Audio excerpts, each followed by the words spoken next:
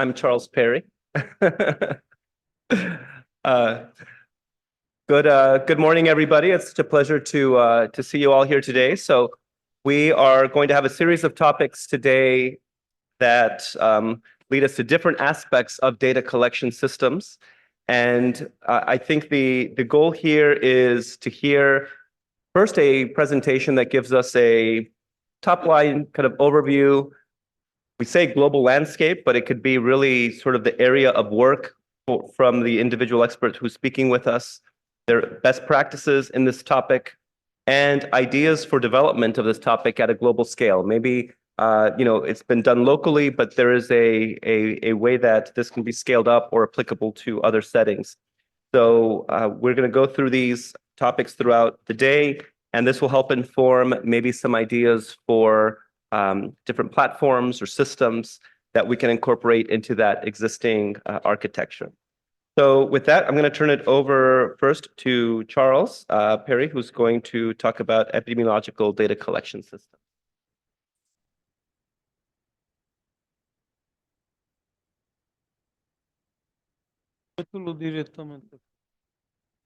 Yeah. Okay. Yes.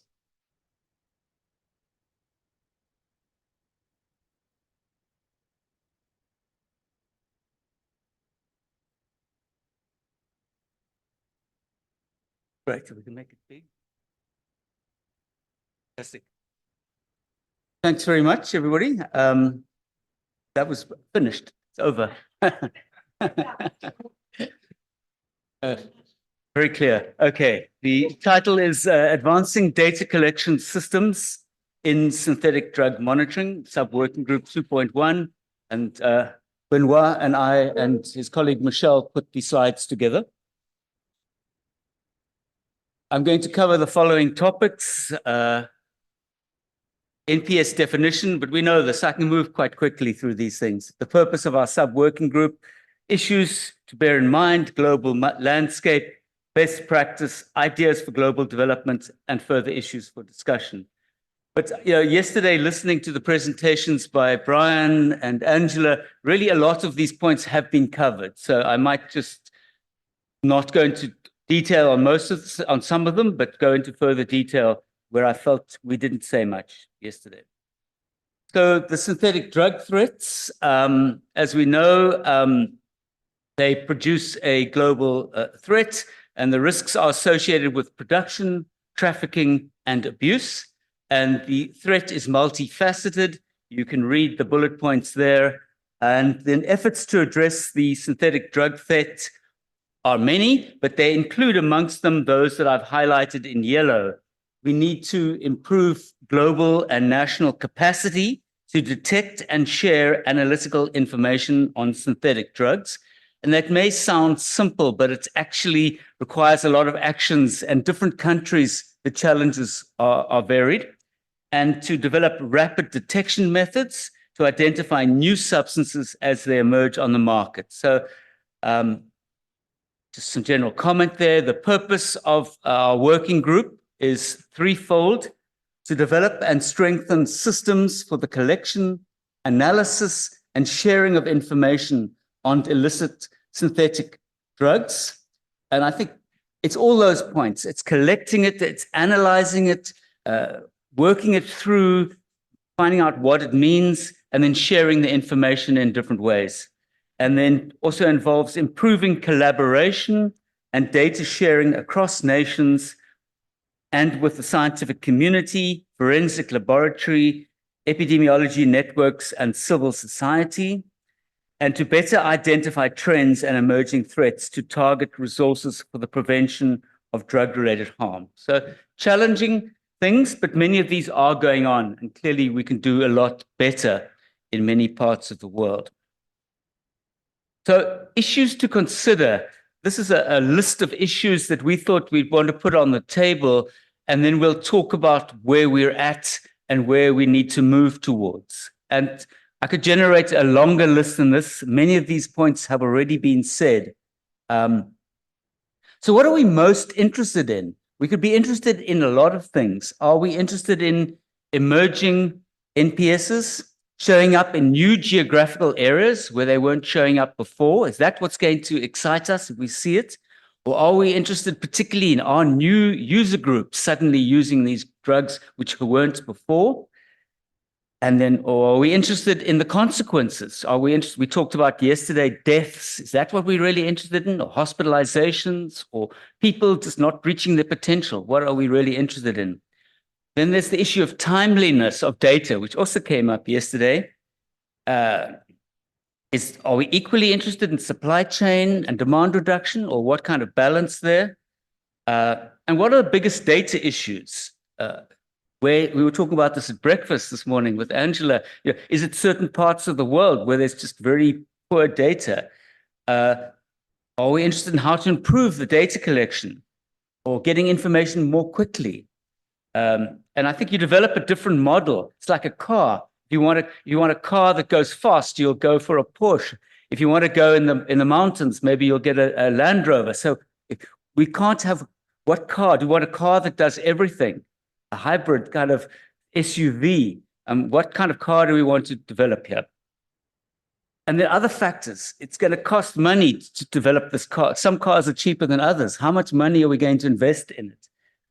Sustainability. Who are the people who are going to get involved and keep it going? Are there turf issues? People who are already invested and they may not want to play with us or drive in our car. What are the political considerations that are going on that have to be considered? We're not going to answer any of these questions, but I just wanted to raise them in my presentation necessarily. Next slide. Okay, so the global landscape, slide 1. So what we know on the global landscape, and this was again covered yesterday, is that we have general epidemiological surveillance systems. We have them at a global level. We have, for example, the European Union early warning system. We have targeted surveillance systems such as the drug monitoring program, SMART. We have forensic networks. We have a wastewater analysis program that UNODC had a question mark. I'm not sure where that is at the moment. At the regional level, we have networks, various levels of operation, PAENDU in Africa, West Africa, the Inter-American Observatory on Drugs, the Early Warning System for the Americas, and so on. This is not an exhaustive list. And at a national level, we have in Australia. I was in Australia in December, and NDARC, the National Drug and Alcohol Research Center in Sydney, has a drug trends bulletin they put out. In Africa, we have a Nigerian Epidemiology Network. We have national networks. We have one in South Africa, which I helped set up 28 years ago. There's the Pan-Canadian Network on Clinical Forensic Post-Mortem and Regulatory Laboratories, which Benoit, I think, is very much involved with.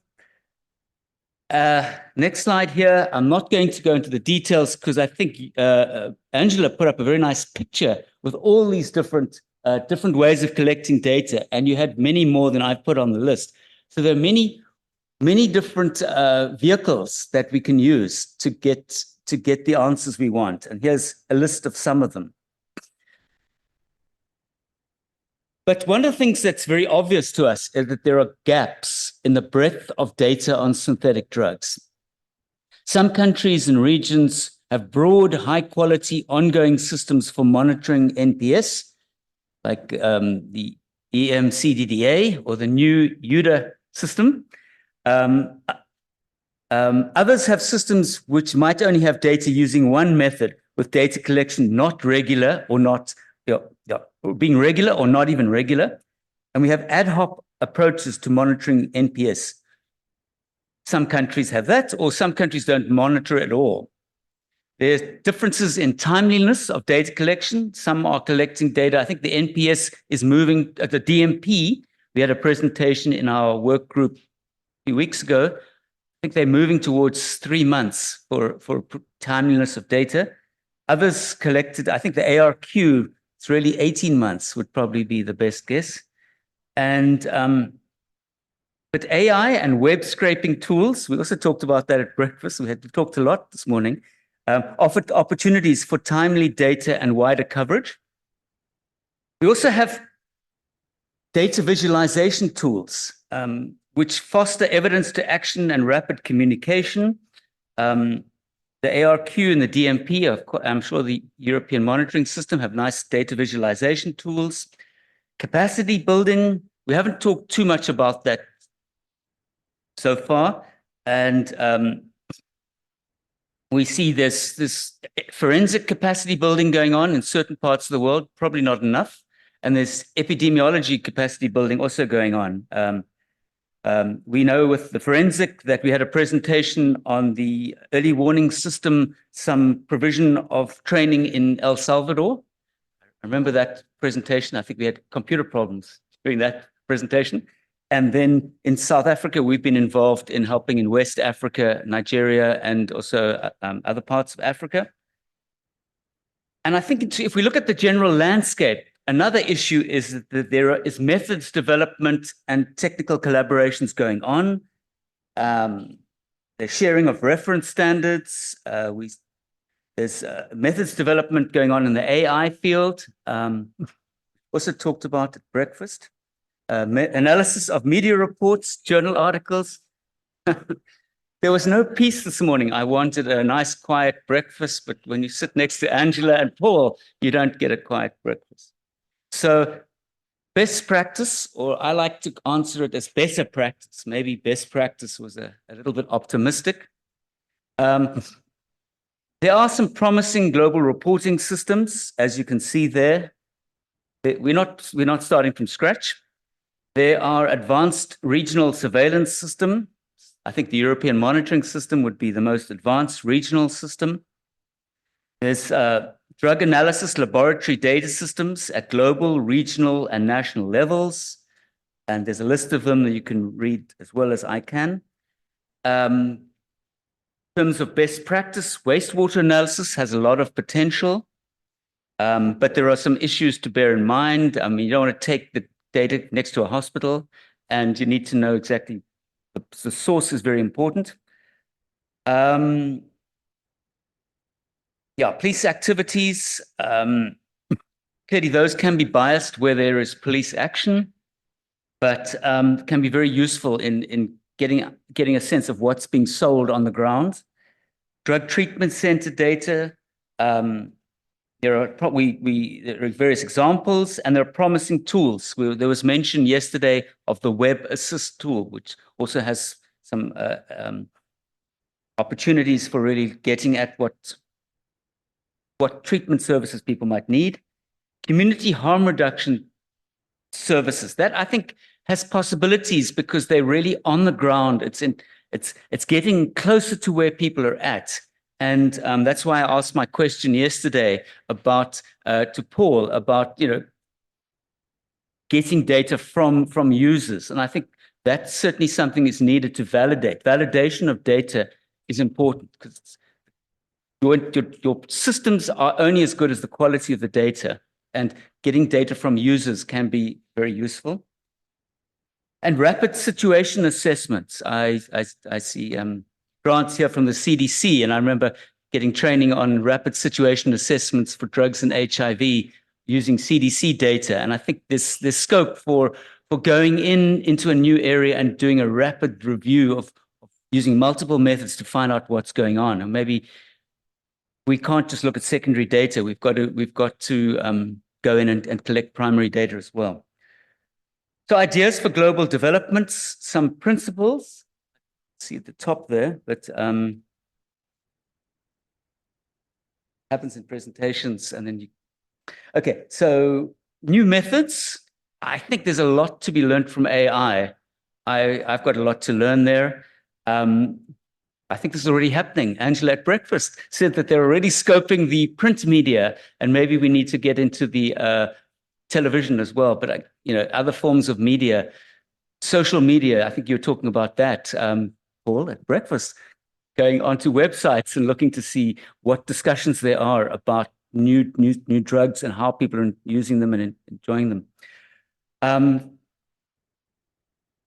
New cell phone apps to collect and transmit data.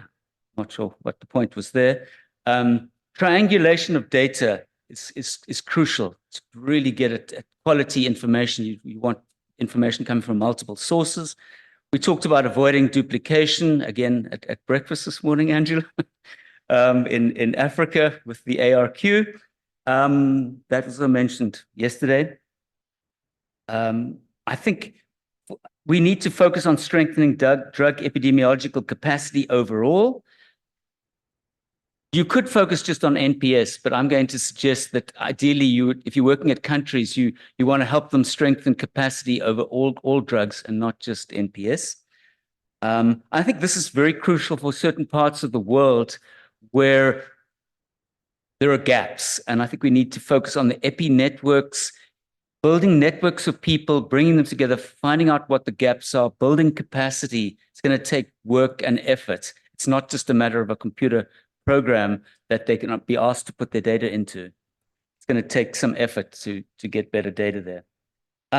Leveraging expertise. There are systems, networks with a lot of strength, and I think one needs to, and I think the plan is to draw on them and get them to support the development, the strengthening of capacity in other parts of the world.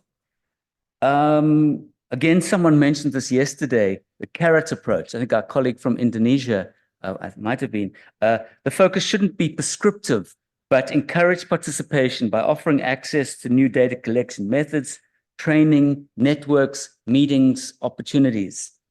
Small wins. I think Rome wasn't built in a day, and it probably wasn't destroyed. It might have been destroyed in a couple of days. But you have to have small wins and build on that. It takes time. So, excuse my joke there. Another idea for global development, I'm almost done here, is I think we need to map out the state of existing data coverage. I think a lot of work there's already been done, so that's not a difficult task. I would suggest here developing a clear action plan. It won't be one size fits all. For example, rapid situation assessment, RSA, versus ongoing data collection. In some areas, you might have to go in and do primary research, get new data, and other places you develop ongoing systems. Action plan should have clear goals, activities with responsible parties, expected outputs. And I think we talked about this a bit yesterday with early warning systems at the top, and then you go down to different layers that feed in. With data feeding in from regional networks to the early warning system, and then from the national networks to the regional networks. Some practical issues, you need to look at leadership. People, the people part is crucial. We also discussed this morning. Yeah, it's you're trying to deal with people and you've got to build relationships, and it's not just about wanting their data. It's about giving them something that's useful for them, finding out where they need, what they need. If you're in a country, for example, with no data collection system, it's about building those relationships and building up from there. The tools, I think we already have the tools. We need, to decide which ones to use. Identify who might be persuaded to be involved in capacity building and why they would want to be involved in capacity building. I think some resources are obviously needed to move this forward. For strengthening regional and global networks, might require meetings to bring people together in a region, maybe not at a country level, but at least at a regional level. Face-to-face meetings, I think you can't do away with. You think you can do a lot through virtual meetings, but we wouldn't have the same exchange here this week if we were just online. Resources for training, equipment, forensic equipment. I mean, if Benoit was giving this presentation, he'd probably talk a lot more about what countries need to have a basic capacity to do the forensic analysis, and what is in that toolkit that every country should have. If it's going to identify NPS, do you need it at a country level, or could you have it at a regional level and people send their samples up, and maybe that's a way in some parts of the world you could have regional capacity. We were discussing this, Paul, years ago when we set up the global assessment program in Africa, we talked about forensic capacity. I don't think it's really improved that much since then. Consider creating new networks in forensic toxicology, customs monitoring, wastewater analysis. These networks actually help because countries who are slightly more advanced share with others, and it just gets everybody to do a better job if you learn from others who are one step ahead of you. Next one. Last one. So this is not, I'm not going to address this. It was put on the table, are things that we need to discuss when we go into discussion time. What are the biggest data gaps? Is it probably for me, it would be the lack of data from certain parts of the world. You look at the ARQ, there are huge gaps. What are the biggest threats we face? I think Benoit and his colleague put poor intelligence. He can answer that if he wants to say more about what that means. There's a rapidly changing NPS landscape, evolving drug markets, and changing routes of supply. How much financial resources and other resources can be accessed in setting up surveillance networks, early warning systems? What should be the most effective next steps? Do we need capacity at a global level to investigate new epidemics, like a CDC sort of go into the country and there's an idea that there's something going on with new psychoactive substances? Do you send a team in there to really get on top of what the issue is? Do we need that kind of capacity? So that's it. Thanks very much.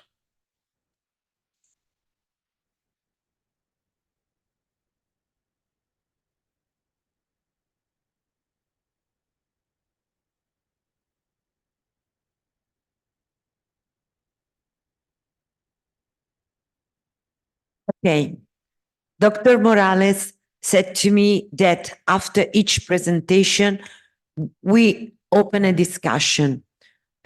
Since the room is tiny little, please come here so that the people linked in Zoom can see your faces and know who you are.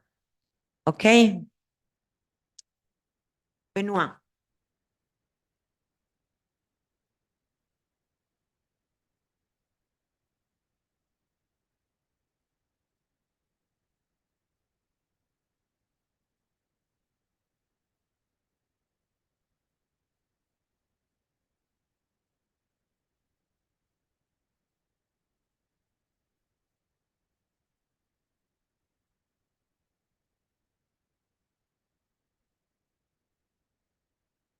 One, two. Oh, yeah. All right. Hi, everyone. My name is Benoit Chambaud. I'm from Canada, so I'm the director of the Drug Analysis Service Laboratories. So less on the epidemiology side, but more on the drug analysis side. So we do see over 100,000 samples a year seized by law enforcement agencies across the country. Canada is a big country, so we see all the differences in the region. So we do a lot of data collection. So that's why I've been invited to discuss about that. One thing that maybe I could add, and Charles already mentioned it, I think something to keep in mind, data collection is good, data collection is great, building capacity is great, but we also have to question ourselves, what are we going to do with those data? What's in for me? And each one could have a different answer. In Canada, we could have an answer, what I'm looking for about those data. Some other country could have different answer because they're not at the same level in terms of data collection.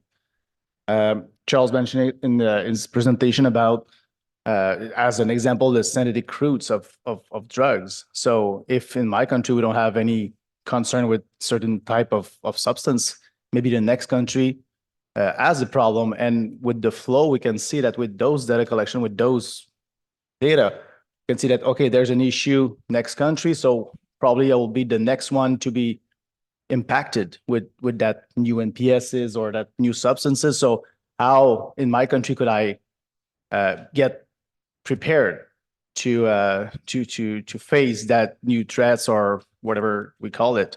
and even in the same country. Like I mentioned, Canada is a big country, and I don't know why it's been always the case for decades, but the trends are moving from west to east. I think it's a similar pattern in the United States as well. So we have a big, and again, it's just an example. We have a big fentanyl issue in Canada, but it's mainly in the west region of Canada.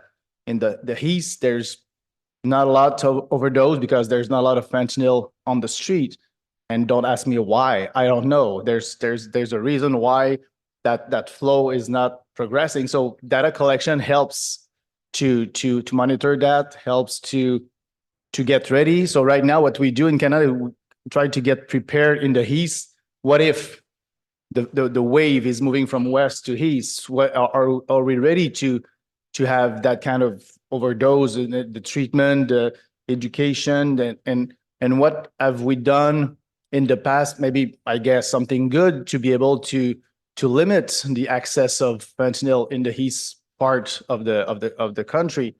So I guess could be something that could be adapted in other region in Africa, in Europe, where countries are smaller or pretty close. So we can see something collected in one particular country, and we have that kind of the natural flow moving from whatever S to east or whatever it is.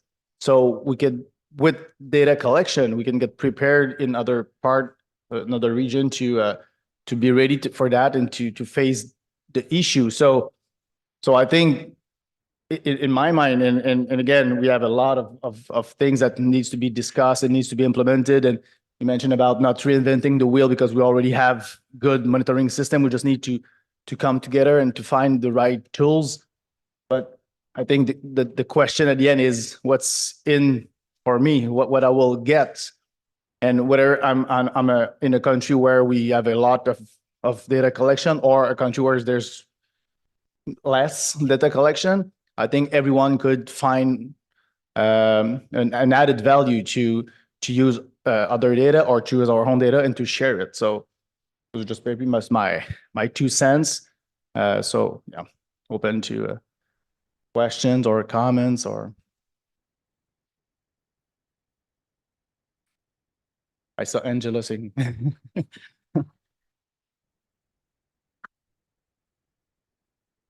Oh.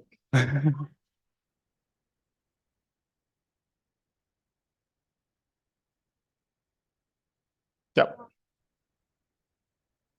Try to do the job of the translator.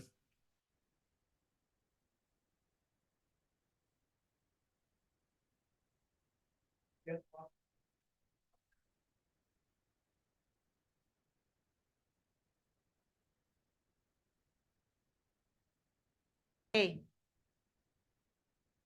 No, one of the things that you mentioned, MPS, and indeed, you said, oh, should we go beyond MPS? And I would say maybe a statement and ready to be judged for the statement. To me, the biggest problem of synthetic drugs is not MPS. I mean, it's related. Of course, MPS is an issue that we need to consider, but the biggest problem, I mean, fentanyl is not an MPS. I'm thinking about where the synthetic drugs is an issue, the Captagon, the methamphetamine around the world, etc. So it's not an MPS issue. So I would say to your question, yes, I would say, of course. And going back, Bernard, to what you just said, and I'm wondering if you mentioned, and as we did yesterday, all of this platform, whether we need to think about, for example, next to the when do, so they all have this that ends with you, briefs, analytical briefs. So it's not enough to get together and just get the tables with the data, but maybe to exchange, as you said, Bernard, because that's where the connection where you can learn. So I'm wondering if that added to the. Thanks. I think we did say there needs to be, I think it's collection. Remember, I said collection, analysis, and then it's the reporting in dynamic ways. That's where the data visualization comes in. But the analysis is crucial. It's my experience for 28 years of being involved at the International Epidemiology Working Group, going to the US Community Epidemiology Workgroup meetings, and the South African network, and in Africa, the one we set up in Southern Africa, it was the dynamic discussion that Paul also mentioned yesterday, where it's not just the rough description of the data, it's presented, and there's an opportunity for saying, what does that mean? Is it just an artifact of police action, or is there really new use going on?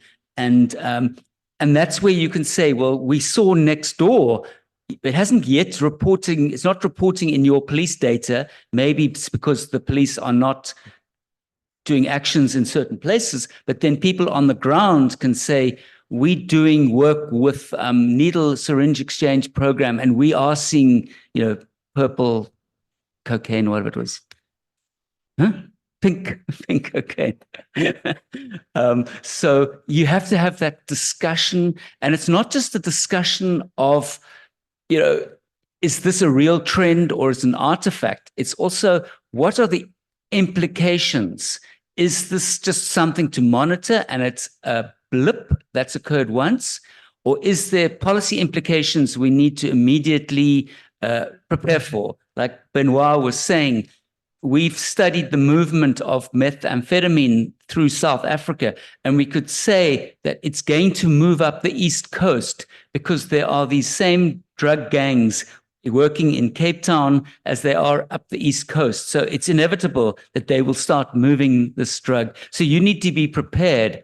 And what does that mean? Maybe it means training treatment center staff so they know how to deal with stimulants, because they've only been treating sedatives before. Or so it's preparing so you're not caught unprepared.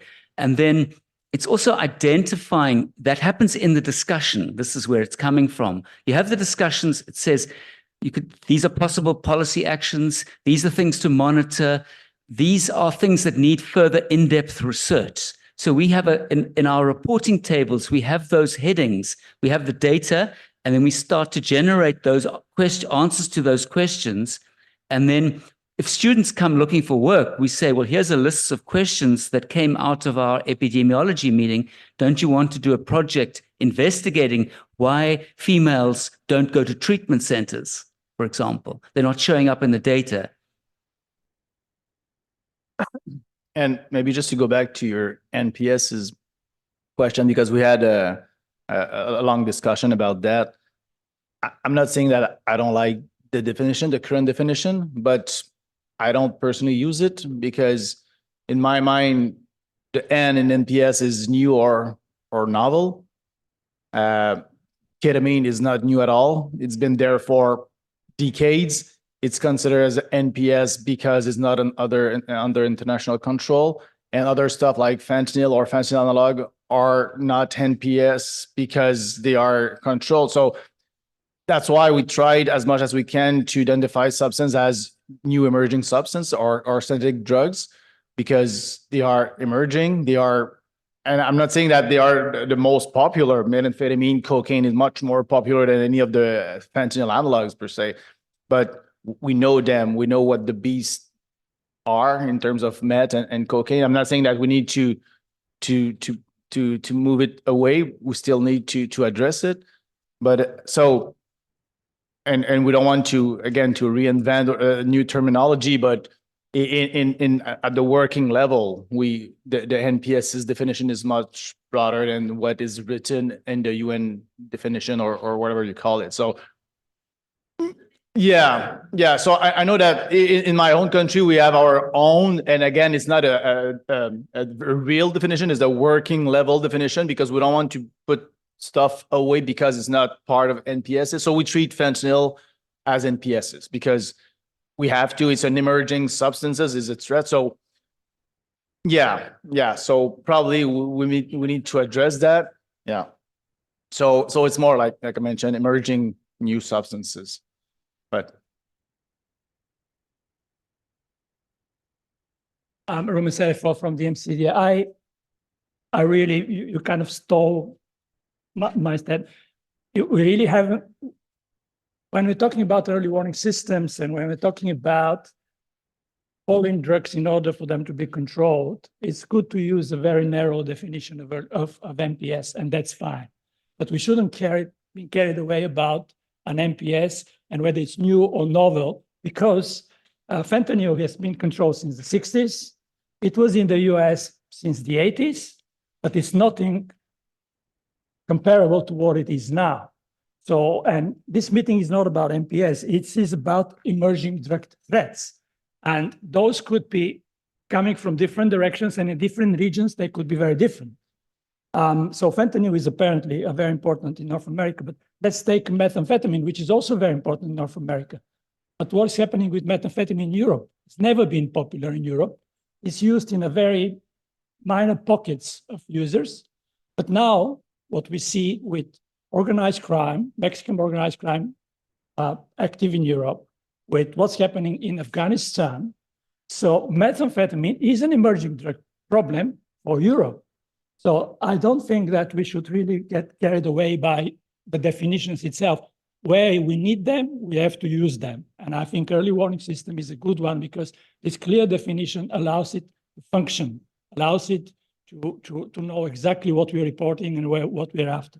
But when it comes to emerging drug threats, I don't think that this distinction between you and all. Also, the market is so complex now. So there's so many, I mean, already in the very beginning, in the very introduction by Brian, we speak about mixtures. And how many people are using a single substance? We don't even know.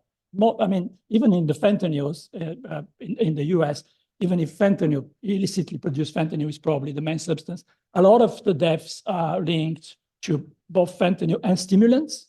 I would say about out of 70% fentanyl deaths, about 30% of those are actually in combination with stimulants. At least this is the latest data I've read.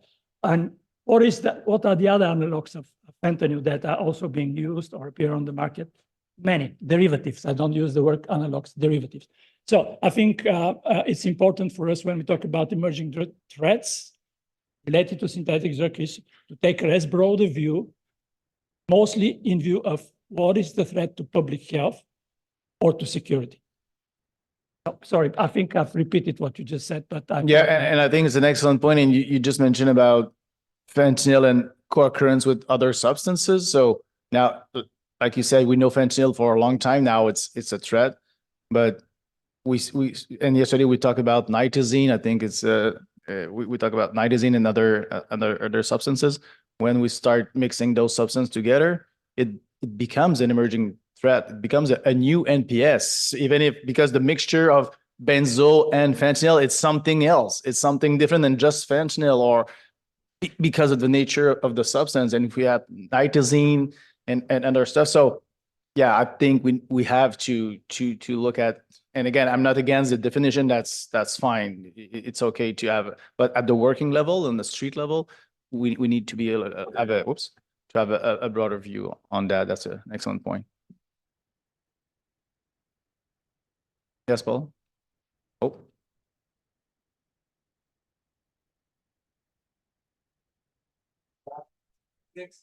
It is. You know what? I don't really like working from there to here to make a comments unless I have a really important comments. But I think I would just want to change the topic a little bit because we are talking about epidemiological data today for this session. From my experience in Asia, for instance, because of the data reporting, we have a system that we work very closely with the data providers from each country. There is this focal point per se, like central authorities. The data that we receive from them is basically the government data. They have their treatment facilities, they're managed by them. So those information coming in, there's a bit of a lack of information, qualitative informations, how drugs been used and what kind of substance is being used, or polydrug use, and those things are a little bit weak. But at least we have some data. But what is missing, and I think many parts of the world where their drug use is really seen as a big no-no, the data from the actually drug user side, academics, as well as NGOs. For me, I don't really engage with the NGO. It's not because I don't want to engage with the NGOs, but we have a little bit of limitations that approaching to them because we work directly with the governments and the government data comes in. There is need I think that it would be good there if there is a systems that have a channel between NGOs that deals with drug use and the government counterparts. The information flows are there and academics as well, so that those kind of missing information that are embedded somewhere, not on surface, been captured and also communicated through like official channels to UNODC. That would be helpful. Thanks. Can I just comment on that? I think that's where I'm a big proponent of EPI networks. I mean, we are basically a government institution, the South African Medical Research Council, and we host this platform that we have in South Africa, which collects, well, at different times, collected data from the police and from treatment centers, but also provides a platform for bringing in data from NGOs, from surveys that are carried out, school surveys, household surveys, surveys at rave parties. We've collected data from emergency rooms, from studies with arrestees at like the ADAM program, ADAM, Arrestee Drug Abuse Monitoring System. So it creates a platform. We basically have open meetings almost every 6 months, and we invite people who they're not necessarily, all the regular participants get a slot, but then other people say, I've got some information, I would like to use this platform to share it. And then it becomes written up in our report, which goes up into government channels. And so the data gets made available in a format that, for example, the UN could use because it's coming out of a sort of a semi-government report, and it's it's packaged in a way I think that would probably be, for example, usable for UNODC.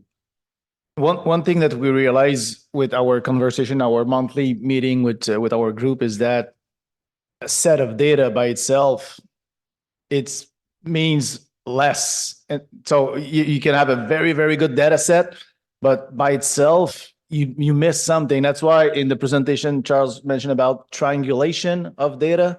I think that's the key. That's why it's important to build that capacity and to have maybe IHA or other to analyze all that, because just having, like in my lab, result of analysis, that's great. That's something, that's a lot of data, but by itself. So if you add up on this hospitalization or overdose or at what's going on at the border, so you try to triangulate. I think that's probably the key. I'm not saying it's easy. I don't think it's easy, but I think that's where we need to look forward, because having a data set, it's nice, it's better than nothing, but it's not, in my point of view, it's not optimal. We need to combine all of those data sets together. And if we are able to do it on a global landscape, that would be amazing. So we just need to find the right tool, or not, maybe not to invent the right tool, but to use what we already have and make, I don't know. So that's where we had the gap. So the big gap are probably around that area. So that's where we need to focus and find maybe a practical solution. Are you saying that more of an open system that allows for bringing in new information as available? Some data sources would be, like obviously of greater validity than others, but each source contributes to understanding the picture.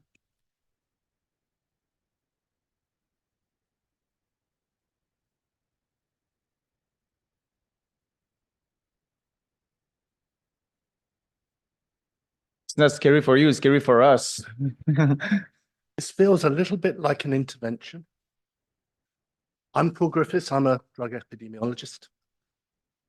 And I want to take that metaphor a little more. Some counseling forms, you say, 5 whys. Start, ask yourself why. Ask yourself why again, ask yourself why again. So we want to find out about drug trends. Why? Now, what's going on? Why? Well, we want to put it in our reports, and we want to go to international meetings, and yeah, but why? And I think you end up with, we want to make interventions and policies better.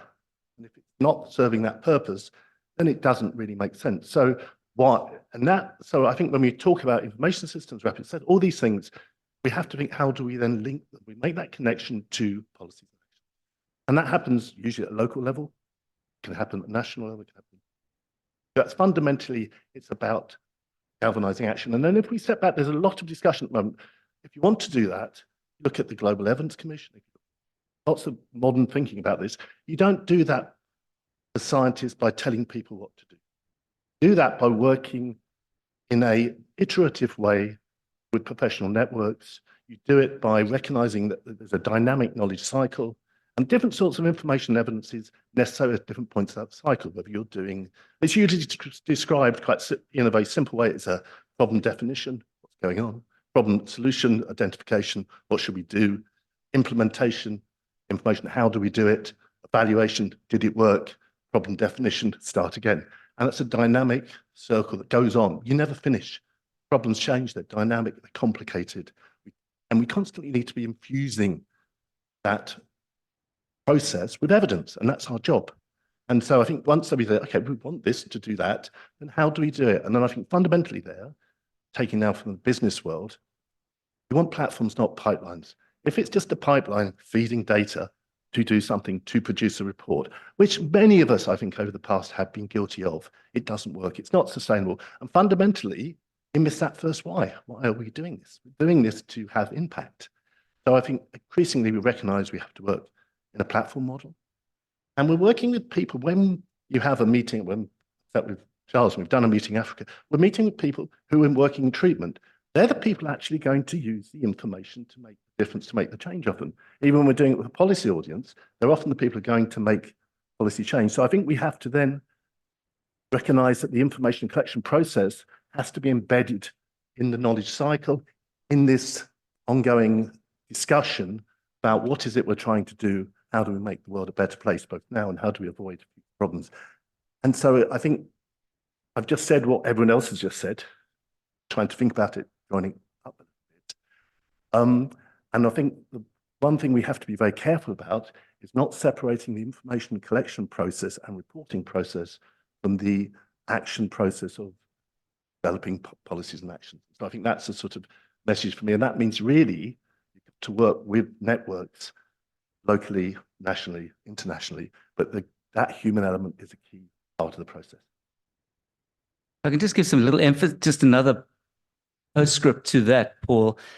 If you remember when we were setting up these networks in 13 other African countries, we went to, well, you weren't part of all the trips, but we went to the countries, we spent a week, we visited different ministries, customs, police, prisons, universities, and we shared with them the idea of the project, what it would achieve, what it would be useful to them. We listened to them, and then we hosted a first epidemiological meeting where data were presented from the different sources. And that meeting didn't just have people who collect data; it included people who are going to use the data. And I think that model we've continued, and then we have to have outputs that are tailored to each of those different stakeholder groups. So we produced like a 2-page report, which is easy to read, which goes to the policymakers who you can get 10, 15 minutes of their attention. And then we have the thick report, or online now, with all the numbers for people who want to play with the numbers. So it's an ongoing dialogue, and it has to involve the different stakeholder groups. And I like this 5 why questionnaire. I actually ask myself the same kind of question, and why are we there? Why are we doing that? And of course, in terms of data collection, data sharing, we say, okay, we want to change policy or regulate new substances, or that's the way, we want to know what we're talking about. But I think one of the first presenter yesterday, the end goal is to save lives. I think that's the goal. So I'm not saying that we want to avoid people using drugs. I don't think it's realistic. It will never happen. People will always use drug, whatever the time. It was like that 100 years ago. It will be like that in 1,000 years again. So it's going to be new substances. But how we can make people making good choice or are using drug, let's say, properly or in a safe manner. So without data, without intelligence, it's hard. But I think when you have those why, of course, maybe the third why will be change policy, regulate new substance, and the fourth or fifth why will probably be, yeah, it's just save lives and make people aware, make sound choices.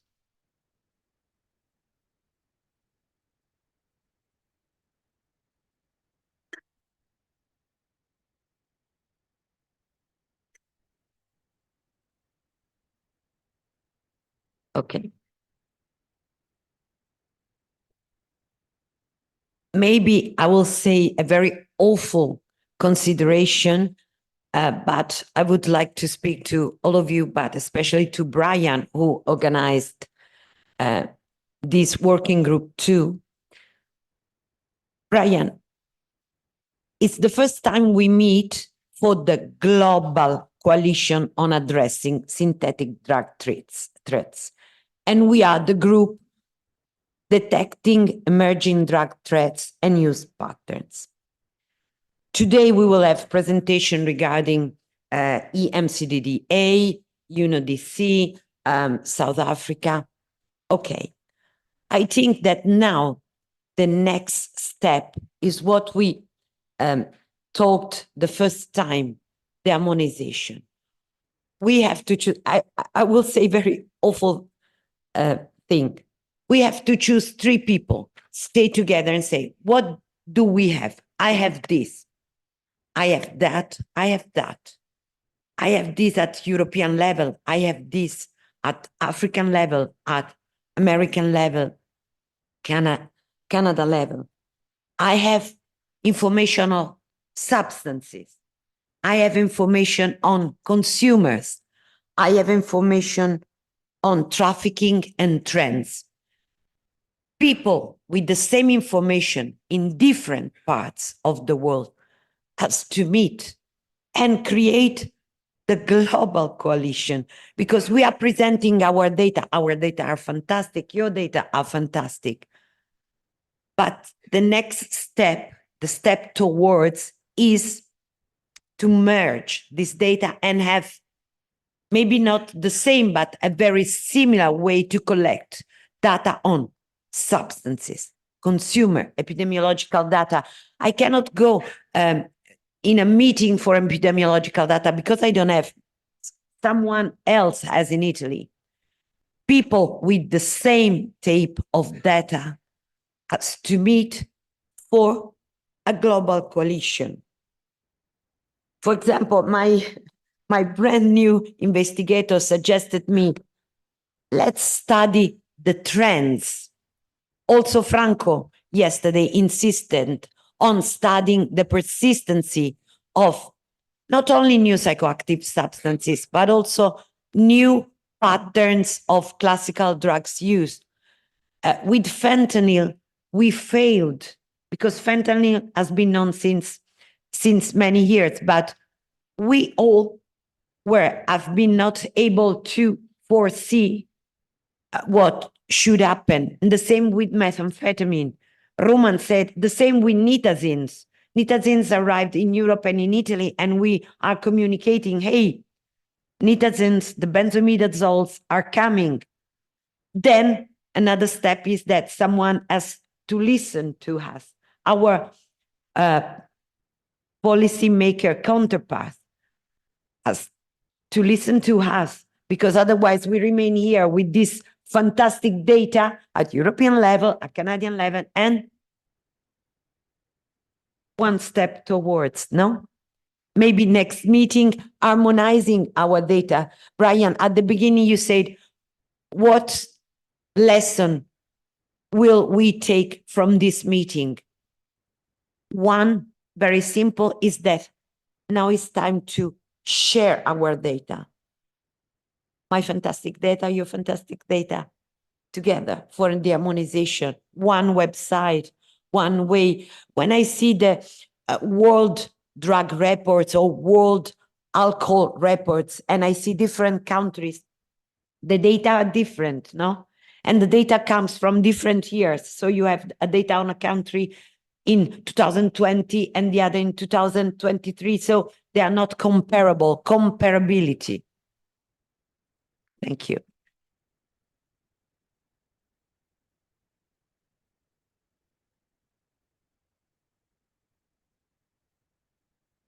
So much, Simona. I'm going to try to be a bit prescriptive to welcome pushback on what I'm about to say. Also, I think yes, Simona, you're very right, and I appreciate having this topic come first because I think that it really provides a really important foundation and shows what we had at one point and have, in a sense, not continued. And so I think that's interesting. When I think of trying to sort of take it up to the next level, yes, I very much liked the idea to make policies and interventions better, to save lives. How do we get there? I think it's engaging like-minded stakeholders at the community level or at the national level. And so it's how do we start building these networks that are able to share, exchange, stimulate sort of data sharing interactions that then are able to better inform what's happening in that connectedness. And so as I'm understanding where we are, we had an international epidemiology network that related to drug use that is no longer active or meeting. So perhaps one of the recommendations is let's reassemble that at a global level. And how do you do that? Well, that needs to be enriched or nurtured by some type of infrastructure that's manageable. And so a reasonable infrastructure would be on a regional basis, have multiple regional networks that can lead into a global one. Every time we build one of these levels, we have to think, you know, how many resources are we putting to these things? But as I understand, there are already networks at the regional levels in Europe, in Africa, in Latin America and the Caribbean, but we're missing Central Asia, South Asia, Southeast Asia, and the Pacific as regions where there isn't that. So that would need to be established and created. Create the global, create those regionals that are not in existence. But to get to the regionals in some of these regions, do we have something at the national level where the nationals can tie into that? And I'm not saying we're taking on 100, 88 countries or whatever, 98 countries. But I think that what I'm interested to hear and kind of peel back a little bit more is when we are developing these epi networks at the national level. So we've got the global infrastructure, which you need to be able to have these conversations and these interactions, the sharing of information. And of course, it's not sharing information for the sake of sharing information. This could feed into the ARQ and the DMP and the Atlas. And so it is not information for the sake of information. It is to make policies and interventions better through reporting structures that we all focus on and discuss. But now the difficult thing, with limited or no resources at the national levels and community levels, how do we build a system to be able to mentor, support, arrange, organize national and local stakeholders to say, my country's interested, we don't have anything, we don't have resources. How do we get started in building epidemiological systems? Are there basic training packages or mentoring or twinning between organizations like EMCDDA and other countries or CDC or others that can provide some type of support where we can do this type of mentoring? This is how you establish, this is how you go through those 12 different entities within a city, a community, a country to bring those stakeholders together. So is there a process or a project or an initiative where we can build those toolkits for countries? And are there sectors that we can engage to become the leaders of doing this at the national level, where it's not a UNODC or another country having to do all of this mentoring, but it's the university consortium through ICUDDR. There are 400 universities and 57 countries are now helping us in doing this this work for us. I would like to know a little bit more about the architecture of how you actually build this from And we're saying, countries aren't at zero, but if you were going to build it from zero, how do we get there? I know we have to move on to the next session, but just maybe kind of overall response on that. Thanks. Okay, aware of the time from Simona. Yeah, I think we've tried this before, and I think we can build on it. We can reinvigorate the tools. You asked, I think, 3 questions that stuck to me. One was, do we have packages? Well, the UN ODC developed the Global Assessment Program. It was a manual. You probably still have it. I might have a copy. But it showed how you set up an EPI network. I mean, the US, Nick Kozel and Zeli Sloboda had the manual on, it's still on the net. They actually wrote a journal article on it. It's the building EPI networks, and it's getting the police data. It's not rocket science. It's arrest and seizure. We have the tools that we used in Africa, the forms, the checklists that you need to fill in to what sort of police data do you need? It's the drugs, it's the arrests, it's the seizures, it's the amounts, it's that kind of information. It's not complicated.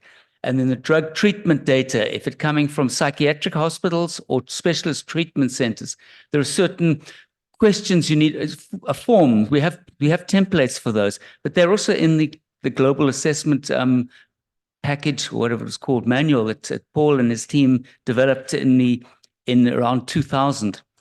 In terms of twinning, I think that's an excellent idea. That's how we got going in South Africa with Tom Brown, your predecessor, sending Nick Kozel we had a CEWG meeting, and then he felt that maybe South Africa is an important country to get data out of. This was in 1996. We'd just come through apartheid, and he found funding for Nick Kozel to come once a year or so to help us, to show us, model for us how to develop an EPI network.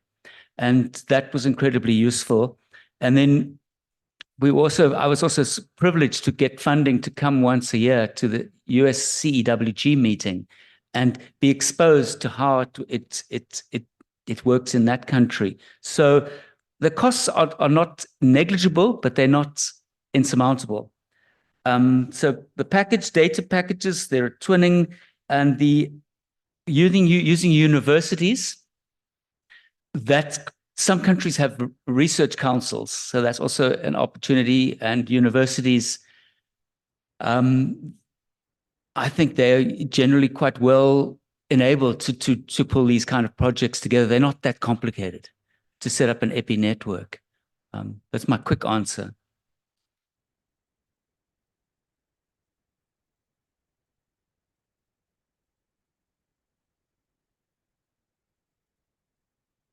Okay, let's go to the next speaker.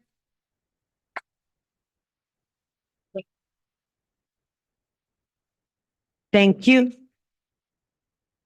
Inskin Sim from UNODC.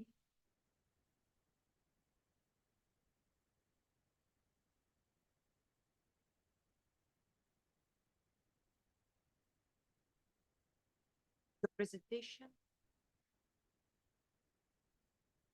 The first one. Yes. Yes. Good morning, everyone. I hope you had a great evening dinner yesterday. I had a pizza. It was great. Stuck in my belly because I had a kind of full pie, pretty big. Today, I'm going to talk about the supply side data and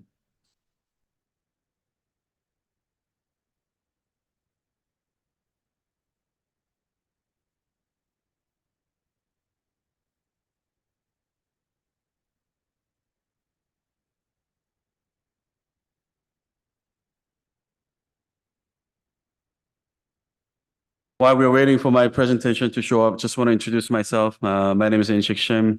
I've been working for UNODC over the last 12 years. I've been based in Thailand, where our UNODC regional office for Southeast Asia and the Pacific is located. I'm nationally South Korean. And before joining UNODC, I was a Navy officer.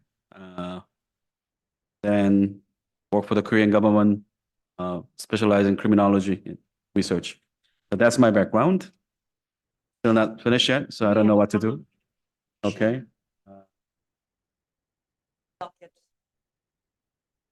Oh,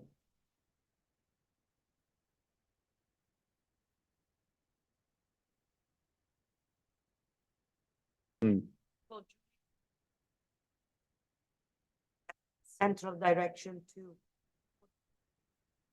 you know what? Why don't I use my computer to connect to this one? I'll connect it to Zoom.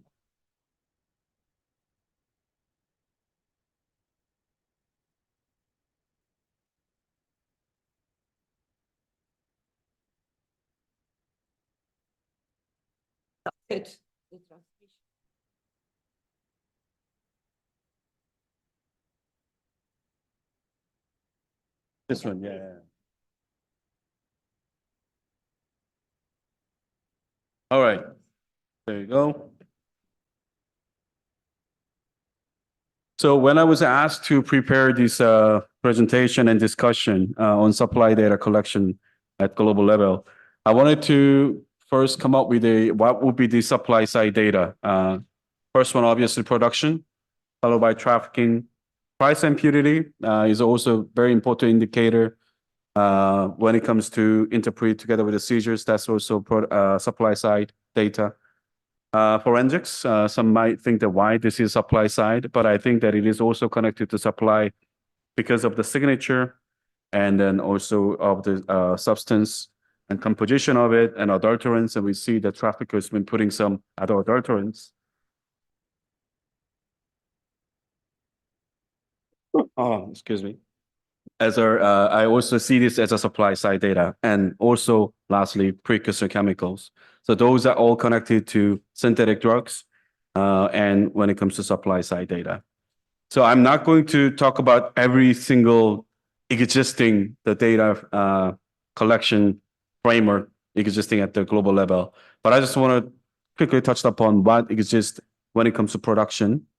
When it comes to the cocaine and heroin, UNODC illicit crime monitoring program known as ICMP has been doing a coca survey and opium survey. So we know how much of opium being produced at the global level, same for coca as well, so that we understand the extent of the production when it comes to heroin and cocaine.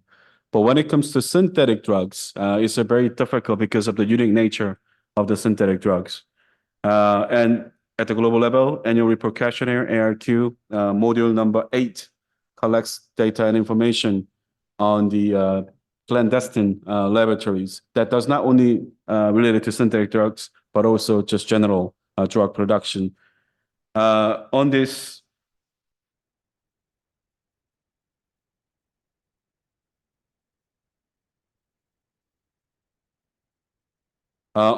ARQ, it collects information on here. For instance, the existence, whether your country has clan labs, and then you have what are the trends that you see when it comes to the new developments as well, and how many clan labs were detected in your countries. And also we ask the availability of study and relevant studies for these clan labs. So that's the types of informations gathered through this ARQ module number 8. But one thing that possibly is a suggestion from my experience is that often the country sees the laboratories, but they don't know what to do with it, right? This is one lab that was seized in Cambodia in July 2022. And they seized not only this lab, but several laboratories and chemical storage sites. And then they basically asked us to support.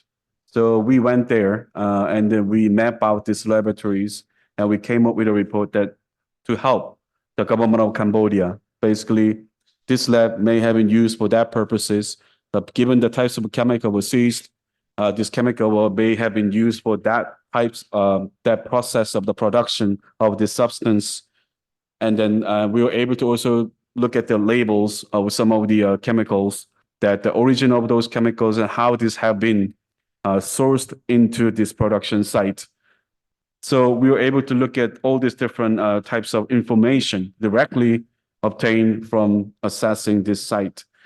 And we were able to observe one like remarkable similarity between this lab and that was seized back in the days in China when China was experiencing the illicit manufacture of ketamine. So that was also interesting because that tells us that probably organized crime groups behind of setting up this particular laboratory were also probably involved in that laboratory in China as well. And it was also helpful for us to assess the risk if this lab needs to be disposed, because that countries often do not have the capacity either. For instance, like Netherlands, when they seize like clan labs, I guess there is a like specialized team that come in and dispose them as well. But that's not the case in many developing countries. Disposing these chemicals and equipment costs some money, of course. But what is more important is a dangerous environment as well. They don't understand the risk associated with studying this site as well as disposing of those chemicals. So one good example was one of the chemical laboratory was seized in Cambodia as well. There was a blow up because it's been sitting there for some time. And then there was luckily no one really heard it except the one person that was around. But we recommended Cambodian governments that there's a 3 site needs to be really disposed before the raiding season start. But this, what university can do is basically to assess those kind of sites, as well as to look at the capacity of production of this particular laboratory that they seized, because we can look into the reactors, size of the reactors, as well as some of the chemicals as well.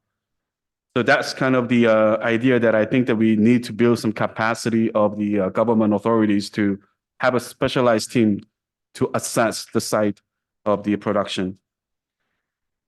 When it comes to trafficking, is our DMP, drug monitoring platforms. You have heard of this DMP as well. It has collects many different information, different sources, government sources, as well as open sources as well. It has remarkably 660,000 cases been already plotted in the map as well. This is not only a tool to understand the trafficking flows, but also it collects information on many different law enforcement related data. So one example is this: when you look at the profiles of nationalities of people arrested, if we map out those information through this DMP system, you can see that where these groups, particular nationalities, are associated with the trafficking supply chain. For instance, Nigeria, there are 9 nationalities that were frequently associated with the Afghanistan heroin trafficking to the Caucasus route and the Southern route. Nigerian trafficking groups are basically formally established along the trafficking supply chains. But the other groups are not the same story. So we can understand the modus operandi of those trafficking groups through mapping out this kind of information in a geocoded system. This was about the quantity. DMP also collect the quantity that are associated with each trafficking case. You can see here that the heroin and methamphetamine shows us some different trends in particular country. For instance, Turkey has for instance, heroin has a bigger quantities than methamphetamine when it comes to the quantity of the cases reported from Turkey. It tells that Turkey may have been targeted as a transit point for heroin trafficking to westward to Europe, to Central Europe side. When it comes to methamphetamine, it was more likely been meant for the domestic markets. So DMP can offer not only trafficking flows, but some of the deeper understanding in the trafficking.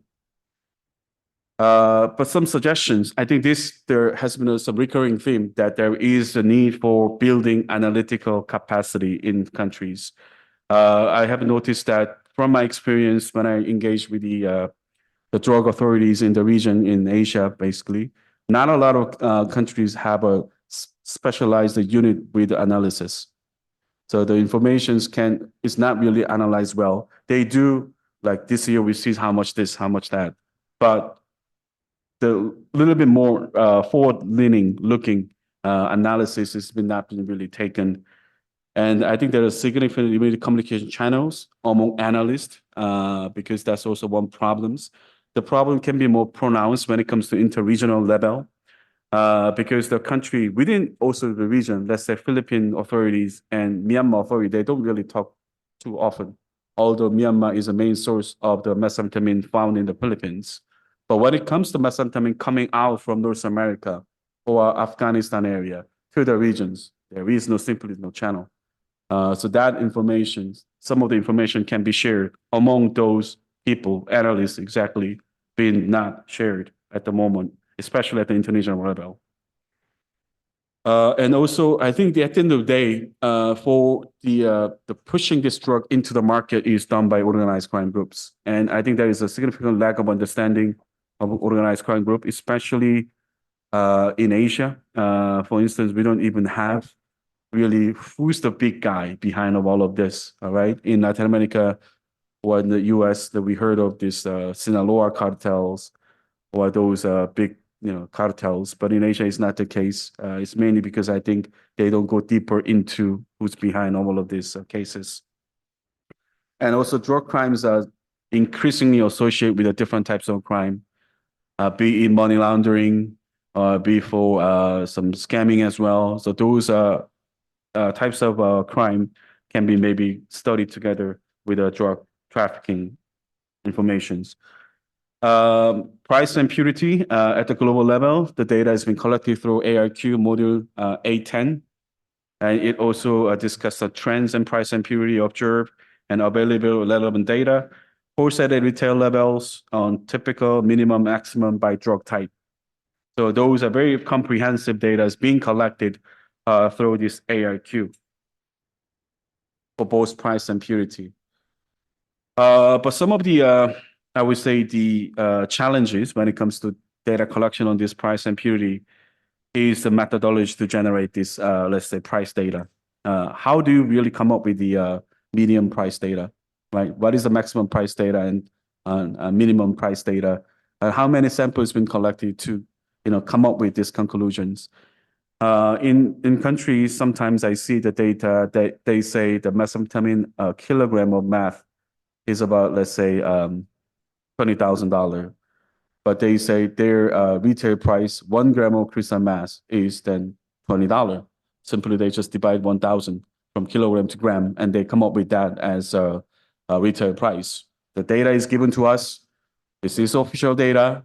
That we really doubt that there is a problem, some of the price data that we receive. And it needs some capacity building development for that. And when it comes to purity, I think the forensic chemists understand the base form and HCl form when it comes to forensic data, because they are two different things. The 100% of the HCl form is, like for instance, meth is like 92%, I think. So you need to really have some distinction, clear distinction, what data you are reporting into the system. I don't think that many people, especially data provider, do not understand this base form and HCl form when it comes to purity. And also, very importantly, I don't think that we really have an understanding of the price of precursor chemicals. While we have some understanding on drug price, but the precursor chemicals that fuel the production of synthetic drugs, we don't really have an understanding on that. That's a challenge, I think. Forensic, because I think the forensic is also data related to supply side because of the, let's say we talked about nitagens and xylazines and that are adulterated together with a synthetic opioid that cause, unfortunately, the drug overdose cases. So at the global level, we have the University Early Warning Advisory that look at the MPS and also Tox Portal that collect information on toxicology cases. These are just screenshot of this Tox Portal. But when it comes to like some suggestions, I think the current early warning setup is mainly based on the MPS. But yesterday we heard from the Italy this experience that it was, I think, built for MPS, but you're also looking at some other early warning signs of the substance mixed together with the other adulterants or something like that. So it kind of evolve from simply MPS to I would say kind of forensic early warning, right? It's not just about MPS anymore. It collects information on adulterants, maybe perhaps can collect information on some like synthetic concoctions, because now traffickers been putting different substances in one particular synthetic drug products. So those kind of informations can be collected through beyond MPS early warning to like forensic early warning. I think that's an idea or suggestion. And also the one is missing is a packaging as well. And often the synthetic drugs are packed in distinctive packages. And some of those informations I think missing at the global level, I believe. All of that informations can be done through, I think, forensic laboratories. And in order to enable this information to be collected, there is a need for capacity building again for the forensic authorities so that they can generate this kind of data. And forensic capacity building is, I don't really believe that the people get a one-off training at a really sophisticated lab in somewhere in Europe or North America. It doesn't work like that because types of equipment they have is very different with what other countries have. And then they need to be more tailored at the local level, that there's a mentorship, there is a like expert coming into that country and sitting there for like a week or come back and then do it again like 6 months later on the particular machine that the recipient country has. I think that's the probably the efficient way of providing forensic capacity building. And that way we can generate this kind of information. So precursors at the global level is a FOAM-D. I don't know whether you're aware of this FOAM-D. It's basically a precursor version of ARQ, I think. INCB has been collating data through this FOAM-D every year. And also the other one is a PICS, Precursor Instant Communication System. This is, it's not really built to collect data, but it is more for communication channels among the countries involved in the precursor cases. But at the moment, when we look at how these precursors are trafficked and diverted, I think those informations are really weak. We see every year that INCB has a very good report with the new emerging non-controlled chemicals associated with the illicit manufacture of synthetic drugs. And also some of the divergent information is there. But when you look at it, that information coming from only like a few countries, like Netherlands is the main, like European countries, or some from US and Latin America, but other parts like Africa and Asia, those in how the chemicals been diverted and trafficked, it's been really missing in those regions. I think that's the challenge, because I believe that synthetic drug manufacture will be really problematic for those countries with a challenge. Those countries that challenge with some regulatory mechanisms, we will see more and more, like Afghanistan, we have observed, we will see more of the organized crime groups been relocating their production site into these areas. So I think that's it from my end. I hope that it was helpful to setting up the stage for the discussion. Thank you.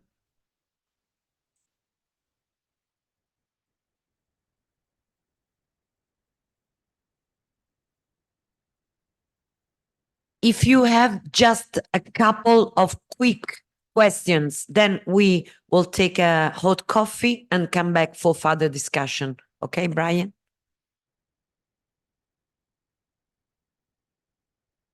Benoit?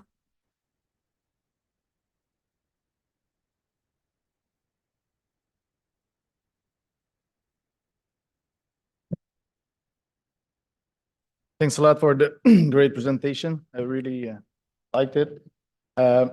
We mentioned, Charles and I, earlier that we have a lot of data set that we need to triangulate to figure out what's going on in the global landscape. One of the things that you mentioned quickly and that I took some note is related to organized crime. And I'm wondering if that organized crime mapping could have an impact on that triangulation of the drug trends. Because precursor chemicals, drugs could move pretty fast from one country to another. Organized crime are normally located in a certain area. They had that area, and I'm not saying that they don't try to expand, but they don't move as much or as fast as precursor or chemicals. And just as an example, in Canada, the west side of Canada is more Asian organized crime, and the francophone portion of Canada, Quebec, is a motorcycle gang. And we see a lot of difference. Like I mentioned earlier, there's no fentanyl in Quebec, a lot of fentanyl in the west part, probably because it's Asian related organized crime. So chemicals, precursors, easier to get from China or a country like that. We see 95%, and methamphetamine is a topic in Canada. 95% of methamphetamine use in west of Canada is crystal methamphetamine. In Quebec is 95% tablets. It's the opposite. Same with fentanyl. So I think that organized crime could have an impact on drug trends. So it'll be very interesting to see if you have, in your experience, seen some region in Asia where this kind of substance is more prevalent in one area because organized crime is located there compared to other regions. So it'll be very interesting to have, because we have a long list of things that we need data for. I think to have mapping of the organized crime could be very helpful to have a larger landscape of the drug trends. I think the organized crime definitely play a very critical role in supply of synthetic drugs. You just gave a great example that depending on the prevalent organized crime groups in certain areas, the types of the drugs used in their area is different. Because I think it's, again, availability of these particular drugs. For instance, in Asia, we see now a rise in the ketamine production and trafficking in Southeast Asia. Because mainly the organized crime groups been starting to relocate their ketamine production facility that were located in southern part of China and some other provinces to the other parts of the Southeast Asia. That's mainly because the Chinese government has been cracking down so much, but there is a demand for these ketamine users in China or Taiwan or somewhere else. But when they started to manufacturing ketamine illicitly in Southeast Asia, we see the rise in also ketamine use as well, because simply that there is available this drug. And I often wonder that, demand, of course, is very important, but sometimes I think when there is an abundance of certain drugs in the particular area, the price can go down and the users are more open to this, or maybe has become more affordable from and available to this market. So I think understanding organized crime groups and their modus operandis, not from just the trafficking side of it, but how they've been sourcing chemicals and where they've been active. We see that in Asia, for instance, the chemical industry is really big. We see that the China and India are the main source of chemicals for this research in so-called research chemical industries. They are supposed to just sell small quantities of chemicals, but there is a clear, more and more mounting evidence that the trafficking groups been sourcing these chemicals from those research industries. And it's not surprising the Mexican cartels are also connected to those industries to source chemicals. So I think it is really important, if we wanted to really reduce the supply of synthetic drugs, understanding of organized crime groups is, I think, very critical.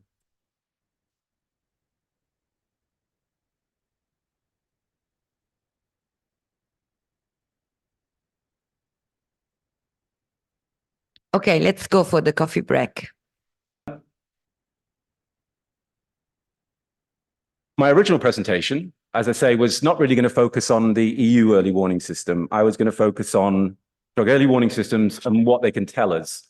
So we've come up with 10 reasons, and I'm sure many of you are familiar with these, and I'll show you some examples from the EU early warning system in terms of how these actually work in practice. So the first one, obviously, is identifying new drugs on the market, but not just new drugs, any substance of interest. So over the last few years, there's been increasing concern about adulterants such as xylazine, but also relatively innocuous substances like vitamin E acetate that was used to adulterate THC vapes. That's okay when you take it orally, but not when you vape it. It causes serious lung injury. So this is obviously an important role for early warning systems. And that leads into my second point here, is being able to identify high strength, potent, toxic, or otherwise dangerous substances linked to mis-selling, adulteration, contamination, or dilution. So what we call MACD events. Drug early warning systems can also describe, analyze, and assess the distribution, use, and spread of a drug. And I'll show you some data in a minute, looking at in terms of new synthetic opioids in Europe. And of course, critically, we've had discussions about what the end purpose of all of this is, and it is to protect health and security. And so critically, early warning systems can identify and estimate the magnitude of a public health or social threat caused by a drug or other substance, but also monitor changes in the drug market. Increasingly important is their role in detecting outbreaks and epidemics, detecting and monitoring changes in use and patterns of use, but also critically identify research need for both epidemiologic studies and laboratory research. So yesterday, Matteo was talking about the importance of preclinical research, that we need to understand the basic pharmacology and toxicology of these drugs. But we've also discussed today the importance of field epidemiology, understanding what is happening at the level of people who use these substances. And of course, they're important for facilitating planning and informing response and policy. And my next slide in a minute will show you some examples of that. And of course, evaluating response measures, including control measures. So this is the slide I rushed to put in because Ruben said I was going to talk about poison centers. I'm not really going to talk about poison centers, apart from to say that they're integral to many national early warning systems in Europe and elsewhere. And we have well, Simona presented yesterday. We have a legal framework in Europe, and it's been in operation now for the last 26 years, that provides a three-step response to new psychoactive substances. So substances that are not controlled under the UN Drug Control Conventions. The first step is early warning. The second step is risk assessment that's conducted by a scientific committee. And the third step is control measures where needed, and that's done by the European Commission. So obviously, the focus today is drug early warning systems. We have 29 national early warning systems, so in the 27 member states, plus Turkey and Norway, and they're drawing on a range of different data sources. But at the heart of all of this is analytically confirmed data from seizures, from collected samples, and from biological samples.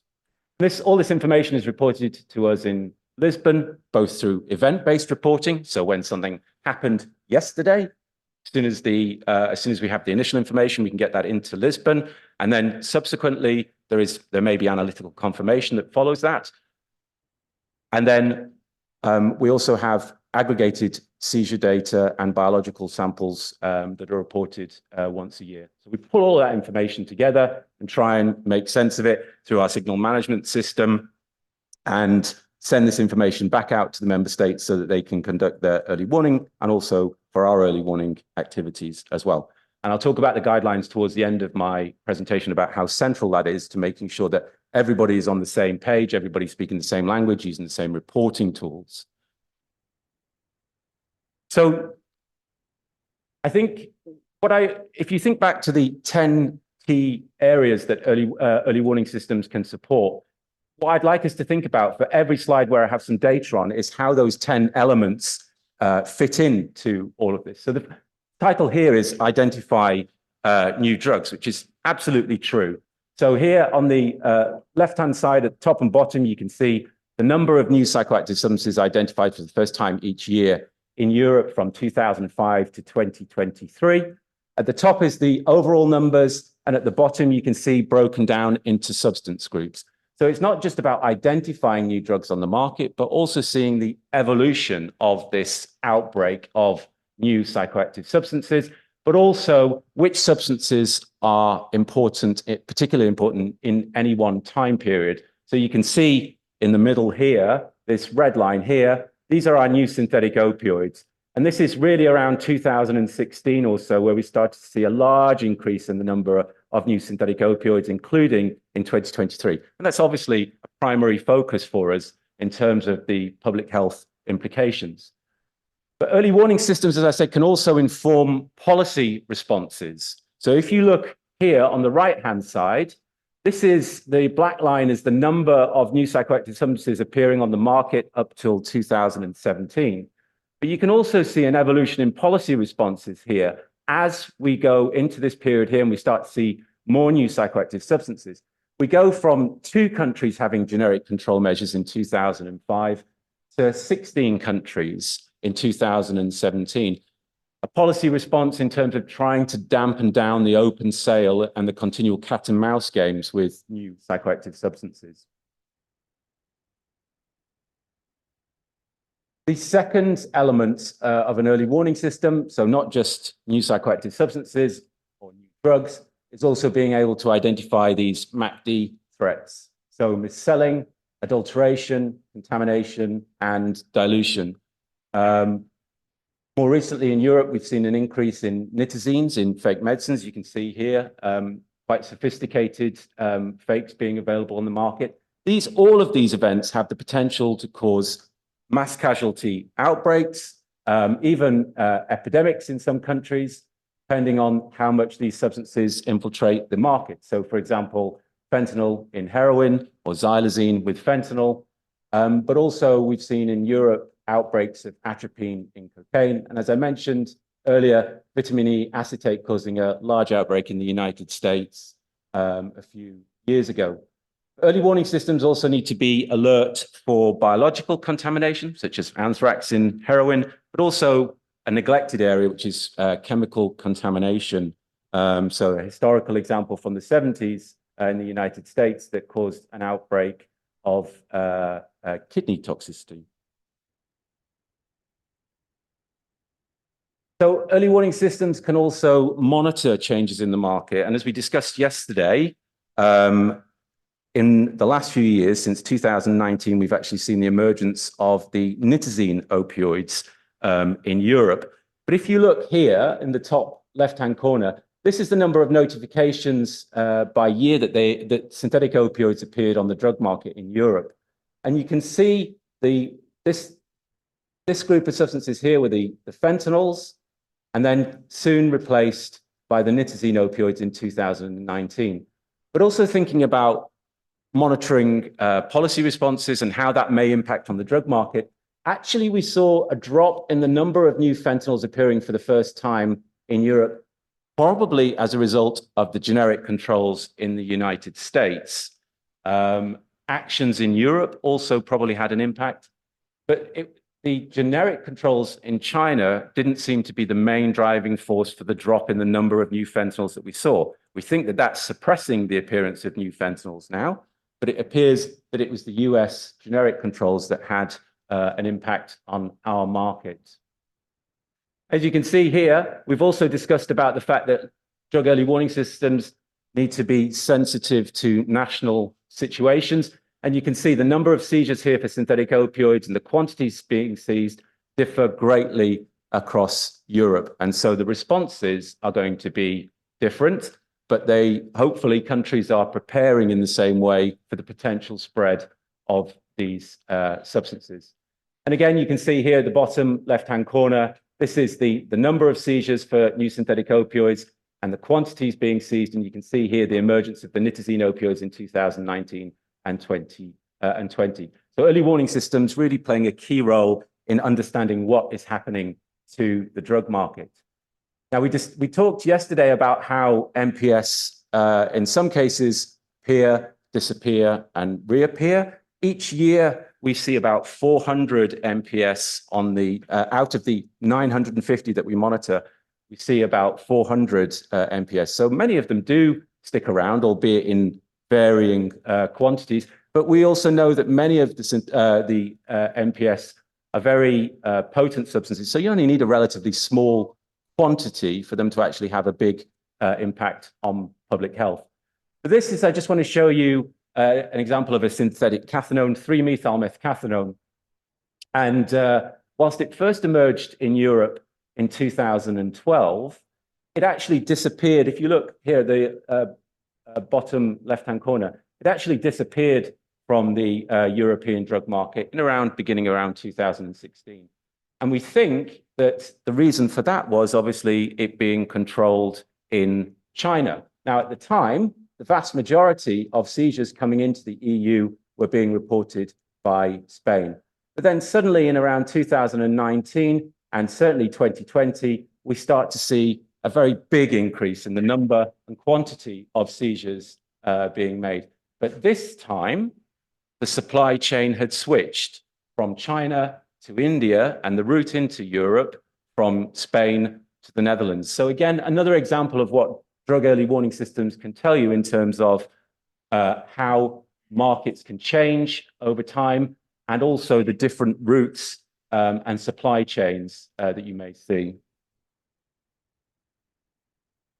And my final example really today, I don't have time to go through all 10, is obviously being able to identify outbreaks and epidemics. And that's become increasingly important, particularly over the last 10 years. And this just shows you some examples from the United States of mass casualty events, mass poisonings, explosive outbreaks really, that have happened related to synthetic cannabinoids between 2016 and 2018. This is just the tip of the iceberg. So drug early warning systems really important in terms of being able to identify these outbreaks in a timely way and also to respond to them. So last year was the 25th anniversary of the early warning system, and we sat down and thought about the lessons that Europe had learnt over the last 25 years. And we came up with a list of 10 key areas. And I'm sure that they're not really surprising to anybody in the room here. But the first one really is investment. We've had a lot of discussion today about doing things, but things don't get done unless you've got money and the political support for all of this. But it also needs to move beyond just drug early warning systems for monitoring. As Rumen said yesterday, one of the key elements of early warning systems is to give an early warning so that you can be prepared and you can develop your responses in advance. Nobody wants to be scrabbling around when you suddenly get a phone call at 9 a.m. in the morning of an increase in poisonings and you're thinking, what are we going to do about this? That's why you have to prepare in advance. We've had a lot of discussions about new technologies and the possibilities of those. And not wishing to sound like a Luddite, I think it's really critical that we get the basics right. That's something that our member states have done in Europe in terms of getting those basic pieces of data from law enforcement, from biological samples and so on, and building up from there into more complex systems. We've also had discussions about engaging with partners. We need to be multidisciplinary, multi-sectoral, and multi-agency. And that's one of the key successes of the European system, is that it's been right from the beginning, law enforcement and health working together, and usually led by public health agencies. We'll hear from Barry later about how laboratory data is key. And yes, that has been the cornerstone of our system. One of the things I think that we need to get better at is building these interoperable electronic communication systems. So we've worked a lot to develop standardized data collection tools in Europe. It makes our life a lot easier. We spend a lot less time going out and asking for clarifications. The quality of the data is a lot better. But we need to make sure that because of this large number of stakeholders, that we are providing the information that they need in an accessible way. Drug markets are highly dynamic. We need to plan for uncertainty. Nobody thought about brodifacoum, rat poison, being in with synthetic cannabinoids.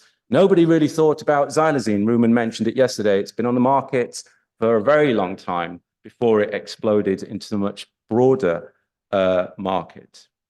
And in fact, fentanyl itself is an example of something that we didn't plan for.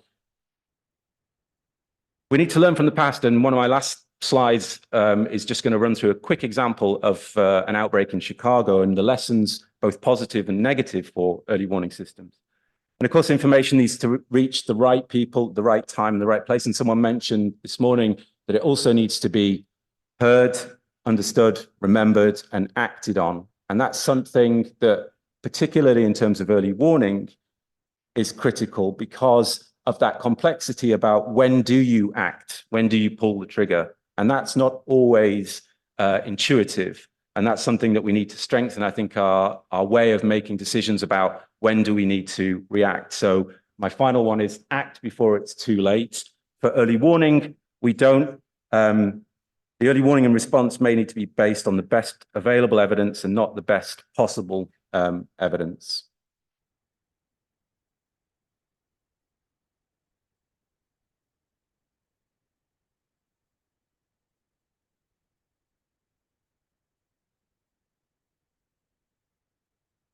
Oh, okay. Apparently someone's writing something in the chat.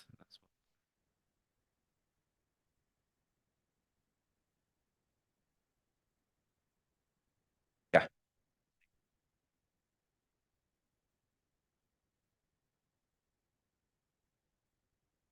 So if time allows, I just wanted to run through this quick example. So learning from history, really.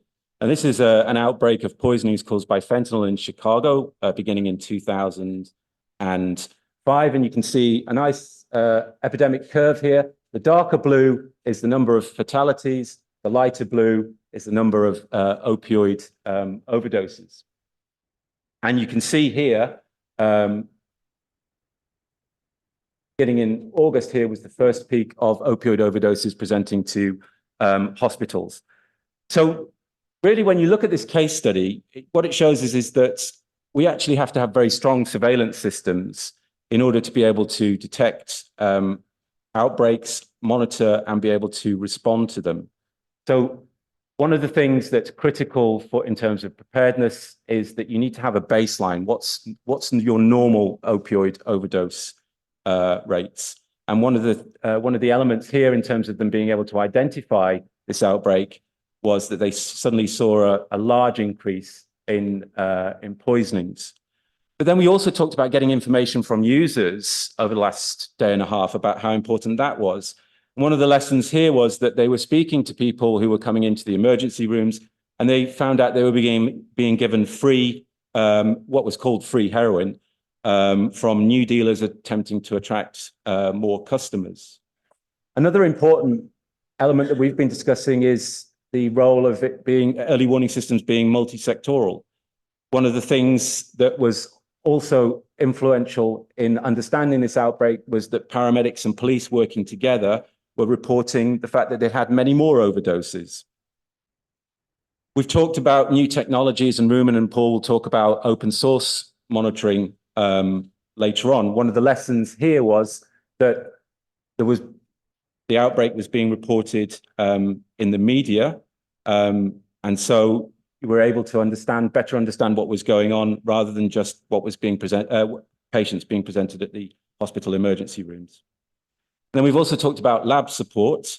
One of the things that they were able to do to identify the fact that it was actually fentanyl and not heroin was they could get collected samples from people who've been using drugs to the police lab and identify fentanyl in the drugs that were being used.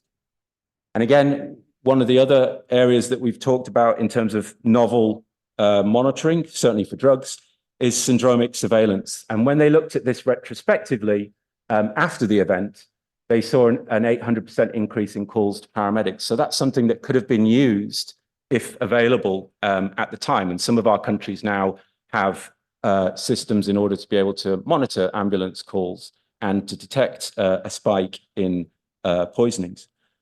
But then we've also talked about issues related to naloxone and planning for medical countermeasures.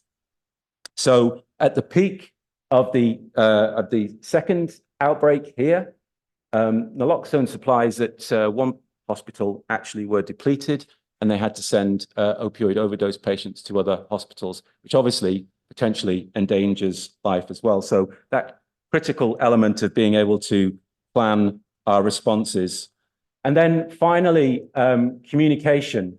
Actually, many healthcare workers were totally unaware of what was going on in Chicago at this time. The police were aware here. It's not a criticism, but the police were aware here of what was going on. But the first health alert issue was not until spring 2006. So by being late, there was no essential early warning, which then limits the ability to respond to outbreaks. And then just finally, we've spent a lot of time over the last 25 years developing guidelines for the early warning system. These are our most recent ones. They provide an overview of who does what, when, where, how. And they provide common terminology and definitions for the operation of the network, the information, the data that the country should be reporting, but also thinking about the more high-risk public health elements. So we have guidance on events that they may have large-scale seizures or fake medicines containing nitazines. They're subject to expedited reporting within our systems.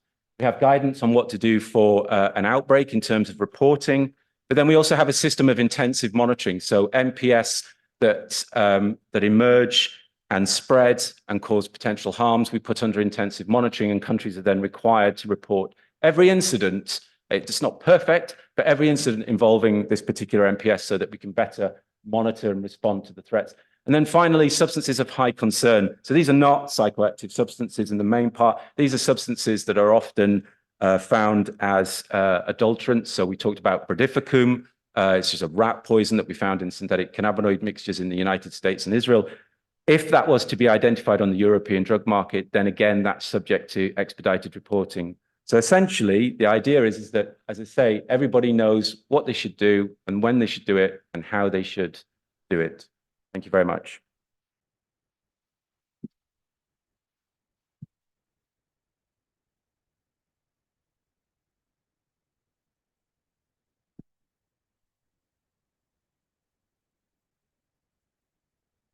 Questions for Michael?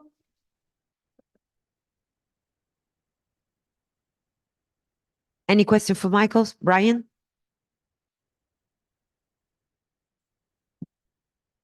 Let's start first.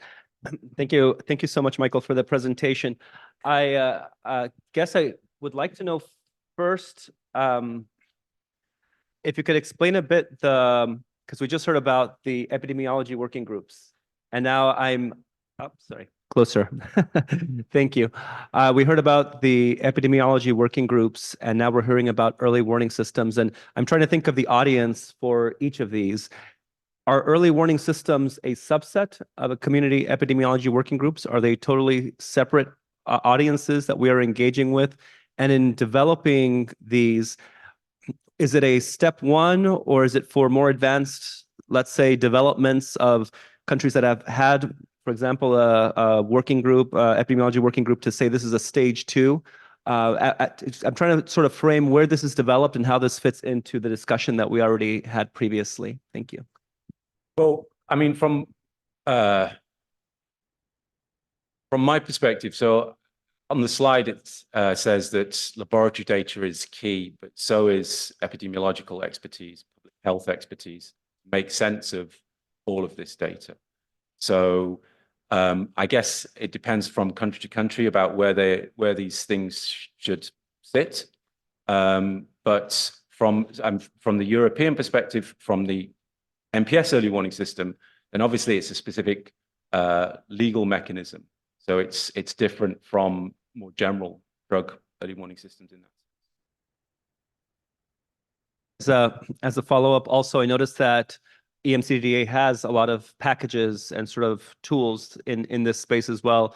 Is this something that could also be shared with other countries and regions? Is this a toolkit in sort of the development of these, so that if country X said, we would like to start one of these, how do we do that? That we would have sort of tools and instruments that are readily available through the work that you've all done already.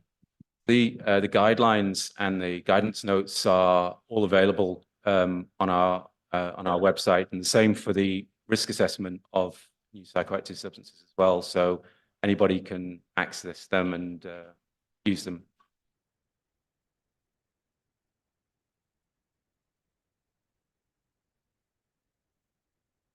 I was going to say probably, but since I was first.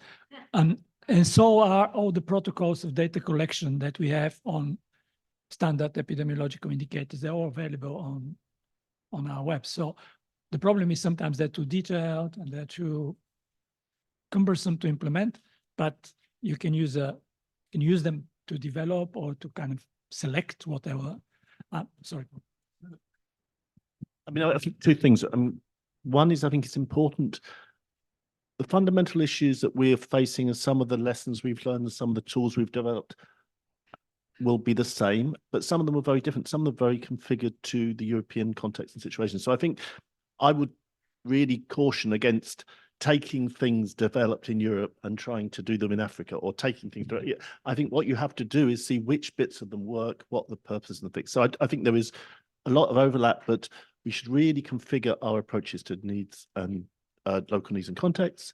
And the second thing, and I think one of the problems we face a little bit is, and the new EU DA model I think will address this, is integrating the early warning work with the rapid assessment methods, with the more standard, slow, but sort of robust registry type data. So I really think that you want an integrated information model that underpins whatever you do. And then you do these different approaches for different purposes, but they should inform each other. So a lot of data coming out the early warning system will even be informing our reporting in terms of trends. A lot of the stuff we do in the other areas will also inform the early warning system. So I think it's a mistake to see them as separate things. They might have separate tracks, separate tools, need to be configured slightly differently, but they should inform each other and should be part. So, and I'm speaking too quickly. That's my view at least. Can I add to what you say? Everything needs to be integrated. It's not just the EPI and early warning, but then is the market. I mean, if you really wanted to understand what may happen in the demand, then you need to understand again. I mean, we discuss how the groups move. I mean, everything is related. So at a certain point, you have to bring all of the things together. But I think is also that we need to also, as you said yesterday, the Lego.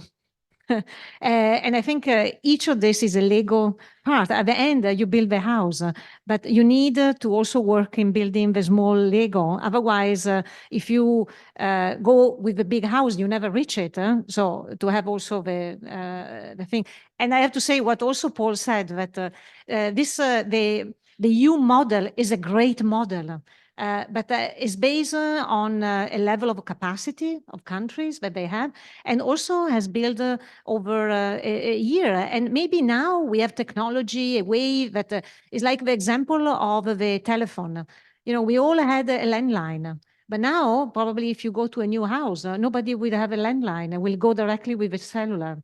And I think this is also true when we develop information system. And maybe the way our Africa will develop will be probably different because maybe we'll not build the pipelines that are now solid and great in Europe, but maybe we'll have a different ways of, and in that respect, not that there is nothing to learn. Of course, there is a lot to learn. But it definitely needs to be customized. I'm sorry, it's not to disagree, but I really think we need to turn the volume a little bit down because, yes, it's very complex, should be integrated, but the principles are there, the principles are the same. So we can't wait to have all the sources or integrate them or build them together.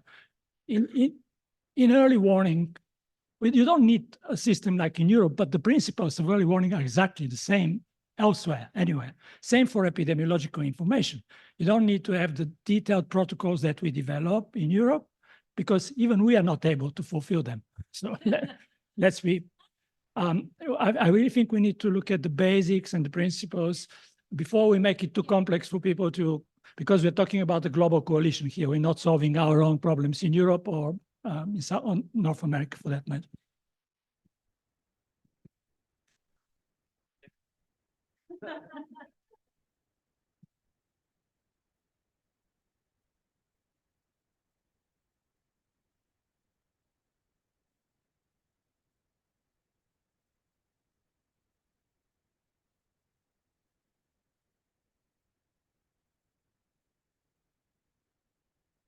Thank you. I think a comment more than a question, Mike, but I thought the case study from Chicago is incredibly helpful, and seeing the chronology of how that escalates over the unfolding months would be really helpful for conversations with both sort of policymakers and decision makers to say, well, these are the intervention points, because I think lots of my experience in the UK would be that you are constantly saying, well, kind of, is it proportionate to involve so and so now? You know, when should we escalate and who should we escalate to? And I think dissemination of those sorts of case studies would help people plan their responses better, certainly.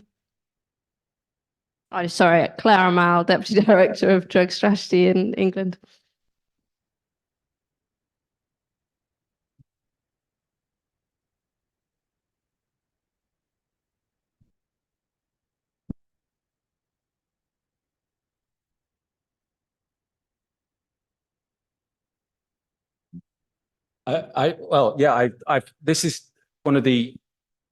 This is one of the issues that we face, is when do you react to things? And it's something that we've been looking at through historical case studies, but then also through our work as well. And it's something that we also need to develop as we move to the new drug agency and we develop the European drug alert system that is focused on controlled drugs. So the kind of sister to the early warning system, if you'll allow me. So it's something that we're actively working on, and any input that people would like to make would be very welcome. You know. I mean, just two comments. One, before the early warning system was launched, we did some sort of background studies, and one of the things we were looking at is previous drug epidemics, and we were just noting that it was often 5 to 10 years before, and things move a lot quicker now, where people were talking about it, not often in the forensic science community, but often in, you know, search communities, but it was never, no one ever joined it up. And so the information there, it was trapped. So part of the model was, how do we get that information untrapped and use it? And then I think one of the things that Rumen and Michael have been working a lot is, it's no good just giving a warning if nobody knows what to do with it. And we had one example which was very unhelpful, giving a warning just before Christmas about a high potency drug, where the people receiving the warning weren't necessarily prepared to know what they were meant to act on that information. So I think this idea also preparing for what might happen and then having cascade of response is what you've got to think out in advance. And I think Mike was highlighting that. So rather than, this is early and preliminary information, we shouldn't share it because we don't want to scare people or make a, cause an unhelpful response. You need to think, what is it that people need to do with the information you're providing? And I think that's quite often quite a complicated question, and it's some of the more sophisticated thinking I've seen coming out of the group recently. It's just because we actually don't have the time to present the whole system, but there are different levels of warning. So we have the early warning, which is the appearance, chemical identification, so on and so forth. But then we have, I think, 4 different types of risk communications, where we have a provision of background information, advisory, what to be done. So there is an elaborated system of warnings, which is not only like the first warning of the appearance. And I think that's also in the guidelines. So what's the information? How is it to be used? All our information, our warning starts is how this information is to be used and treated. So that's the first section of each warning. Say, this is about this and that. It's not about anything else.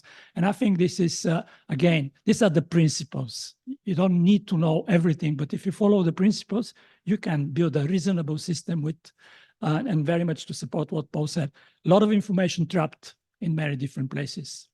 Forensic science doesn't share, police doesn't share, public health don't know or don't share. And when we put them together in a system like that, actually the outcome is quite positive.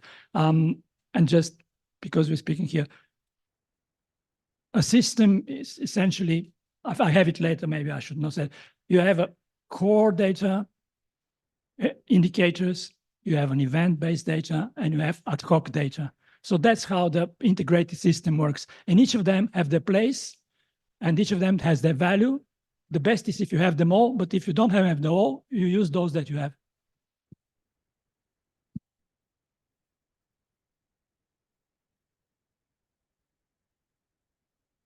Thanks, Charles Perry, South African Medical Research Council. I mean, it's great to see this in practice. It's certainly an advance on what we had as part of our surveillance system in South Africa. In 2003, we observed methamphetamine arrived on our market, and we didn't have a number of elements that you had. To some extent, we had the information from the laboratory analysis, but it was mostly the data from the treatment centers. So having the corroboration from the forensic laboratory is obviously a huge strength. And the other thing that you had, we ended up trying to use this information to push for policy. So we wrote journal articles, we spoke to the media, but that wasn't enough. I mean, it took a long time before there was a government response. So what's really interesting to see is how you have embedded your system into a more formal system, which even has responsibility to do something about it and then to evaluate it and to see what happened. So obviously that takes setting up, but I mean, I think it's a substantial improvement on our kind of researcher model where we're going to shout and hope that people will listen to us. You've actually taken it to the point of ensuring that there is a response. And I don't know how effective all your responses have been, but at least there's some discussion with the policymakers to take some responsibility for doing something about it. And I think that's a huge advantage of just a let's shout when we see something interesting and hope someone does something about it.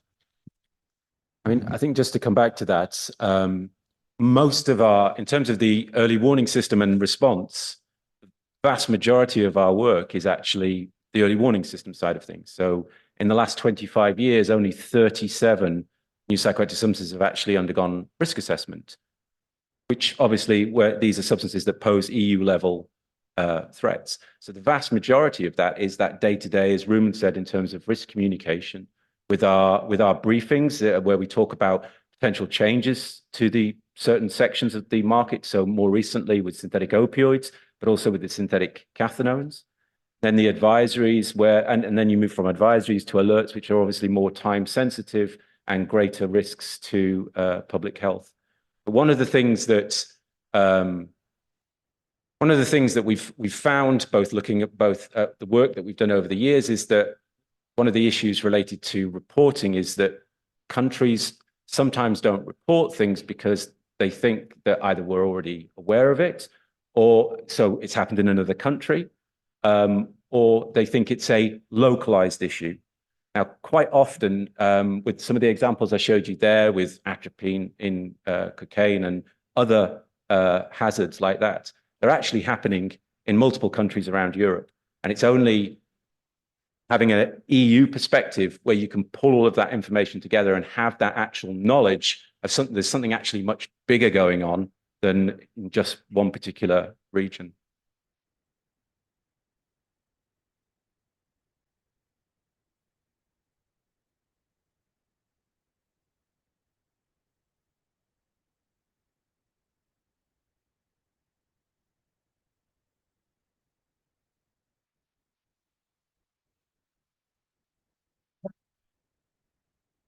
Mi mettete la presentazione?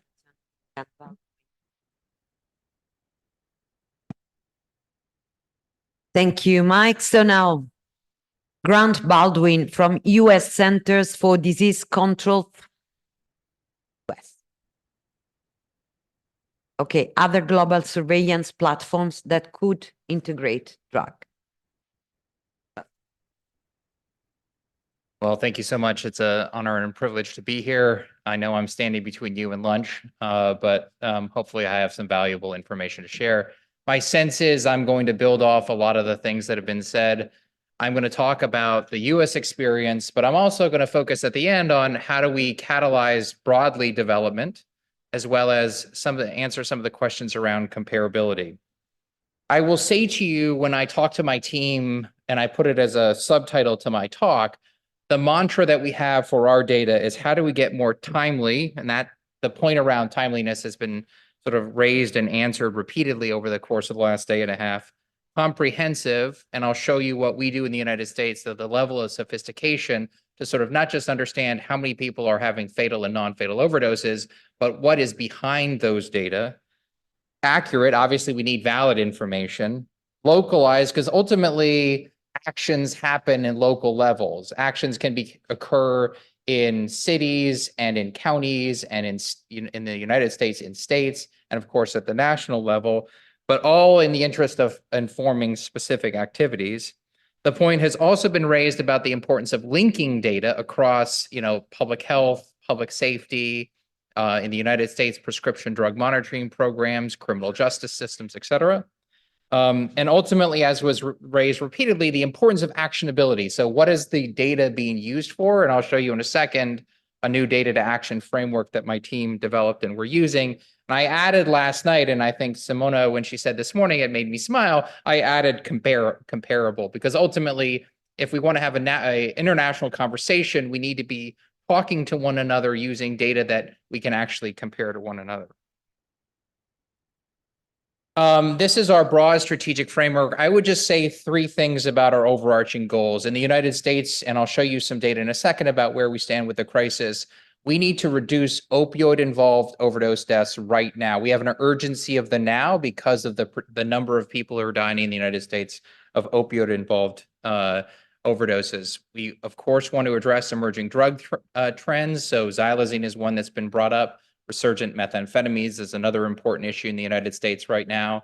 And then we want to get upstream. How do we prevent youth initiation and use? And we have the strategies listed here. In terms of timeliness, the point was raised about, in the United States, we used to have our death data lag by almost 2 years. And the sort of the faultiness of that was raised to me by somebody, an executive actually at one of the major international hotel chains who lost their son Brian to an overdose.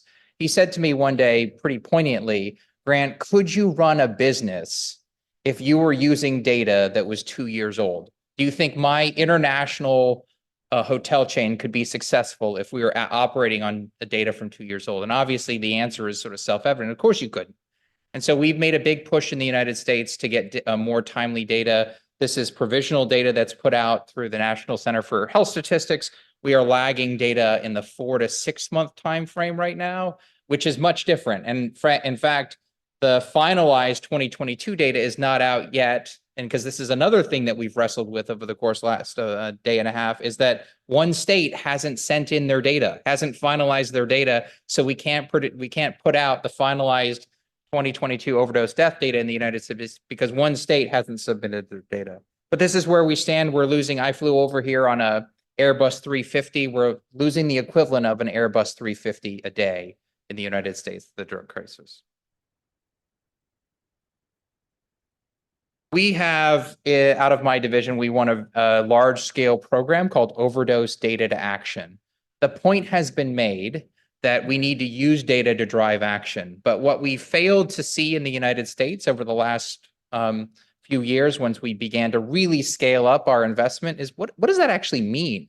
What does it mean to use data to drive action? So I'm not going to walk through the entire framework, but I know you'll be getting a copy of these slides. My team has really thought through, what does that mean? How do you synthesize and analyze data? How do you prioritize to identify what's feasible? How do you implement evidence-based programs, and what does that look like? And ultimately, how do you evaluate the success of those strategies to drive, if you're trying to make the difference that you're hoping to make? The other point I'll make about this, in the new version, as was raised yesterday, we are engaging with persons with lived and living experience at the center of what we do to sort of inform, does what we're doing make sense? And if it doesn't, what do we need to be doing differently? We are also focusing on disproportionately impacted populations. So in the United States, this is justice involved. These are people who are unstably housed. These are people who have comorbidities. Mental health comorbidities is a good example. And if you want to know the likelihood of somebody dying of a fatal overdose, another marker of that is if they've had a non-fatal overdose. So we need to be very attentive to people who have had non-fatal overdoses and pay attention to them. A few things about our sort of signature surveillance systems that are run out of my division. Michael just did a really nice job of talking about the importance of syndromic data. So we now have data that's 24 to 48 hours after somebody presents to an emergency department in the United States. So near real-time data using the National Syndromic Surveillance Program. It's really powerful. But then we also get more granular information through our hospital discharge data that we can have at the jurisdiction level that's lagged by just 3 to 4 weeks. So really trying, again, to get upstream. And I'll show you some visualizations in a second. But one of the biggest things that we've done, and really excited about what the team accomplished with our what's called the State Unintentional Drug Overdose Reporting System. We leverage data from these 3 signature data streams, so death certificate data, medical examiner and coroner reports, and postmortem toxicology to get over 600 data elements on a large swath of overdose deaths in the United States. So if you have a state with a large number of deaths, over, I think it's 1,250, that you can cap out at 1,250 deaths in that state. But for smaller states that have less than that, we are getting really a census of overdose and really having all of these data elements captured from demographic to risk factors to circumstances, comorbidities, et cetera. And I'll unpack for some of that on this slide. So did they have a mental health diagnosis? What was their history of substance use? What was the evidence at the scene? What was the route of administration of their drug? Was somebody present? Was naloxone administered, et cetera? Were they recently incarcerated? Really, really powerful. Was naloxone administered? Really, really powerful information. And in the background slides, I give you some examples of our use of this. So we published over the course of the last few years data on the increase in xylazine co-involvement. So states like Maryland in the United States have almost 30%, 27.5% of their overdose deaths have xylazine co-involvement. We published a report on counterfeit pills. States in the Western United States have nearly 15% of their overdose deaths that involve counterfeit pills. That has increased markedly over time. And then tomorrow, we're releasing a report on routes of administration that shows in the United States, there's been a significant shift from injection overdose deaths to smoking. So, and we think this is largely driven by the nature of fentanyl and how drug users sort of try to manage their withdrawal cravings over time and what smoking offers them to do that. We spent a lot of time in figuring out ways to sort of visualize these data. Again, you can click on some of these links later, but just to sort of, for us as data geeks, swimming in this data is a lot of, we really appreciate the time that we have to understand the data, to look at it, to analyze it, but how can you make it clear and clean to policymakers to understand? And how can you sort of make the story easier to understand? And so we have developed these visualizations using the Tableau platform. And so you can cut these data, as you can see here, by all drug, any opioid, fentanyl, et cetera. And we've really refined these data visualizations over time to make it more granular in ways you can see by sex, by race, et cetera. Here's just another example where you can see other circumstances of death. So was a bystander involved? So as a potential point of intervention and naloxone being available. This is an example of the dose dashboard. But we're also trying to push some envelopes. What are we doing differently now beyond sort of traditional fatal and non-fatal surveillance? We are pushing an envelope on biosurveillance. So we are funding 18 states to collect a minimum of 1,000 samples to really understand, as was raised recently, people presenting to an emergency department, what are the drugs on board, unused samples, testing those samples to get an understanding of the drugs that are present, actively investing on data linkage. So how can you connect data systems from criminal justice to prescription drug monitoring programs to some of the other social determinants of health that we know underlie both persons' use and likelihood of use, because they do present opportunities for intervention. We're also, again, on the emerging drug, we are doing less weight. We are not doing some states in and counties are doing wastewater testing, but at the national level, we are not supporting wastewater testing as of yet, but we are doing drug product and paraphernalia testing. So folks who are funded for this have to test over 500 products again per year, all with the interest of sort of telling the story about the changing and emerging drug market. And then finally, because of fentanyl in the United States, we need to have a better understanding, not just that people are linked to and initiate care, but that they're retained in care. We did some modeling work. Can't remember if the paper has been published yet, but you all know this. It's pretty self-evident. Because of the fentanyl market, you have to be retained in care. If you're not retained in care and you don't have good access to harm reduction services, your risk of having a fatal overdose actually does not change. You can do a lot of other things, but if you're not retained in care and you don't have access to harm reduction, your likelihood of dying remains about the same. We've talked about the value of social media and how can we use social media differently. This is just some work from a colleague of mine, former colleague of mine, Chris Jones, and others, showing the power of social media data, Reddit data to sort of tell the story about emerging drug trends.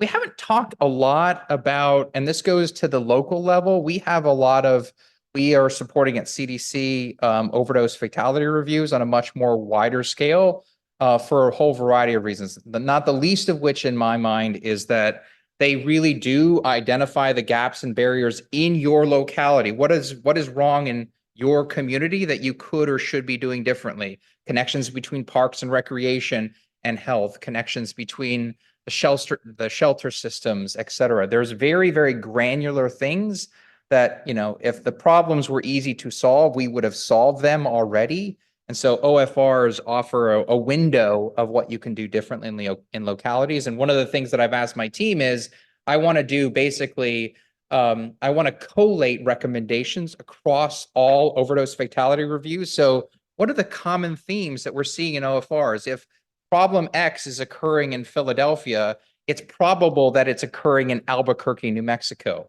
So how do you learn from that? So, and you can see some of the key questions that OFRs answer that I think are pretty robust. Another thing we're doing beyond an overdose fatality review, and this is one of the large international philanthropies, Bloomberg Philanthropies has helped support this, is what we call this public health and safety team framework. It's sort of taking an OFR and kind of kicking it up a notch. The premise is basically getting a group of people together who have shared accountability, not in a finger pointing kind of way, why didn't you do this, why you should do that, but in a coordinated, systematic way. It is simply unacceptable for somebody to die from a drug overdose. Under that premise, what can we do differently as a community?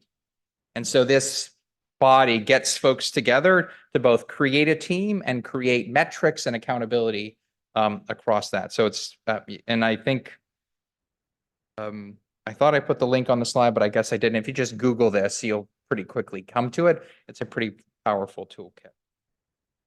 The other thing, in lieu of gold standard surveillance, what can localities be doing? And so the Washington-Baltimore high-intensity drug trafficking area stood up, and their whole goal is to disrupt and dismantle drug trafficking networks.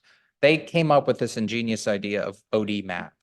So if a public health or if a public safety officer is at the site of a fatal or non-fatal overdose, they geocode that and then identify things like whether or not naloxone was administered. And now they have, because in the United States, we don't have one ambulance or EMS response system. We have a patchwork that's very different depending upon where you are in the United States.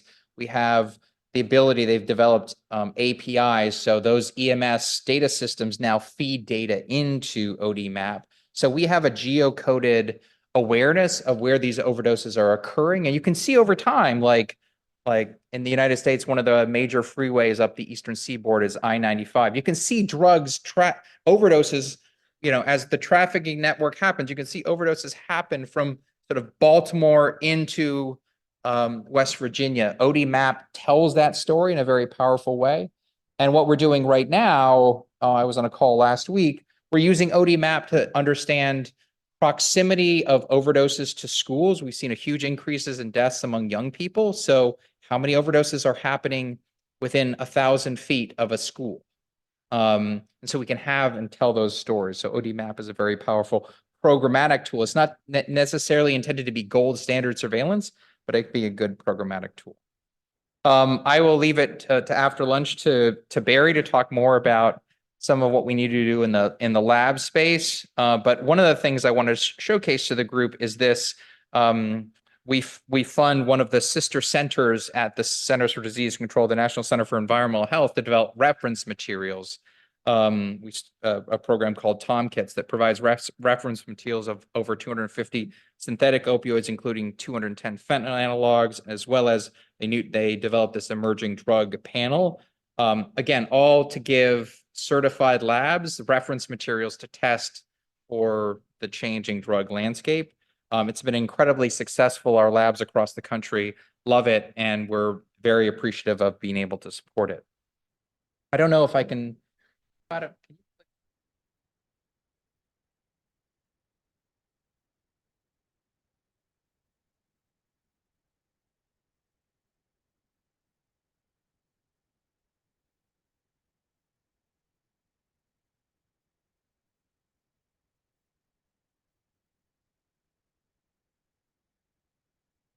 I'm going to show you a few minutes, about a minute of this video. Talking to Barry during a break yesterday. This came out last week. It's incredibly powerful. It tells the story of the power of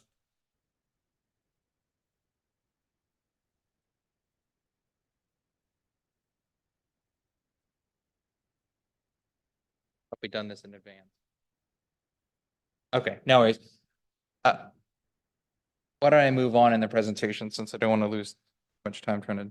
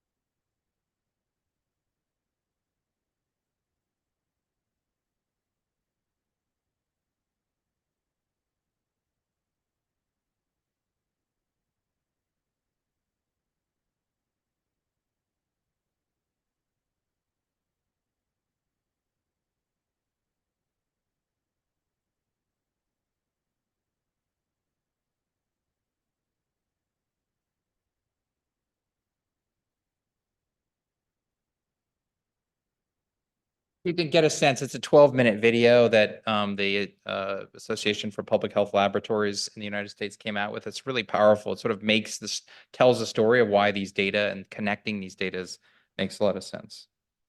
Sorry about, just click on the link. You'll be able to watch it. So I spent a lot of time in descriptive epi, and so I did some thinking and put together this list of time, place, person, and substance variables that I think for me in the United States, the extent that I have these data available to me, it makes it more possible for me to think, where should I be focusing our efforts? I'm not going to go through all of these, but for other things, I'll just simply highlight a few that we haven't spent a lot of time talking about. So in the United States, urban and rural differences are something that we need to recognize. And, so how do you respond to people in rural America versus in an urban center like New York or Philadelphia? We talked some about mental health status and the role of mental health in substance use patterns. somebody's treatment history, their naloxone availability or naloxone saturation. Sexual orientation is something, substance use among LGBTQ plus IA, especially youth, is much more elevated than it is among other youth. And so their risk of overdose is higher. Retention and care questions around transportation, childcare access, insurance status.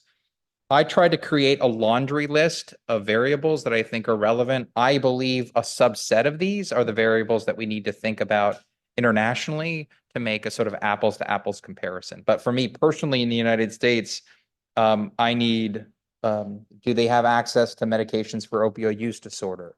And what is the time delay between them wanting to get into treatment and actually getting into treatment? All of these represent sort of key variables or key questions that I think we need to be attentive to as we think about what we should be doing. This is my final substantive slide. Again, trying to get at the core question that was asked of me. How do we increase development support? And here are 6 things that I came up with. First, we really do need to underscore the value of development and data collection to both identify trends. Ultimately, in my mind, their investment depends on our ability to evaluate the effectiveness of what we're doing because of it and how those policy decisions are actually making an impact. So we need to sort of showcase that. We need to showcase those success stories in localities, countries, and regions to say, more investment, governments and philanthropy will invest more if we tell the success story, if they understand that their investments will be making a difference. Emphasize the multi-sectoral impacts. One of the things that's noteworthy in the United States is the drug crisis. We've lost 1.2 million Americans since 2000, 1.2 million. That means that it's not only impacting US life expectancy, it's actually impacting our economy, our GDP as a result. So one of the reasons to make the case for greater investment in data and data collection is that the economic impact. We haven't talked probably as much as we should about the importance of stigma, certainly in the United States, stigma among the general public for people who use drugs, stigma among healthcare providers for people treating people who use drugs. In the US medical system, clinicians get very limited training for addiction, especially now in the United States as we've removed the X waiver. So you can now get, an internist or general practitioner now prescribe buprenorphine where they had to take special training in the past. But folks are weary of taking on people who use drugs who are getting into long-term therapy because of their stigma. So we need to think about how we address that. We need to create support for prevention across the continuum. And this includes, right now, I'm very committed to recovery support services that get and sustain people into their long-term recovery, housing, transportation, childcare, employment. We need to nurture key relationships to support and make the case for it. And then finally, and I really loved Angela's quote from yesterday. I shared it with my team last night, the sort of everyone likes to coordinate, no one likes to be coordinated. We need to create cross-sector work groups and task forces across all levels of government. They have been most successful in my observation in the United States when the elected official at that level calls people together. So if the mayor says all of my county sub entities, you must work together. I want a single plan of how we're going to tackle this problem. Or if a state governor in the United States calls departments together, that has had the most output in terms of an impact of actually developing a coordinated, comprehensive plan, because he or she has the bully pulpit to sort of ask those typically siloed or disparate units to work together in a much more different way. So those are my 6 observations. I like Simona's picture of her dogs yesterday. So this is my rescue rat terrier. She was rescued 3 years ago. She used to be scared of her own shadow. And now she's coming out of her shell. And unfortunately, my wife puts her in all these crazy outfits. So this is her in her pink outfit. So I did put together, I'm not going to go through these, but I did put together a number of background slides.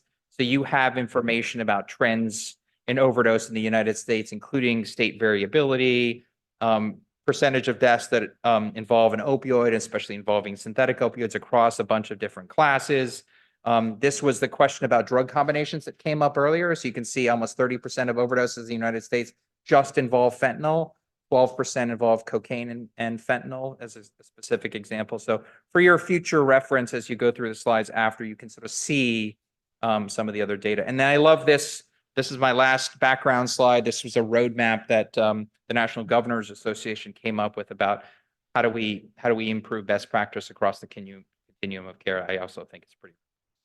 Thank you so much for the time, and I'm happy to answer some questions. Yes, Simon.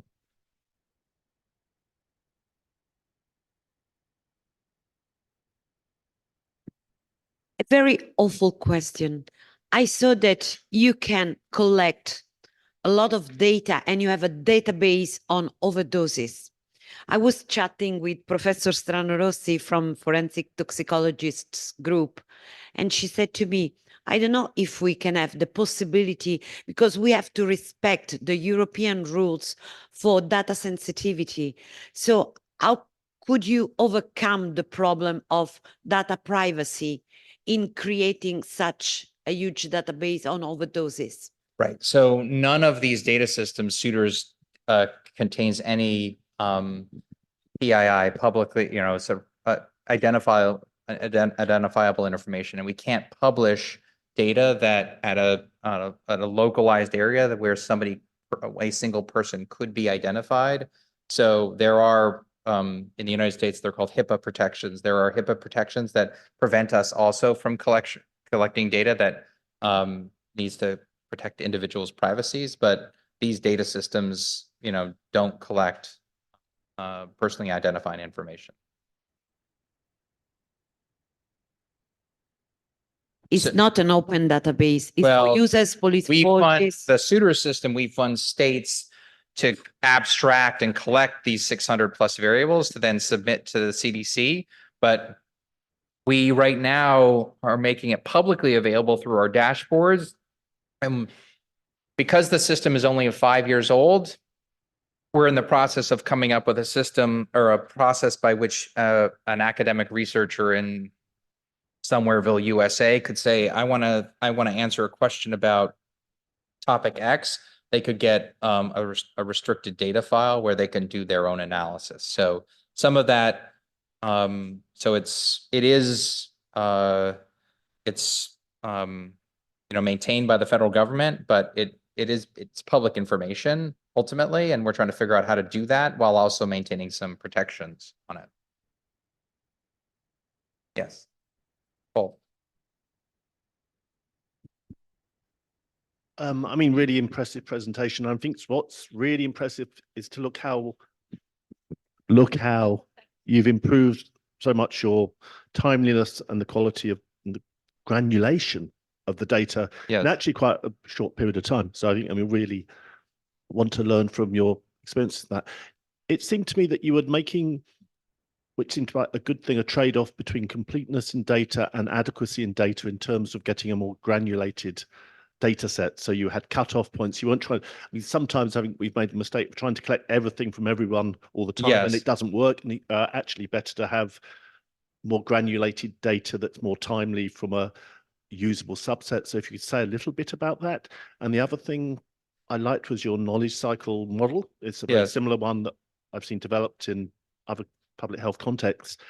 And in the middle of that, you put people with lived experience, people who use drugs, and communities, affected communities. And you didn't really say a lot about how you build them into that process. So I'd like to hear a little bit about that too.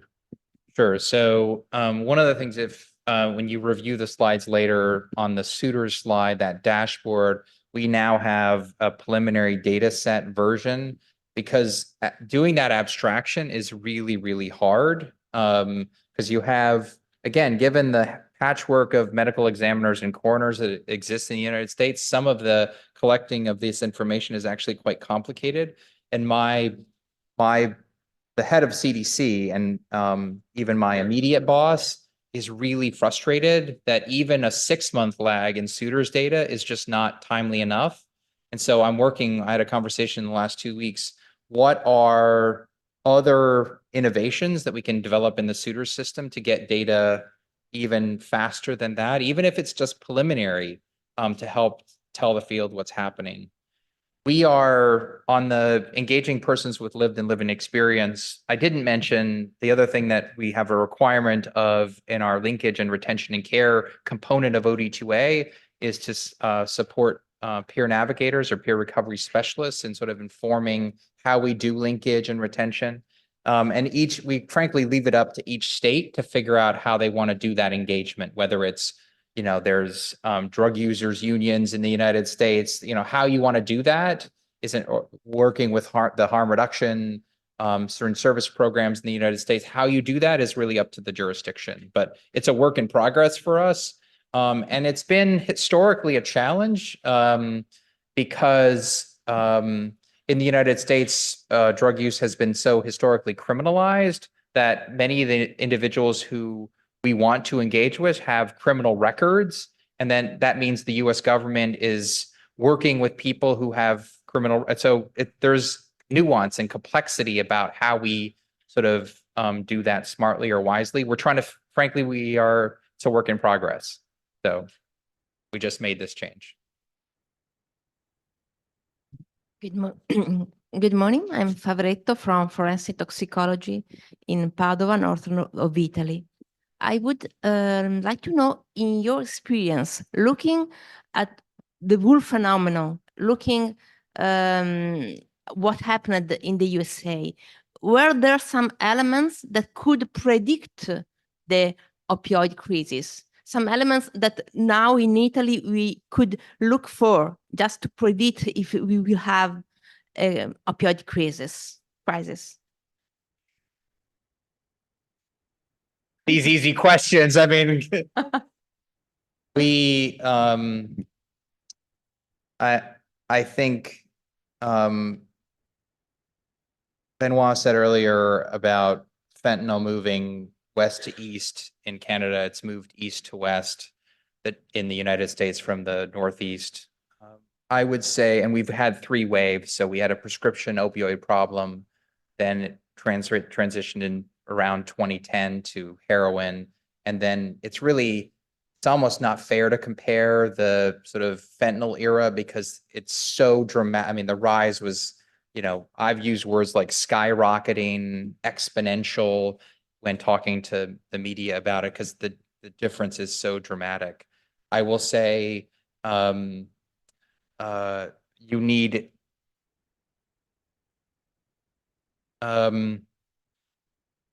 it has had an element of a wildfire. It really so the moment it took hold and started navigating westward, the increase we're beginning to, if you look at the data I showed, the provisional data, that's beginning to plateau.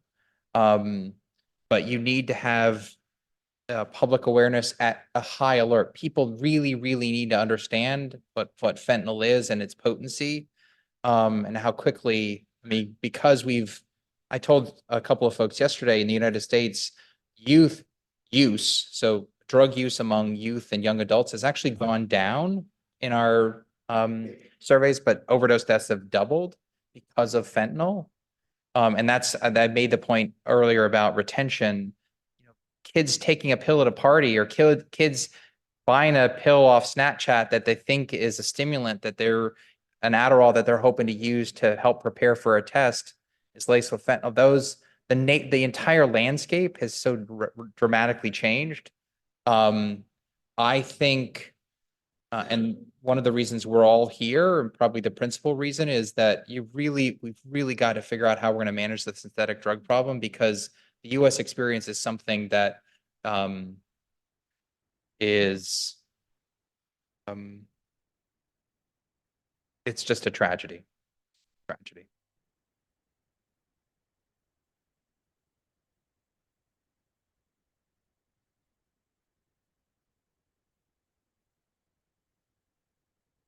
Okay. No, thank you. It's impressive what you have developed in only 5 years, you mentioned. So maybe one comment is when I saw, this circle, you mentioned something that we didn't mention and is not really included in the discussion is evaluation. And I wonder, Brian, if this is something that, and if it's is between data, between the other operational, but it's something that not to forget. And I have to say, particularly for the supply side, because, when you talk to the health side, there is always this conscience, the evaluation to see what it works. But in the supply side, there's very little on really what works or not. So maybe just as a comment that And something not to forget. Let me say something real quick. So the Overdose Data to Action Program, it's now 2 programs in localities and states. We have 2 very large evaluation teams trying to determine if the program is effective or what component parts are effective. We do run the risk of attribution errors at sort of like changes in drug use trends and our outcomes, how much is attributable to the CDC investment versus other investments across the federal landscape, which we need to worry about. But we're also interested, and I didn't have time to show these slides, of investing in sort of seed projects. I believe innovation happens in communities, in localities that are at the cutting edge. So how do you support those investments to ultimately bring them to scale? I will also Yep. say that the United States, as was mentioned, I liked your comment yesterday about the post-truth world that we live in. We have a very divergent political landscape in the United States. And so one of the things that's tricky for us is what works in, a more progressive part of the United States is frankly not going to work at all. The fact that states that are more conservative are even saying the word harm reduction and even thinking about naloxone is frankly a real step forward. But some of the challenge to our programmatic investments have to do with evidence-based practice meets political reality. Always, yes. We always have this narrative, a rhetoric on evidence-based policy, but very little politicians really like the evidence. But anyway, no. But my question is, I think this is impressive, and I'm thinking, how is it something useful that can be translated at international or regional level? And so the question is, what did you have to build upon? Did you already have at state level, because I understand that you take from state and you take it at federal level, what was the infrastructure that you had to build upon? Because if I think about international level, you have countries where there is nothing, there is not even reporting of deaths, let alone the cause of death. And I guess at the state level, you had diversified. So how did you? Yeah, actually, it goes to Michael's presentation. I think maybe, and this is maybe one of the development arguments that we need to make. We need to develop these systems and capacities before the fire starts. So here's the United States. I've been division director of the division that now has become the Division of Overdose Prevention since 2008. When we first started doing work in overdose prevention at CDC, we had no congressionally appropriated dollars, zero. There was no dollars in the United States at CDC going to drug overdose prevention. We shut down a residential smoke alarm installation program that was very successful and invested that money into drug overdose prevention. And then while I just said that, let me clarify what I just said in terms of implementing programs across the patchwork of the United States with very divergent political views is complex, but there's bipartisan support. So regardless of your political views in the United States, you're committed to doing something about the drug crisis. So CDC has gone from an appropriation of 0 to about $500 million US with an additional $125 million going to youth prevention activities. So we've gone from in 2014 0 or 2015 0 to now $750 million of an investment. So that's big. Frankly, we've been able to stand up these programs.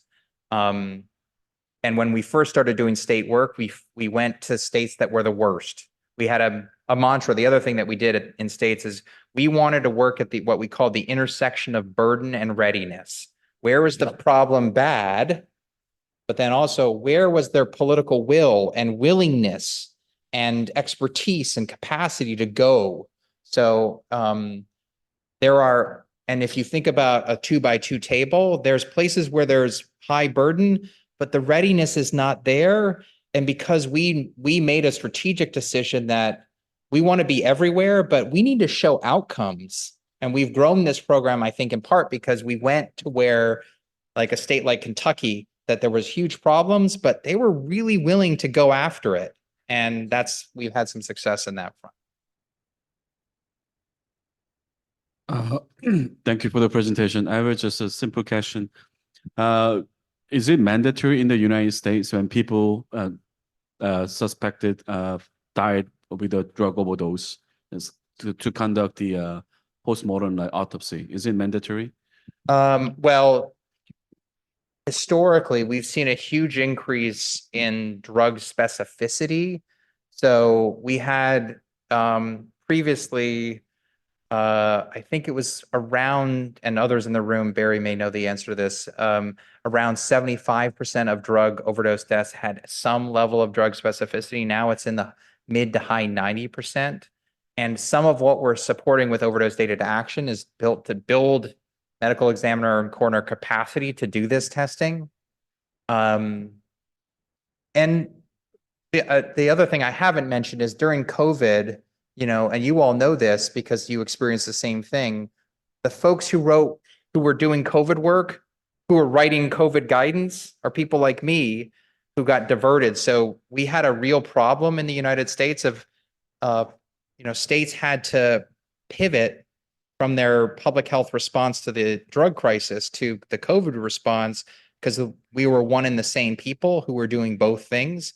And so we're now back on track with trying to get, heavily focused on it. But in terms of, we're putting more and more money into medical examiner coroner capacity. So I think more and more deaths, and we're using novel, so if, using machine learning to look at death certificates to identify the drugs that are sort of written on the death certificate to tell that tale as well. And National Center for Health Statistics is doing some of that important work. So, Paul.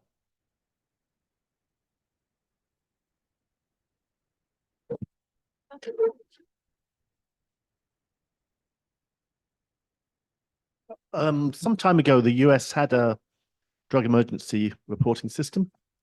Dawn, was it? I can't remember. Yeah. And it was funding just before the opiate epidemic.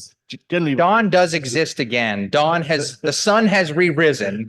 so I was trying to phrase my question sensitively. Do you think, because there was criticism also of the Dawn, there was imperfections in data. We were kind of trying to learn from that a little bit, but then the funding was removed. That system was disinvested in. You seem to now be doing some really good stuff and actually overcoming some of the issues that seemed to exist previously. Is that just more money and the fact that it's politically more support, or are you doing things differently than in the past? I think it's probably all of the above. The short answer, it's all of the above. And the other thing that's happened is that we have very good collaborations across the federal government now, where they were patchwork before. So in the United States, there's the Substance Abuse and Mental Health Services Administration, which is frankly another key focal point beyond CDC about our drug response.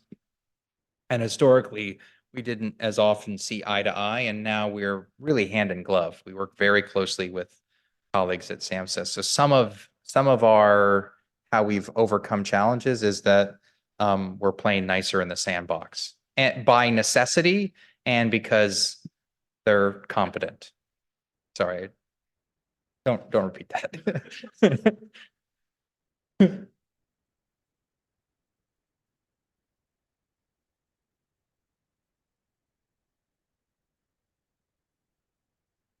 Clara Mao, Deputy Director of Drug Strategy in England. Thanks, Grant. Incredibly helpful, and we'll look at the slides in depth as well. And appreciate that this is quite a specific question and probably, it won't be relevant to many of the the global partners here today. But I think really interested in using data for response as you've set out, and helpful to understand how you're recording naloxone administration. I wondered what your visibility is of naloxone supplies and how they map geographically, rates of kind of churn and replenishment, and how that feeds your response. We have a very decentralized system of purchase in England, and it fills a real gap for me. So I just, yeah. So there are two things, and it's a great question because very timely. I was just talking about SAMHSA. They are supporting naloxone saturation policy academies. And so we are very interested in getting people together to understand where the hotspots are and make sure, I have a personal philosophy. I'm in Atlanta, and the Coca-Cola company is based in Atlanta, Georgia, and their vision is that they want a Coca-Cola product within arm's reach of desire. That's their mantra. They want a Coke product within arm's reach of desire. I have adopted that for naloxone. I want naloxone within arm's reach of need. So it needs to be basically everywhere, and it needs to be everywhere where people are more likely to encounter somebody who's using drugs or who's likely to overdose. So the Naloxone Saturation Policy Academy is getting people within state governments together to understand and leverage their systems to basically make sure naloxone where it needs to be. And that actually is in the United States because of and now it just became over the counter in the United States. But we really don't have good data on naloxone use. And so this is actually the use case of naloxone and wastewater is a good one for us. That's one where we do think we do have some energy on sort of understanding naloxone distribution or naloxone use.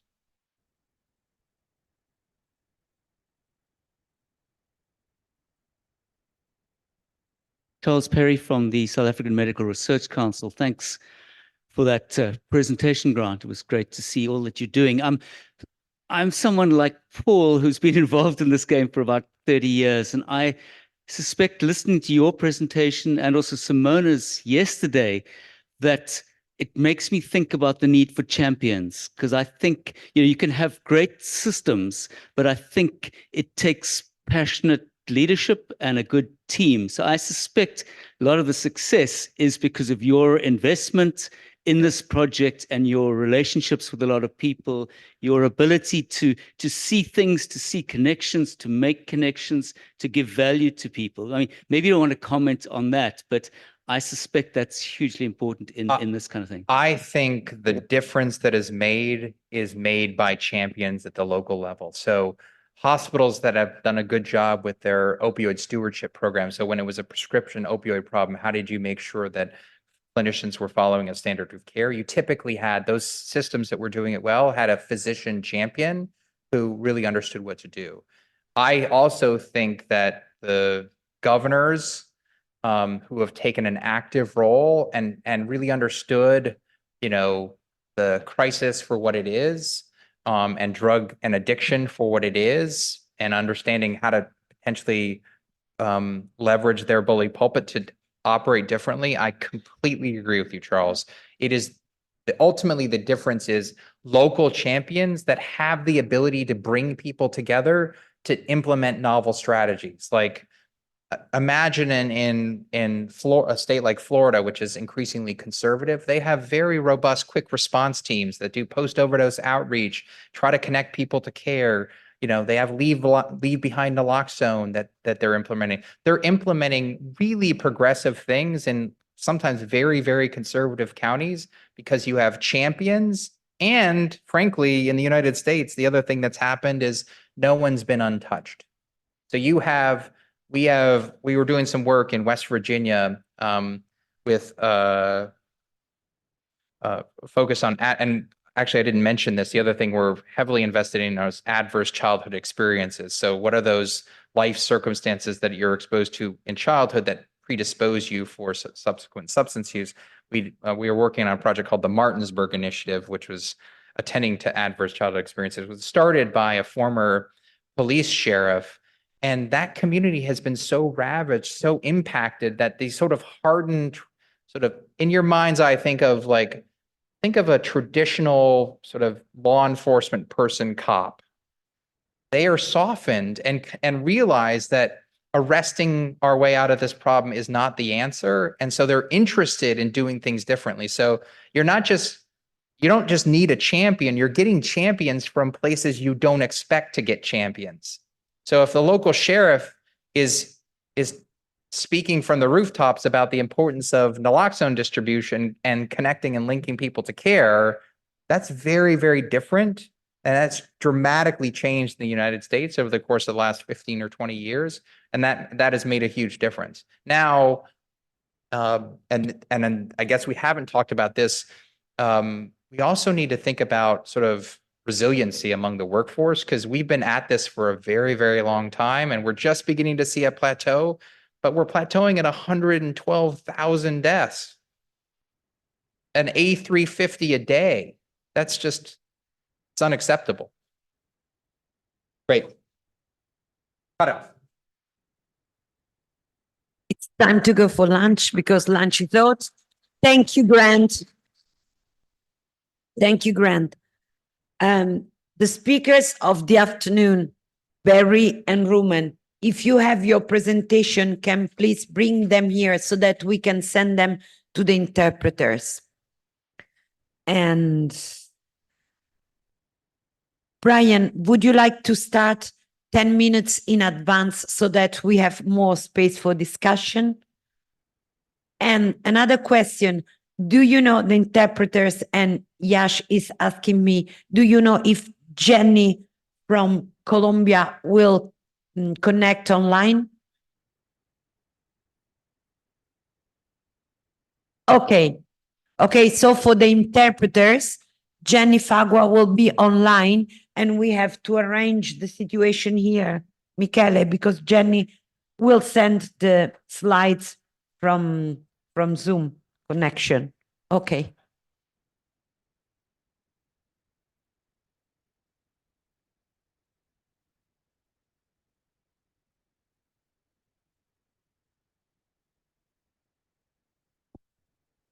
Okay. Oh, yes, yes, yeah. In fact, I'm repeating, but Yash knows that she has to keep in touch with Jenny and ask her to send the presentation. If Jenny can send the presentation by email, it would be easier because we will have the presentation here. Have a good lunch.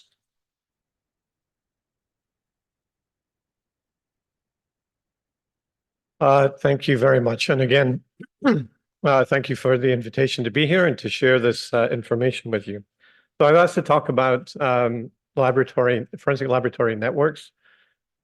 So really a return to, I think, what is fundamental to a lot of what we've heard the last couple of days, whether we're talking about epidemiology or legislation or scheduling or treatment or drug user education. A lot of what we know comes from the testing that is done early on in the process or life cycle of new substances. So I want to talk a little, and we've also heard a lot about some of the limitations we have in data with respect to some of the testing capacity. So part of the focus of this presentation is to think about what some of those gaps are and what some of the solutions are that are appropriate to the circumstances of where or of jurisdictions where those gaps still exist. So when we talk about forensic laboratories, we're usually thinking about testing for purposes of criminal prosecution, trafficking, drug possession, drug use in some countries.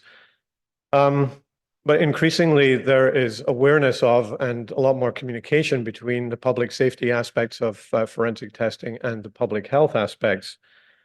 And it's really in that intersection, particularly with emerging drug threats and emerging novel psychoactive substances, where we have the opportunity for using the discovery of the substance, getting out the word about its appearance and its significance, and then conducting surveillance to determine the spread and proliferation of the substance, whether it is an inconvenience or a distraction or a true threat.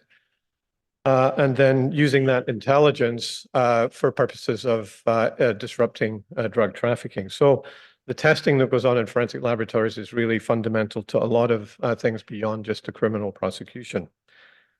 I'll talk a little bit about some of our systems and in my own laboratory.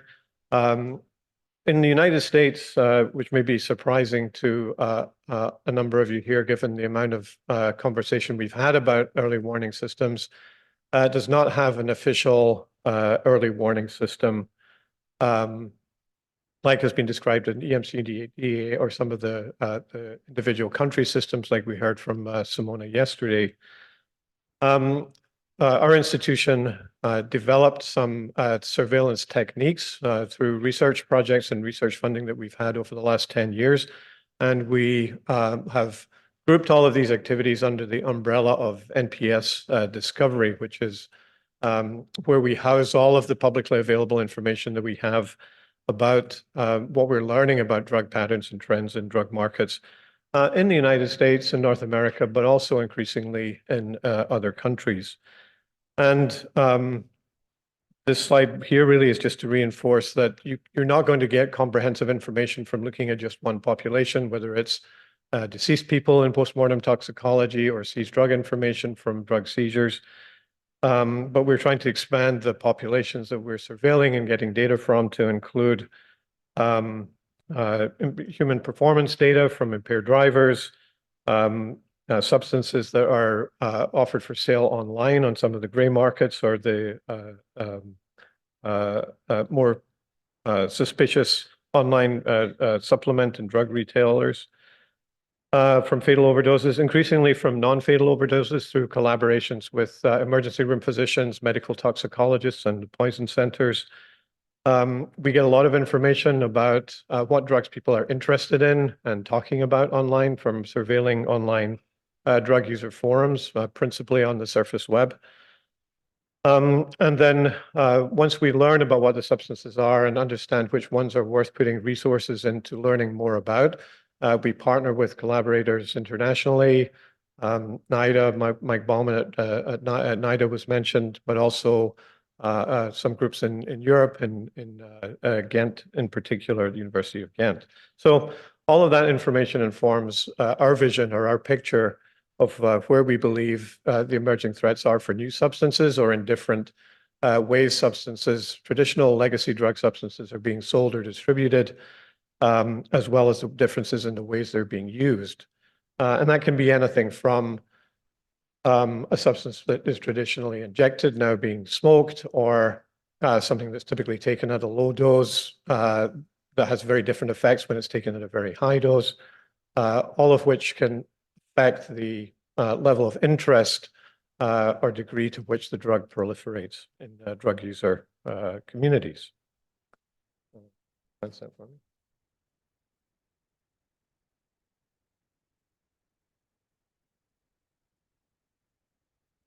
Thank you. This is the five-step process that we use for our own drug surveillance, and I'm really focusing for purposes of this conversation this afternoon on the first portion of it, which is no drug test is comprehensive, and that's sometimes a surprise to people. They think, we'll just order a drug test and it'll detect anything that's there. Drug testing comes in all different kinds of flavors, from emergency room drug tests, which are really looking often for 4 or 5 different substances, but for which you can get a really quick answer that can help in treatment or triaging of the patient, through to very, very comprehensive panels that are designed to detect substances we don't even know exist or that we may never have seen before. And so there's a continuum, and you really need to apply the appropriate level of technology and complexity to the drug test that's fit for purpose for your application. But in terms of collecting data about drug threats and changes in drug markets, it's really using intelligence sources, conversations, as Mike Evans-Brown talked about today, picking up the phone, talking to people in meetings like this, at professional meetings, and mining all of the available data that's out there. I'll show you when we talk about laboratory networks. I think for some of the things we want to achieve, we don't need to create new networks. We maybe just need to integrate some of the networks that are already existing and use them a little more efficiently for sharing of drug market information. But so we start with general background research intelligence. We target things that we think are have a propensity to emerge, either based on recent drug market activity, and acquire standards, reference standards for these.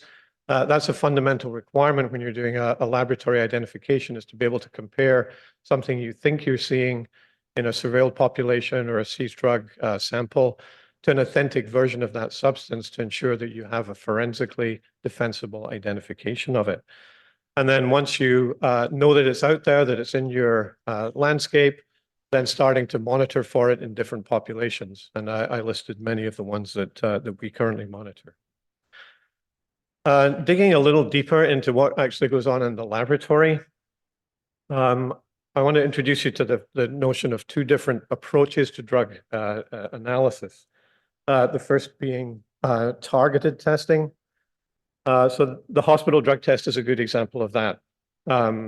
We want to know, is this patient, have they recently taken cocaine, methamphetamine, or amphetamines, an opioid, or a benzodiazepine?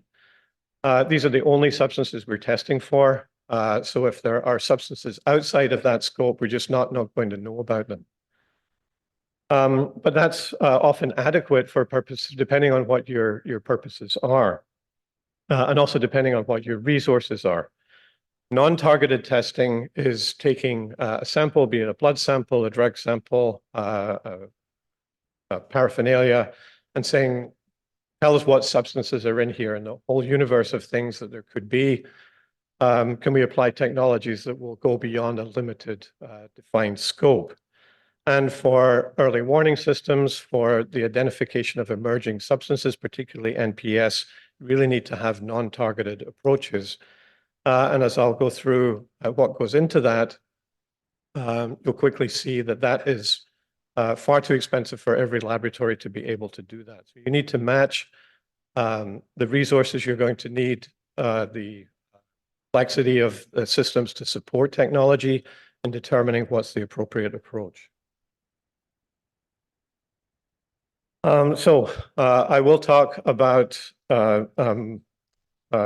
situation appropriate testing strategies, but with respect to emerging threats, as has been pointed out in several presentations so far, drug landscapes in today's world are changing rapidly. These are just some of the highlights of drug identifications that we've made in our program over the last 7 years or so. And some of these things turn out to be a flash in the pan. They're a one-off thing, synthesized maybe for one individual and their friends. Other things out there identified one time, but then they start to proliferate. And not only that, but then you start to see diversity within a new drug class. And you have to apply some chemical common sense and some predictive insights into trying to guess what the next member or in that class might be, and to prepare your laboratory to be on the lookout for it. So that kind of feeds back into the first intelligence stage of deciding what you're going to add to your testing scopes. And then over time, doing that deeper kind of analysis allows you to chart evolution within drug categories. The histogram at the bottom shows our tracking of cathinone drugs going back to 2012. And you can see that there was about a 2-year, 18-month, 2-year life cycle of cathinones replacing one another. And this is in the US drug supply, and this is postmortem and human performance data. So the need to constantly surveil, to update scopes, and to remain current is important for identifying things that can evolve into true threats.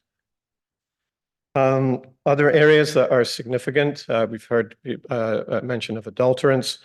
We've put a lot of effort through our collaboration with the Colombo Plan into making sure that we're not looking just at the main substances in drug materials or drug intoxications that we analyze, but that we're aware of other substances that have pharmacological activity that can be cut into the drug supply. Many of these you'll be familiar with, things like levamisole, phenacetin that have been around for a long time. Advance, please.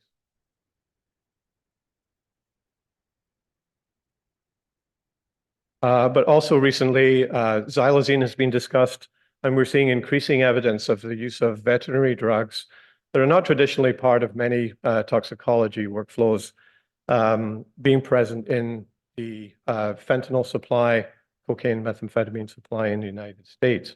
So again, having a dynamic scope of testing, if you're interested in surveillance and identifying emerging threats, requires that non-targeted philosophy as opposed to a fixed scope of analysis. So what do we mean when I talk about targeted versus non-targeted? Targeted technologies are by and large a lot more straightforward. They can be as simple as field tests, chemical color tests that produce a known reaction or color change in response to a specific substance. There are a number of different handheld platforms now, particularly Raman and Fourier Transform Infrared handheld devices, which are in the case of field tests, are the cost a few dollars or a few euros. As you go up into more technology, you're going to pay more and more money for these techniques, and the complexity of maintaining and operating them becomes that much more difficult, and depends a lot in terms of your local circumstances or local conditions in terms of whether you can support these. But gas chromatography, mass spectrometry are routine tests that are accessible to some degree in most parts of the world today, and are adequate for monitoring substances that are known to be in the supply. If you're interested in whether they're in your jurisdiction or whether they are proliferating or increasing, these kinds of targeted technologies will answer those questions. One of the key components that makes that feasible and efficient is having up-to-date drug databases. And drug databases are extremely portable. They can be generated in one laboratory and shared with multiple laboratories. So it is a way for, just because you're doing targeted testing, doesn't mean you can't be keeping up with more recent advances or developments in drug markets. And relatively speaking, the cost of these technologies is lower than, as we'll see, for non-targeted approaches. By and large today, these technologies are turnkey operation. They're something that somebody can be trained on relatively straightforwardly. The level of complexity of operation is not great, so it's not too challenging. So it's easy for one person to train another person. So the use of these technologies is sustainable in a lot of different environments. And the cost of implementing these technologies relative to the value that they generate is pretty good. You can justify the expense even if you're not doing a lot of high volume testing. For non-targeted analyses, basically the longer the name of the technology, the more expensive it's going to be. These technologies are of the orders of hundreds of thousands of dollars. And the complexity of operation and maintaining currency with them is a lot higher. Being in an environment where you have access to colleagues who are using the same kinds of technologies, who can help troubleshoot, access to local technical support for the instruments, all of these things are critical to making these feasible.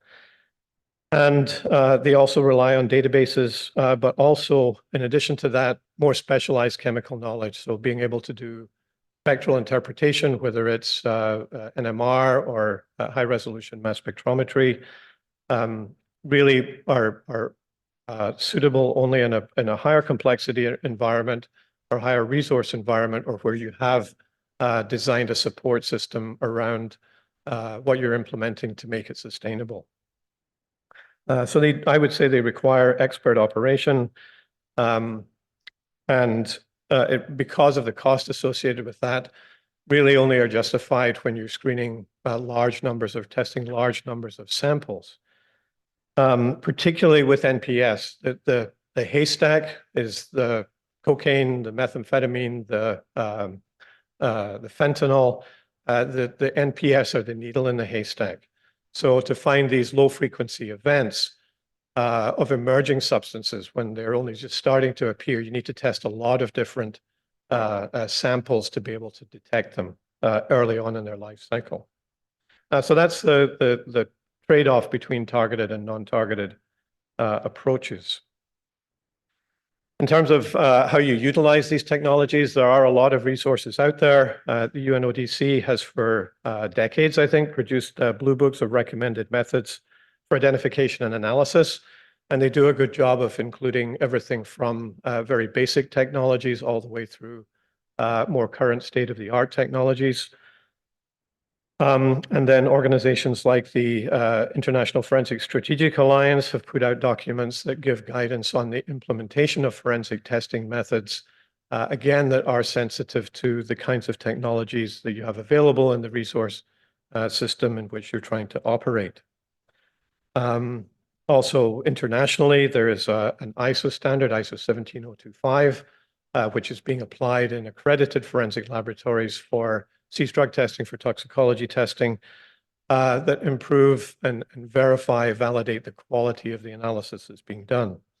But these national accreditation, ISO accreditation, is a very expensive system to implement and maintain. There are a number of networks of forensic science laboratories. Many of these are collegial, educational. Some of them do produce guidance documents. Some of them produce best practices. Some of them have mentoring programs. I think these can, in many cases, be made more robust with support and can support the development or the implementation of laboratories that can contribute to our knowledge about global drug trends by using each other's experience and technical knowledge. NFC is another organization that has published best practices for drug analysis. So there are resources for laboratories that have the technology to understand what the best way to operate these is. And then at the other end of the scale, CFSRE, our organization, puts out, in collaboration with the Society of Forensic Toxicologists and the International Association of Forensic Toxicologists, on a quarterly basis, information about substances that have emerged and are starting to what we would describe as breakout. So they're starting to get some traction. They're starting to be seen in more different populations. The positivity is increasing. And there are things that we would recommend if laboratories have these kinds of non-targeted capabilities to be looking out for, or to start adding them to the databases that allow labs doing more targeted analysis can also start to identify these substances. There's a variety of other resources. I've mentioned databases a number of times. As I said, these are generated by a lot of organizations. We have one that's available for download on our website, a mass spectral database. SWIG Drug has a very comprehensive drug precursor reaction byproduct database. A lot of the instrument vendors and the people who supply reference standards to laboratories also have electronic databases that can be ported onto a variety of these instrument platforms.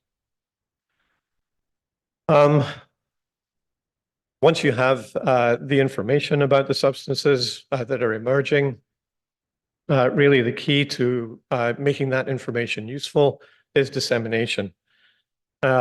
We do that through one of our collaborations with Colombo Plan in a variety of different formats.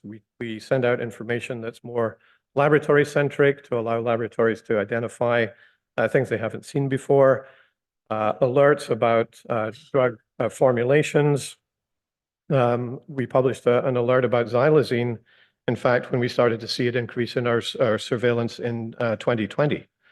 So getting that information out quickly allows more laboratories to incorporate it into their scope of testing. Face-to-face networking, I've heard a couple of people say how beneficial it is to be in a room full of people where you can have side conversations as well as formal conversations. One of the Colombo Plan initiatives is the International Lab Directors meetings. There have been 3 of these so far in Mexico and Singapore and then Abu Dhabi. The Colombo Plan will convene another International Lab Directors meeting in Bangkok later this year, where we do some needs assessment of the countries that attend and their Colombo Plan member countries.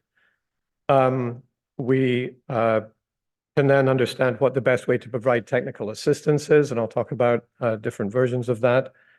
Help laboratories with technology upgrades and provide situationally appropriate technical support for laboratories from those with very little means to those that are transitioning into some of the more modern and newer technologies. And certainly dissemination of information about new substances through EMCDDA, UNODC's, EWA. Really, the web is the best way to send out information about new and emerging substances because the publication cycle, whether it's an annual report or a peer-reviewed publication, the life cycles of these new substances, the publication cycle often exceeds the life cycle of the substances. So getting that information out in electronic form is critical. And then through professional organizations, there are numerous professional organizations that provide networks for both formal and informal updates and exchanges of information about emerging substances. Some other considerations just to wrap this up in terms of trying to improve our coverage in terms of surveillance. We're talking a lot about the global threat, but really the information that gives us a picture of the global threat is all based on information that's gathered locally. So trying to fill in some of the gaps around the world where there is not testing, where there is not reporting of emerging substances is going to improve the quality of our global understanding of the drug threat. But what I've tried to convey in this presentation is that it can't be one size fits all, and you can't take one technology, standardize it, and put it in every circumstance, condition, or jurisdiction. So some of the considerations in terms of what is feasible to collect better local data more globally is is a laboratory equipped to purchase an instrument, first of all? Is it available in that country? Is it going to get support from the vendor? Is there somebody going to be available to service it when the instrument breaks down? Is there reliable power? These instruments are very sensitive to fluctuating power conditions. And frequently when an instrument goes down, it can take days before it's ready to be used again. In fact, sometimes fluctuations in power can destroy an instrument that costs tens or hundreds of thousands of dollars. You need to have access to consumables just to do the testing, often high-grade quality laboratory reagents, high purity gases, the analytical chemistry expertise to operate and to train other people in the laboratory to operate the instruments for purposes of redundancy.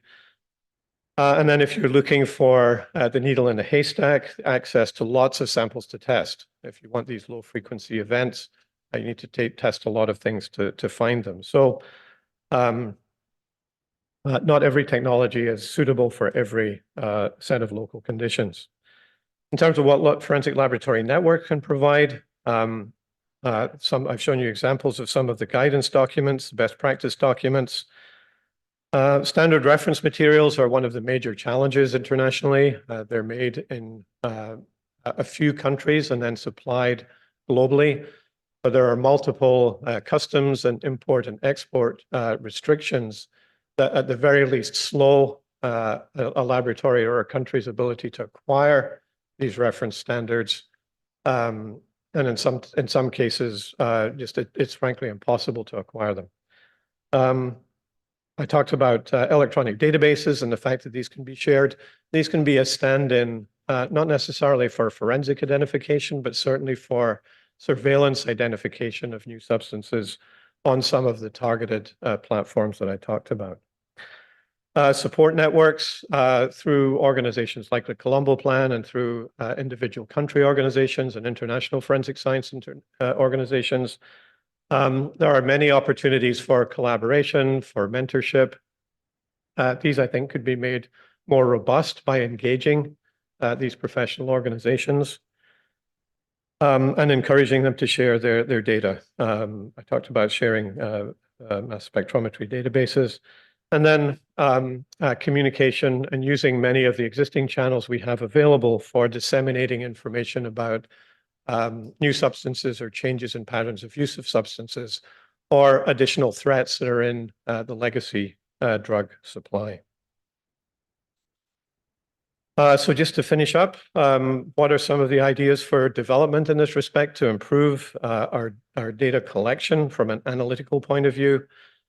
Certainly, there are opportunities to implement technology in jurisdictions or countries that do not have anything more than the more basic technologies currently, but it needs to be appropriate to the jurisdiction's ability to support it. And if an organization is going to sponsor the implementation or the upgrading of a technology in a country, there needs to be some long-term commitment to support that. It's not something that can be parachuted in and then will run without any oversight, assistance, or technical mentorship. Technical assistance, including mentorship, taking scientists.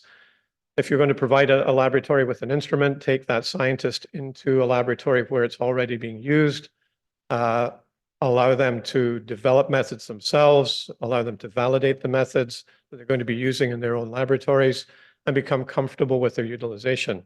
That's not a process that takes a couple of weeks. That's a process that takes months for them to be confident to independently perform that kind of testing. And then to have follow-up support periodically in country, either from the providers of the instrumentation or from mentors or experts. So that addresses technological competence, their comfort in ensuring they're getting the right results with the technology they have, and then the best ways to report that data so that it's contributing to the global picture. So I tried to cover a lot of ground. I think we have a lot of things that are a lot of best practice documents and a lot of understanding that is shared between countries through professional organizations and some of the agencies represented here. And there are definitely ways to improve the technological capability in laboratories without trying to recreate a very high-end emerging drug detection system. So thank you.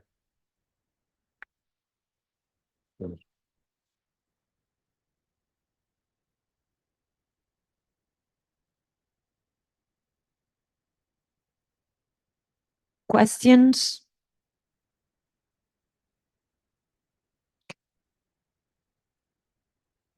Thank you very much for the excellent presentation. We briefly discussed outside on the precursor chemicals. Because one thing that I'm always curious, because I'm not a forensic scientist, I don't know how it works, right? But if you could answer for me, this would be great. There are some chemicals that I've been seeing like trafficking, like importing a lot these days to some country that has a history of a large-scale drug manufacture.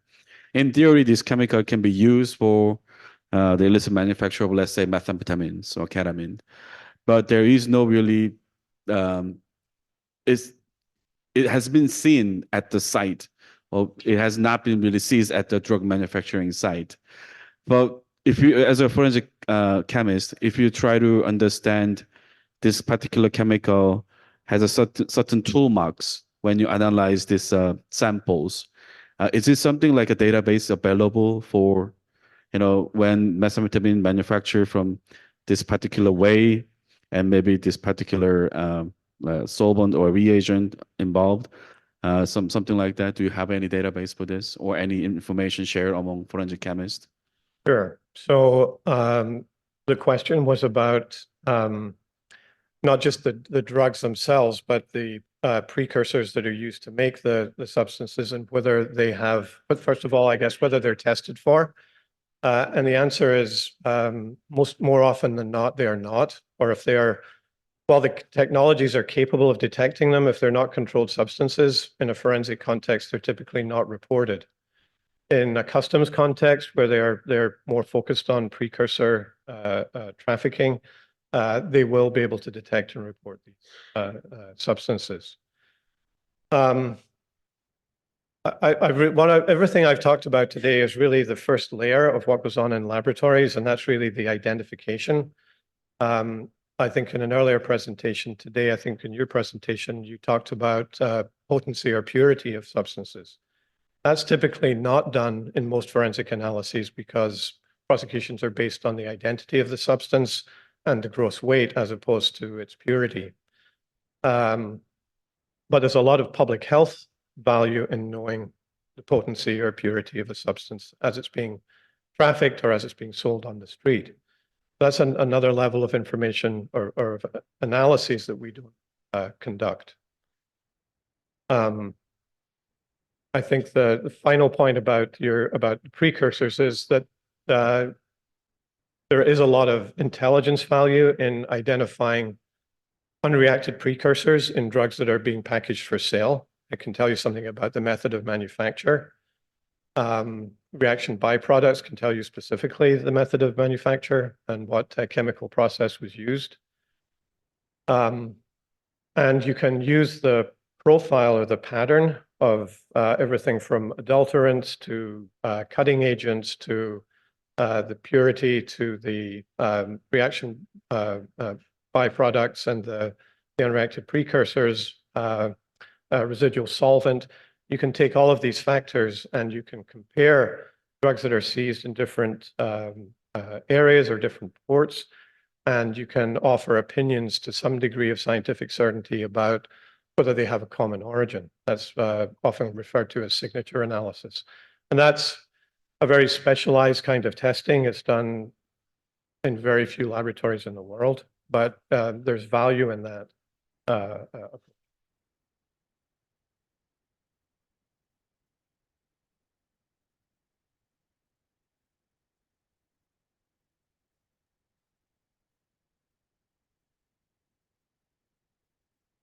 Thank you so much, Barry. Let's see. I was very interested in the discussion, well, the points that you put about the different networks that exist. And I guess I'm trying to get to an understanding of what the architecture might look like for discussions like of forensic chemists to come together and look at these at a global level on a regular basis. Does UNODC convene this body, or is it this International Forensic Strategic Alliance that you referenced? Or is it the Lab Directors Network, like the one that's going to meet in Thailand? Is there some commonality here, or do these groups all do different things and look at different things? There is no coordination. It's very fragmented, and it tends to be, I think the rationale for it is that although there's huge value to understanding the global picture, the value to the people who are generating the data is really the local data. And so that communication tends to be more locally focused. And there aren't really channels that have been developed within or between these organizations to try to consolidate or to share information from, like, adjacent, for example, from professional societies in adjacent countries. Many of these organizations have developed their own subcommittees or subgroups that focus on emerging drug threats or on NPS, but they also don't do a good job currently of communicating that between each other. So I think a lot of the infrastructure is there. It could be encouraged to communicate better. And the information that's collected certainly can be shared by the countries that are sharing the information with each other, but then it's relevant to countries that are trying to implement their own systems or understanding what they should be looking at. Mhm. Yes, I mean, ultimately, I think it has to be reflective. It has to be useful for the practitioners, but then also hopefully be able to connect to the big data kind of organizations that are producing the World Drug Reports for us to be able to understand how this then applies for the bigger picture.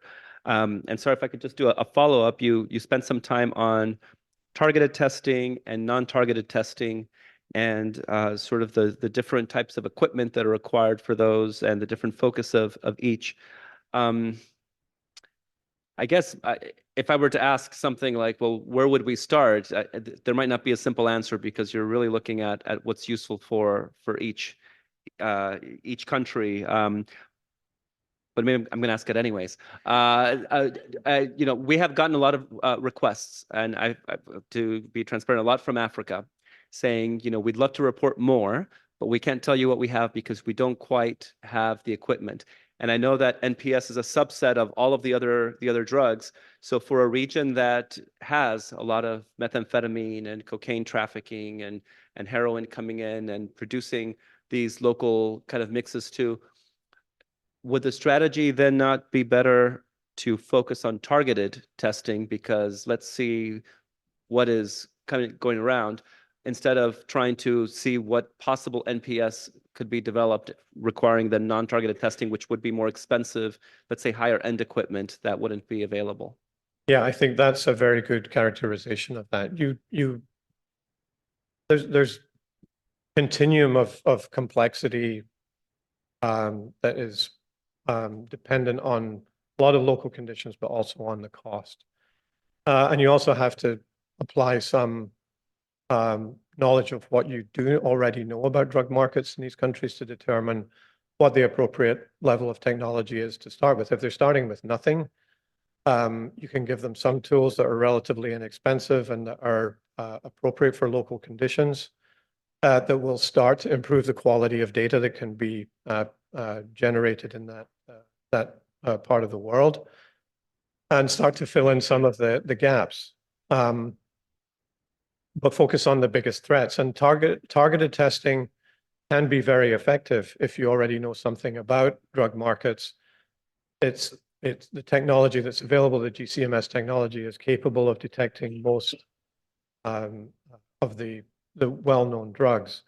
And the other positive thing about targeted testing is that you can enhance or continually improve its efficacy by updating the database without updating the instrument. And effectively updating the database is effectively no cost because other people have already done that work. For countries whose drug landscape is more complex, and there's evidence of drug harms that are not explained by the traditional drugs that they have the capability for testing for, that's when either a regional center that can do the more complex drug discovery kind of testing with the more expensive instrumentation makes more sense. Ideally, you would be able to send these substances outside of the country to maybe a continental center for that kind of at least discovery work. But it's very difficult in my experience and from talking to my colleagues, just because of the laws around shipping even evidentiary drugs between countries. It makes it very difficult to do on a practical basis.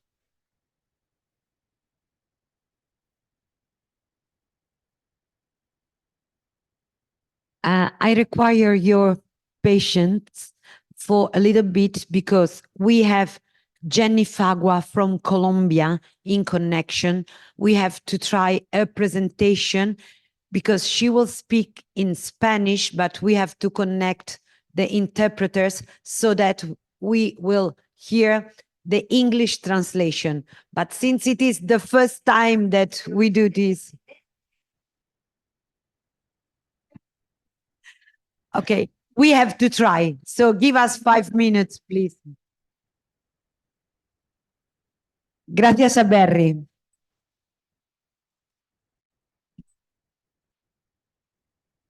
Jenny, ¿me oyes? Te escucho perfecto, Simona. Perfecto. Vas a poner tus diapositivas, por favor. Así vemos, si la vemos en el screen. Bienvenida, Jenny. Un Muchas gracias. saludo desde aquí. Good afternoon, Jenny, from us.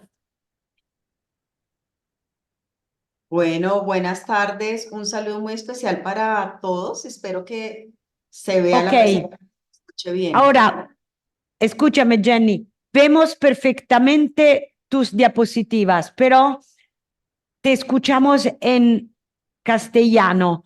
Ahora tenemos que cambiar el channel para escuchar en inglés. ¿Pueden las intérpretes probar a hablar en inglés? Ragazze di Roma, ci siete?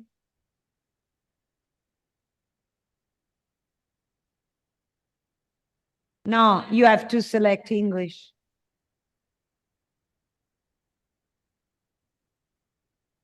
Can the interpreters try to speak in English so that we can try?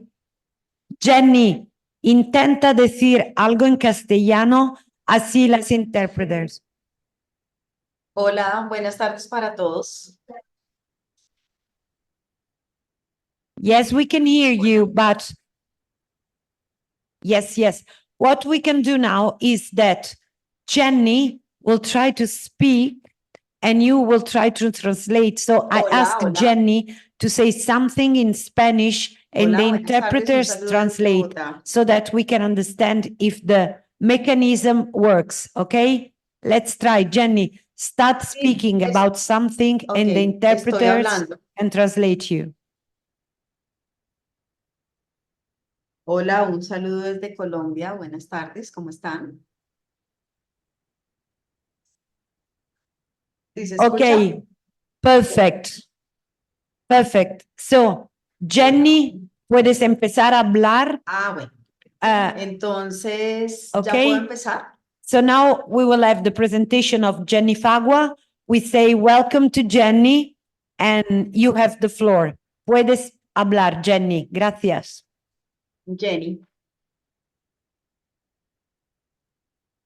Listo. Bueno, entonces, muy buenos días, Simona. Buenos días a todos. Un saludo muy especial desde Colombia. Con mucho pesar de no poder estar allá de manera presencial, pero bueno, igual agradecemos la posibilidad de hacer nuestra presentación de manera virtual. Entonces, es un gusto para nosotros compartir la información de nuestro Observatorio de Drogas de Colombia, que funciona en la entidad coordinadora de drogas en Colombia, que es el Ministerio de Justicia.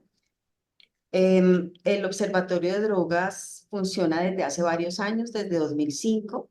Fue establecido con una norma, con una resolución como fuente oficial del gobierno de Colombia en materia de drogas. El hecho de ser fuente oficial de información pues nos da una ventaja, dado que pues medios de comunicación, instituciones y demás buscan la información del observatorio. El objetivo principal es la generación de evidencia técnica para la formulación de drogas, o sea, nuestro quehacer y nuestro trabajo diario es generar insumos para generar políticas adecuadas basadas en lo que está pasando en realidad y basadas en la evidencia. Para eso tenemos como dos grandes componentes que son el desarrollo de estudios, investigaciones y análisis y un sistema de información donde tenemos mucha información de los diferentes como eslabones de la cadena de las drogas.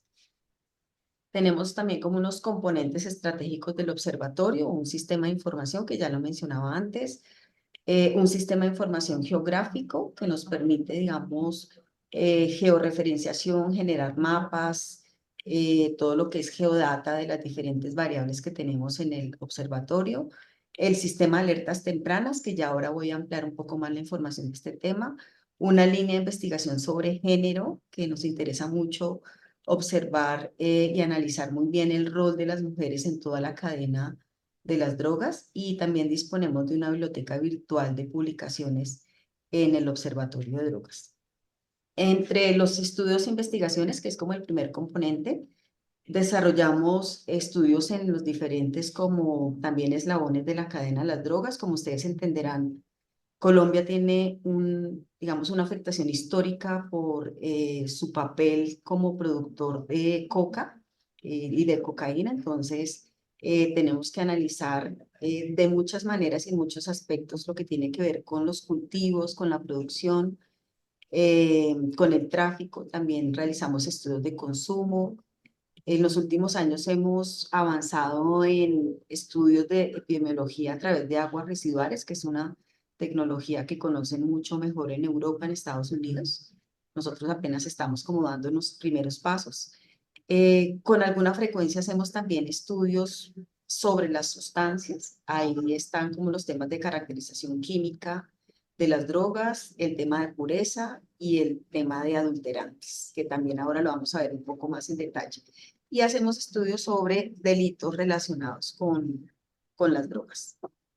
En cuanto, sobre todo más a la plataforma del observatorio, como resultados o avances principales, pues tenemos una base de datos que tiene 300 tablas, que es como 300 temáticas que pues están interconectadas bajo el sistema de información. Ese sistema alberga cerca de 90 millones de registros. Tenemos información desde hace varios años y tenemos, digamos, todos los resultados operacionales en términos de destrucción de laboratorios, incautaciones, personas detenidas. Es por eso que pues es ese número tan grande. En el último año, 2023, tuvimos más de 330.000 visitas en nuestra página del observatorio y tenemos más de 500 documentos y publicaciones a disposición del público. Tenemos también como esta diapositiva para hablar un poco de lo internacional. Digamos, como fuente oficial de drogas, de información de drogas de Colombia. Somos los que reportamos la información atendiendo diferentes compromisos internacionales, por ejemplo, con el MEM, con Naciones Unidas, con la JIFE. Pues estamos participando en esta coalición global frente a la amenaza de las drogas sintéticas desde el Observatorio de Drogas de Colombia. También participamos en Copolar para el fortalecimiento del observatorio y, bueno, diferentes como espacios internacionales donde participamos o donde tenemos proyectos. Dentro de proyectos especiales tenemos pues varios, pero voy a denotar un poco los que están resaltados en rojo. Estamos trabajando actualmente desde el observatorio una propuesta de nuevos indicadores también de una nueva política de drogas que tenemos desde finales del año pasado, una política de drogas que tiene un énfasis en el tema de derechos humanos, en salud pública, en el desarrollo rural. Entonces estamos también haciendo el ejercicio de pensarnos unos indicadores diferentes. Uno también de los temas destacados es la participación en esta coalición global. Estamos actualmente también trabajando en el fortalecimiento de nuestra plataforma y nuestra arquitectura de datos para tener, digamos, una mejor estructuración y una página más eficiente del Observatorio de Drogas. Uno de nuestros proyectos también más importantes para este año es fortalecer el testeo de sustancias o el análisis de sustancias que hacen algunas organizaciones en calle, digamos, estos en contextos de fiestas, de conciertos, de eventos de música electrónica, donde hay cientos o a veces miles de personas, donde muchas de ellas consumen sustancias, y hay unos servicios de organizaciones de la sociedad civil que hacen unos análisis de campo. Nosotros vemos ahí un potencial muy importante para el sistema de alertas tempranas, para tener mejor información más oportuna. Y este año estamos en un proceso, bueno, en una idea de fortalecerlos, de dotarlos de de mejores equipos, de darles capacitación y sobre todo también el interés de nosotros desde el observatorio es poder tener acceso a los datos y a los análisis que ellos realizan. En parte eso lo estamos realizando con unas pocas ONGs, organizaciones, pero queremos ampliarlo mucho más y dejar una capacidad instalada en los territorios. La política de drogas, que como les digo es nueva, también plantea la generación, la formulación de un plan de respuesta frente a drogas de alto impacto y ahí consideramos como un caso especial el fentanilo, entonces estamos también organizándonos con todas las instituciones para generar este plan de respuesta. Ahora, para hablar ya como un zoom, un poco más en detalle del sistema de alertas tempranas, que es un tema que ya pues, tiene un énfasis en las drogas sintéticas. Aquí les queremos contar que Colombia tiene el sistema de alertas tempranas desde el año 2013, aunque se formalizó en el año 2016 con una resolución también. Esa resolución crea este sistema como una red de información. Esto quiere decir que está basado en la información que generan varias instituciones, por ejemplo, el sector salud, el sector educación, la Policía Nacional, la Fiscalía, tenemos universidades también participando, estamos obviamente nosotros como Observatorio de Drogas, que somos los que lo coordinamos, y se plantea como fin, como propósito, monitorear las sustancias con el fin de identificar nuevas drogas o drogas emergentes que pueden aparecer en el mercado y que tienen riesgos para la salud, como todos sabemos, y eso con miras a orientar mejor acciones desde el control, pero también desde la salud pública y desde, digamos, diferentes campos de acción que puedan haber.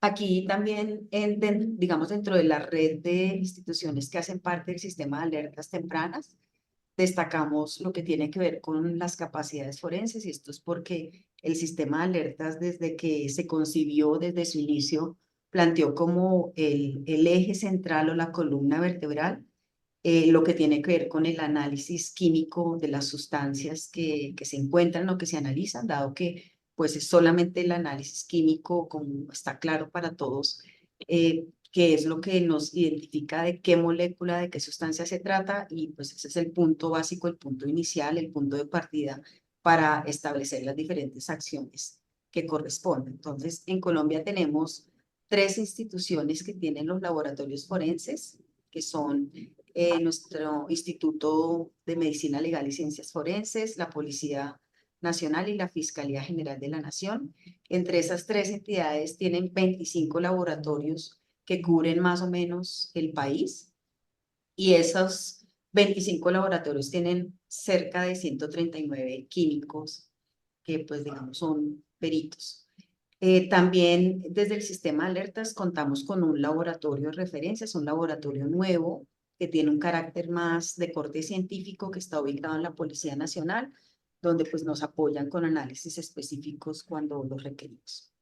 No obstante, digamos, ese número de laboratorios, como ellos están ocupados en el día a día de analizar sustancias incautadas, entonces a menudo también tenemos que recurrir a las capacidades de laboratorios que hay en las universidades, en la academia, y a veces incluso también hacemos contratos y debemos pagar por el análisis de esas sustancias. Esta es como la gráfica en la que queremos representar las sustancias que se han identificado en Colombia, que en total son 59. Como ven, están, digamos, representados varios grupos. Por ejemplo, las más comunes son estas, las carrinonas sintéticas, que están en azul. Hemos encontrado, pues, varias de esas, también varias feniletilamina. Hemos encontrado, digamos, sobre el tema de opioides sintéticos, 4 sustancias de producción ilícita, pero de cada una de ellas un solo caso. Entonces, un poco lo que nos parece es que con el tema del fentanilo, obvio hay como la alerta por esa amenaza mundial que reconocemos la gravedad, pero en Colombia no vemos todavía, vemos algunos síntomas, ya lo puedo mencionar, pero no, digamos, algo como tan complejo como en otros lugares.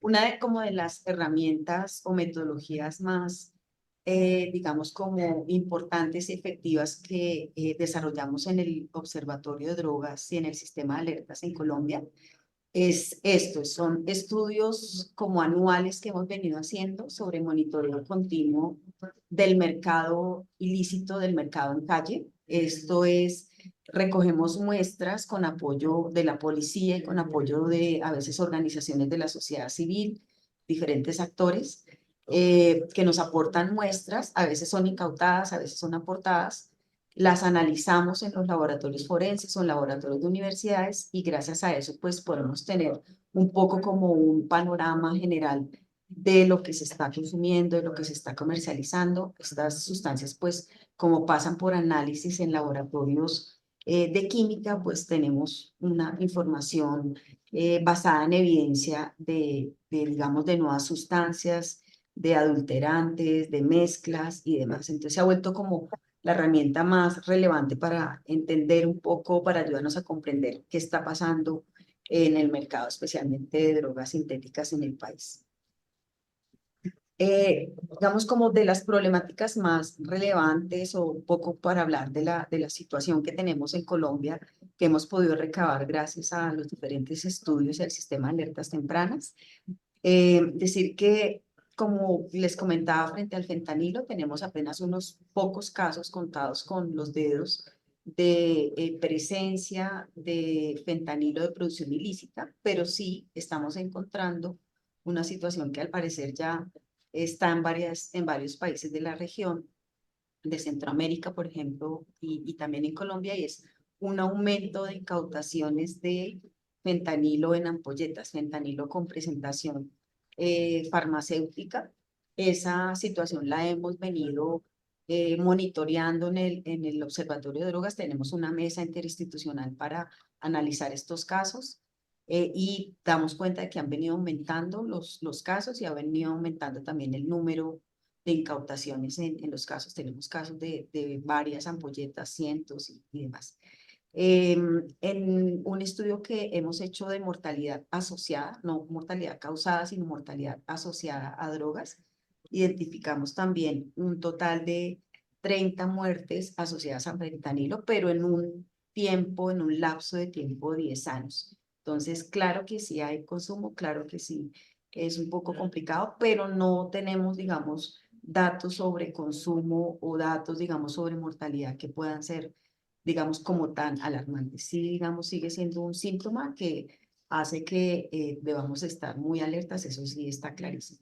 Una de las cosas que nos parece como un riesgo, un factor de riesgo para estar muy atentos al tema de fentanilo, es obviamente el número de incautaciones que ha venido aumentando, como les comento, pero además una situación que tenemos en Colombia con consumo de heroína, que está en Colombia, en algún departamento, en uno y de pronto en dos o tres, porque no tenemos certeza de eso, hay cultivos de amapola y producción de heroína, pero pequeña. Y una parte de esa heroína se está quedando para consumo interno, entonces hay una problemática muy focalizada en unas 7 ciudades donde ya varias de estas personas consumen por vía inyectada. Y pues sabemos un poco por lo que ha pasado en otros países que ese consumo de heroína que ha estado allí desde hace algunos años es un factor de riesgo porque estas personas que tienen esos consumos activos pueden ser, digamos, susceptibles de que les vendan heroína contaminada con fentanilo.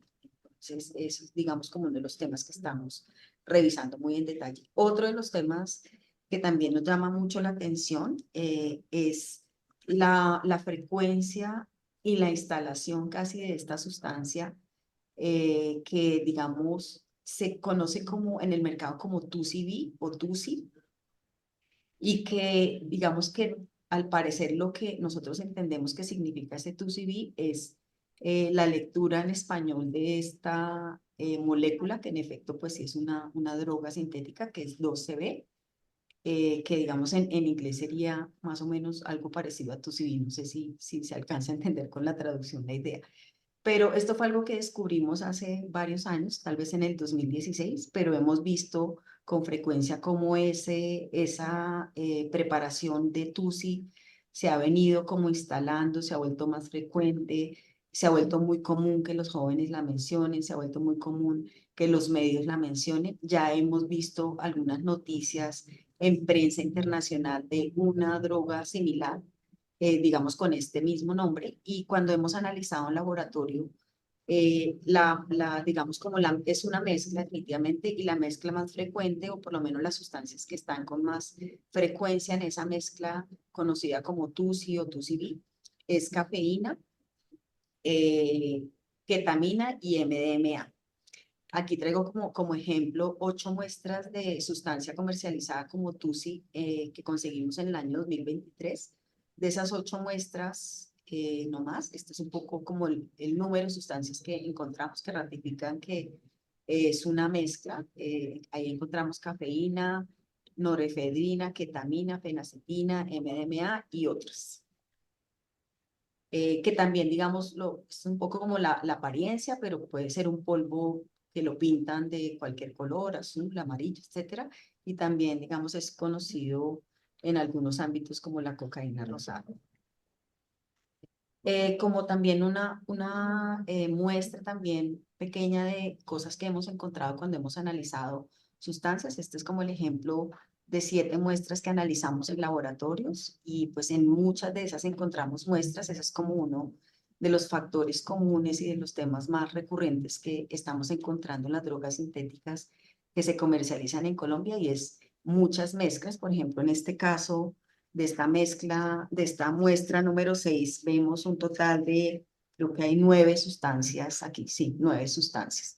En muchas de esas, como ven, que lo tenemos aquí resaltado en azul, está la ketamina, que se ha vuelto también una sustancia muy común, también muy frecuente. La vemos mucho en las incautaciones, la vemos mucho en el consumo, la hemos visto también relacionada con muertes asociadas a consumo de sustancias psicoactivas. Creo que me estoy pasando un poco del tiempo, pero ya para terminar, hablar un poco de los desafíos que encontramos en Colombia frente al tema de drogas sintéticas. Entonces, en primer lugar, vemos la necesidad de fortalecer nuestra capacidad de análisis forense. Si bien tenemos, digamos, un número de laboratorios que tienen un buen desarrollo y tienen un equipamiento y demás, esos laboratorios, por la situación de productores de coca y de cocaína en Colombia, tienen un mayor conocimiento y experticia en el análisis de drogas naturales, pero en cuanto a drogas sintéticas, si bien, digamos, ya hay un recorrido, también vemos la necesidad de fortalecerlos en términos de mejorar equipos, de mejorar capacitación, de dotar de estándares y drogas de referencia para facilitar los análisis. Y vemos casi que un vacío, por lo menos una necesidad muy grande de fortalecer la parte de toxicología o el análisis de muestras biológicas, que también, digamos, es una buena fuente de información para detectar nuevas drogas y drogas sintéticas, que es, digamos, algo en lo que tenemos que mejorar mucho. Como les mencioné, estamos con el interés de mejorar las capacidades en campo para el testeo de drogas con organizaciones de la sociedad civil y también con entidades de los territorios, con entidades más locales. Vemos también la necesidad de analizar de manera permanente la dinámica de adulterantes en el mercado de drogas sintéticas, que es también uno de los temas que vemos con mucha preocupación. Y aquí lo pusimos como de manera muy corta, pero y muy resumida, pero es un campo muy grande, todo lo que tiene que ver con la salud pública, con la prevención, con mejorar las capacidades de los profesionales que atienden las urgencias toxicológicas, de mejorar el manejo de esta información de drogas sintéticas y drogas emergentes en medios de comunicación, en periodistas y demás, que a veces vemos que hacen es como comunicación con daño, y a veces generan incluso contraprevención cuando hablan de drogas, de manera que lo que hace es ocasionar incluso curiosidad de parte de los jóvenes. Y bueno, todo el tema de prevención y de reducción de riesgos y daños es también un tema en el que Colombia tiene que avanzar de manera rápida para estar preparado frente a estas situaciones y amenazas a nivel mundial.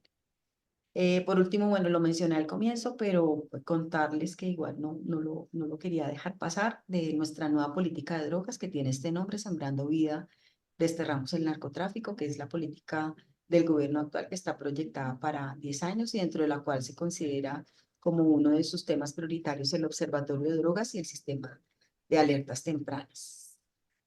Bueno, muchísimas gracias a todos por la atención y quedo muy atenta renovando el saludo desde Bogotá, Colombia para todos.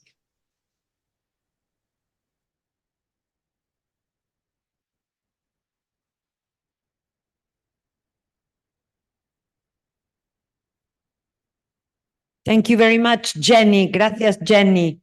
¿Estás allí todavía? Are you there?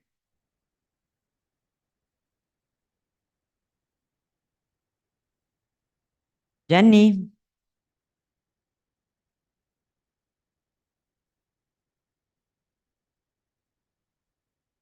Jenny. Ay, hola, sí. No había Okay. apagado el micrófono, sí, aquí estoy. Jenny, some questions, okay?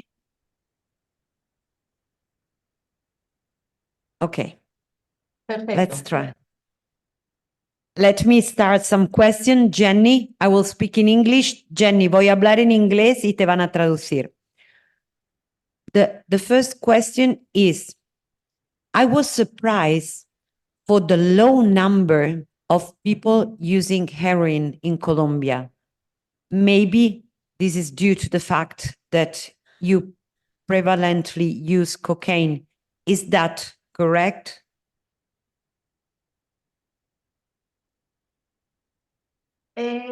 Sí, principal, nuestra droga, No, inglés.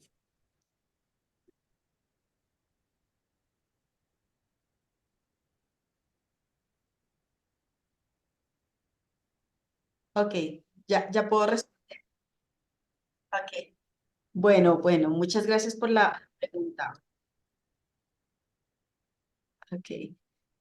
Bueno, nuestra, digamos, entre las drogas ilícitas, la más consumida, la marihuana, el cannabis. También tenemos cocaína, bazuco, drogas sintéticas, como un poco, tal vez en ese orden. La heroína es un marginal muy concentrado en su mayoría habitantes de calle. Son realmente, de acuerdo con los datos que tenemos, aproximadamente 36.000, solamente que el dato que tenía ahí de 15.000 es de los que se inyectan, de los que tenemos información que se inyectan, de acuerdo a estudios que hemos hecho para detectar esa población que necesita, digamos, acciones de reducción de riesgos y daños específicas. Es por eso. Pero igual, si son pocas.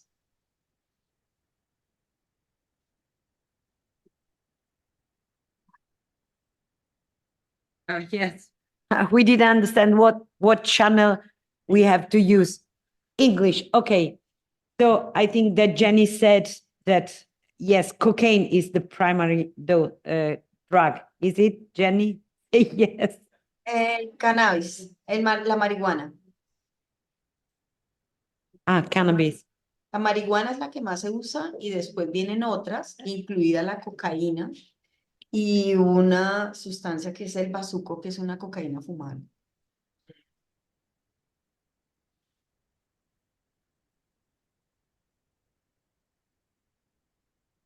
Okay.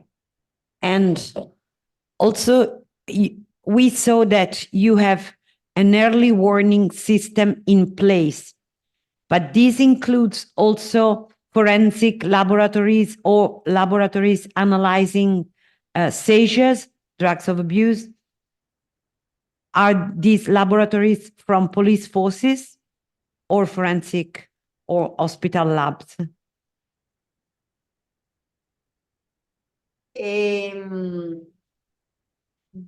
Creo que la respuesta corta sería de todo lo anterior, pero a ver, el sistema de alertas tempranas de Colombia, que funciona desde el Observatorio de Drogas, se apoya en una red interinstitucional, ¿sí? O sea, ahí están varias entidades, varios sectores, incluidas las entidades que tienen laboratorios forenses. Como tú dices, en efecto, estos laboratorios ocupan la mayor parte de su tiempo analizar las drogas incautadas. Algunos de esos laboratorios están en la policía, en medicina legal, en fiscalía. Como con estos laboratorios el sistema de alertas trabaja y se apoya y ellos nos ayudan para darnos información de lo que están encontrando, para analizar drogas en las que tengamos interés a veces, pero cuando, digamos, la capacidad de los laboratorios forenses por tiempo o por cualquier razón no se puede, les contaba que acudimos a y nos apoyamos en laboratorios de universidades. Por ejemplo, el año pasado, en 2023, tuvimos un convenio con el laboratorio de la Universidad Nacional de Colombia, que es pues, una de las universidades más importantes que tenemos en el país, que tiene también un buen laboratorio acreditado y demás, donde analizamos 600 sustancias psicoactivas. Cuando acudimos a esa fórmula de apoyarnos en un laboratorio en una universidad, debemos pagar, debemos, sí, pagar un presupuesto por esos análisis.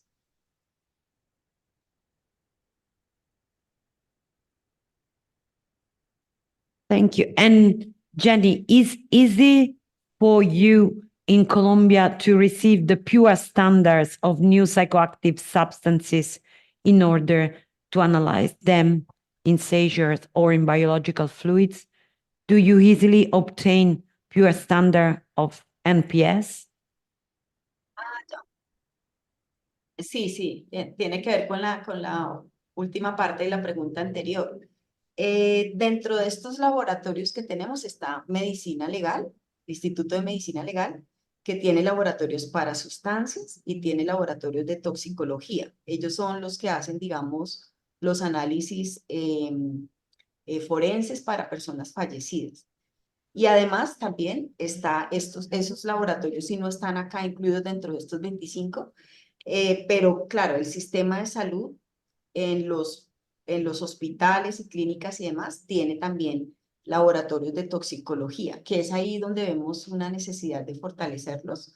No todos tienen laboratorio de toxicología o, digamos, cuando se atienden las urgencias toxicológicas, generalmente esto ocurre el fin de semana, el viernes en la noche, y algunas veces esos laboratorios no están disponibles a esas horas en la noche o los fines de semana. Entonces, sí vemos hay una necesidad gigante de dotar de más y mejores laboratorios de toxicología y mejorar esa capacidad de toxicología, de análisis toxicológico en el país. Eso sí es un vacío que observamos.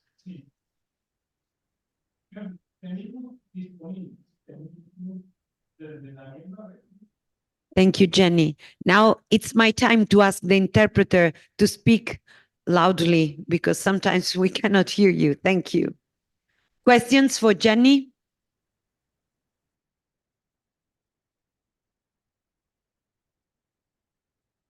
That's it? No questions?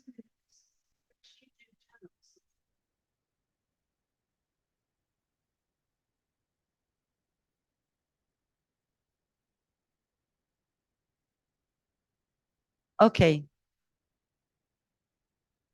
Now we can hear you perfectly. Angela May.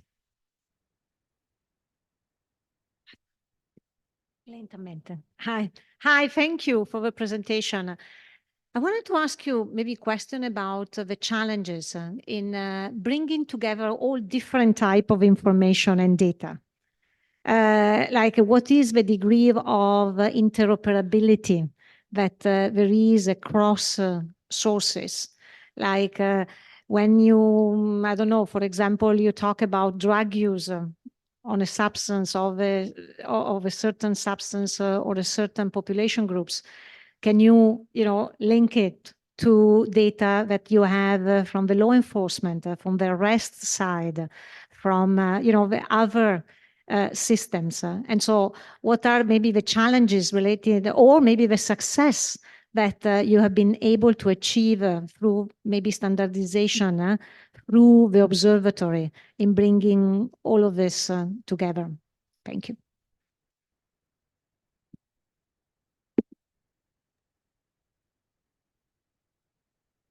Bueno, muchísimas gracias por la pregunta.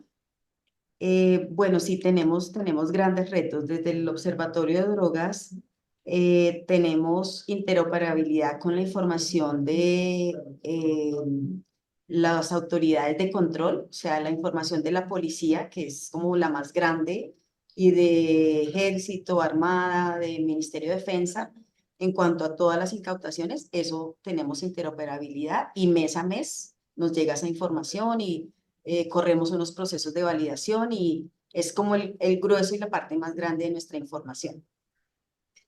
En lo que tiene que ver con los laboratorios, ¿sí? Esa información nos toca gestionarla de otra manera que es un poco más larga, más compleja. Lo que tiene que ver con consumo y con toxicología y con, tenemos, por ejemplo, hay una fuente de información que es urgencias toxicológicas, una fuente de información que es personas atendidas por consumo de sustancias psicoactivas, donde también se recaba información. Esa información no la tenemos en interoperabilidad, pero nosotros la podemos consultar periódicamente. Entonces la consultamos para emitir reportes. Sí tenemos un reto grande de mejorar, de ampliar mucho más las fuentes de información, de mejorar la interoperabilidad. Y hay una cosa que pronto tú, como conoces mucho a Colombia, Ángela, me puedes saber que tenemos una situación para mejorar y para trabajar en Colombia y es frente a las drogas sintéticas y es el hecho de que cuando se incautan las sustancias, la policía reporta lo que, digamos, a simple vista les parece que es, ¿sí? Y esa es la información que nos llega al Observatorio de Drogas. Cuando esa sustancia que se incautó va al laboratorio y se hace el análisis, esa información no llega al Observatorio de Drogas. Es una información que a nosotros nos toca ir a buscarlo para corregir la información inicial que recibimos de primera mano. Eso es algo en lo que estamos trabajando, pero es algo en lo que, digamos, es como uno de los temas en los que vemos una necesidad gigante de articulación interinstitucional para poderlo manejar y también es un tema que tiene que ver con las bases de datos y los sistemas de información disponibles, que a veces pareciera que es sencillo como incluir una variable en una base de datos para, por ejemplo, subir la información del resultado del análisis forense, pero cuando son sistemas de información interinstitucionales, cuando son sistemas de información que tienen tanta información, incluir una variable es algo costoso y algo complejo, pero es algo en lo que ya estamos trabajando.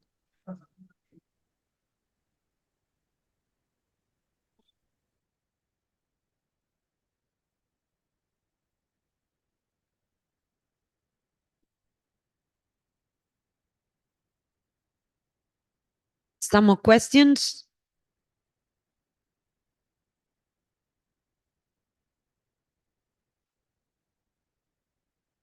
Okay, Jenny, thank you very much for joining us from Colombia.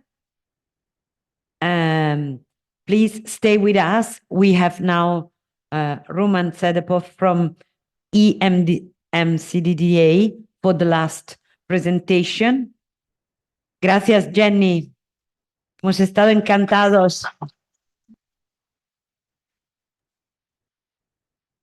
Gracias. Muchas It's gracias. early Un saludo morning para in todos. Colombia, so Jenny woke up very early in the morning.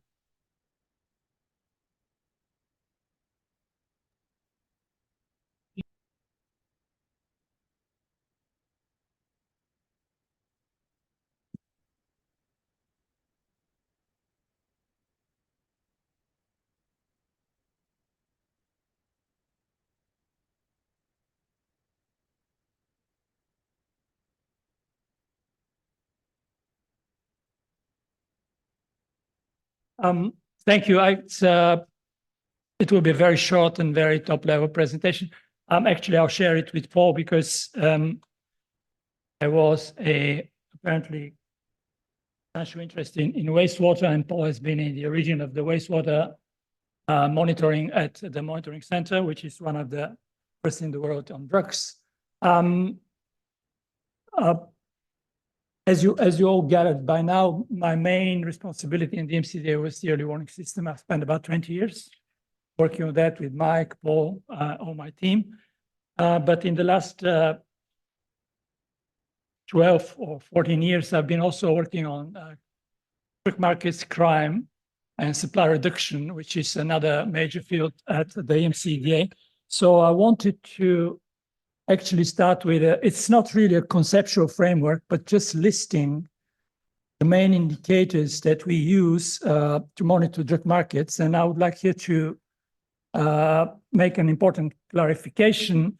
For us, drug markets, and we have adopted this holistic understanding of drug markets. It starts from production, trafficking, distribution, and includes consumers and retail markets. So it's actually the whole chain between the production of the drugs and the consumption of the drugs, and also all the players, all the materials, and all the consequences. So it's a very rich understanding. It's also very difficult, but we think that from a policy perspective, it is important to have a holistic approach, because most of the time, drug market is a key intervention area for law enforcement of policy.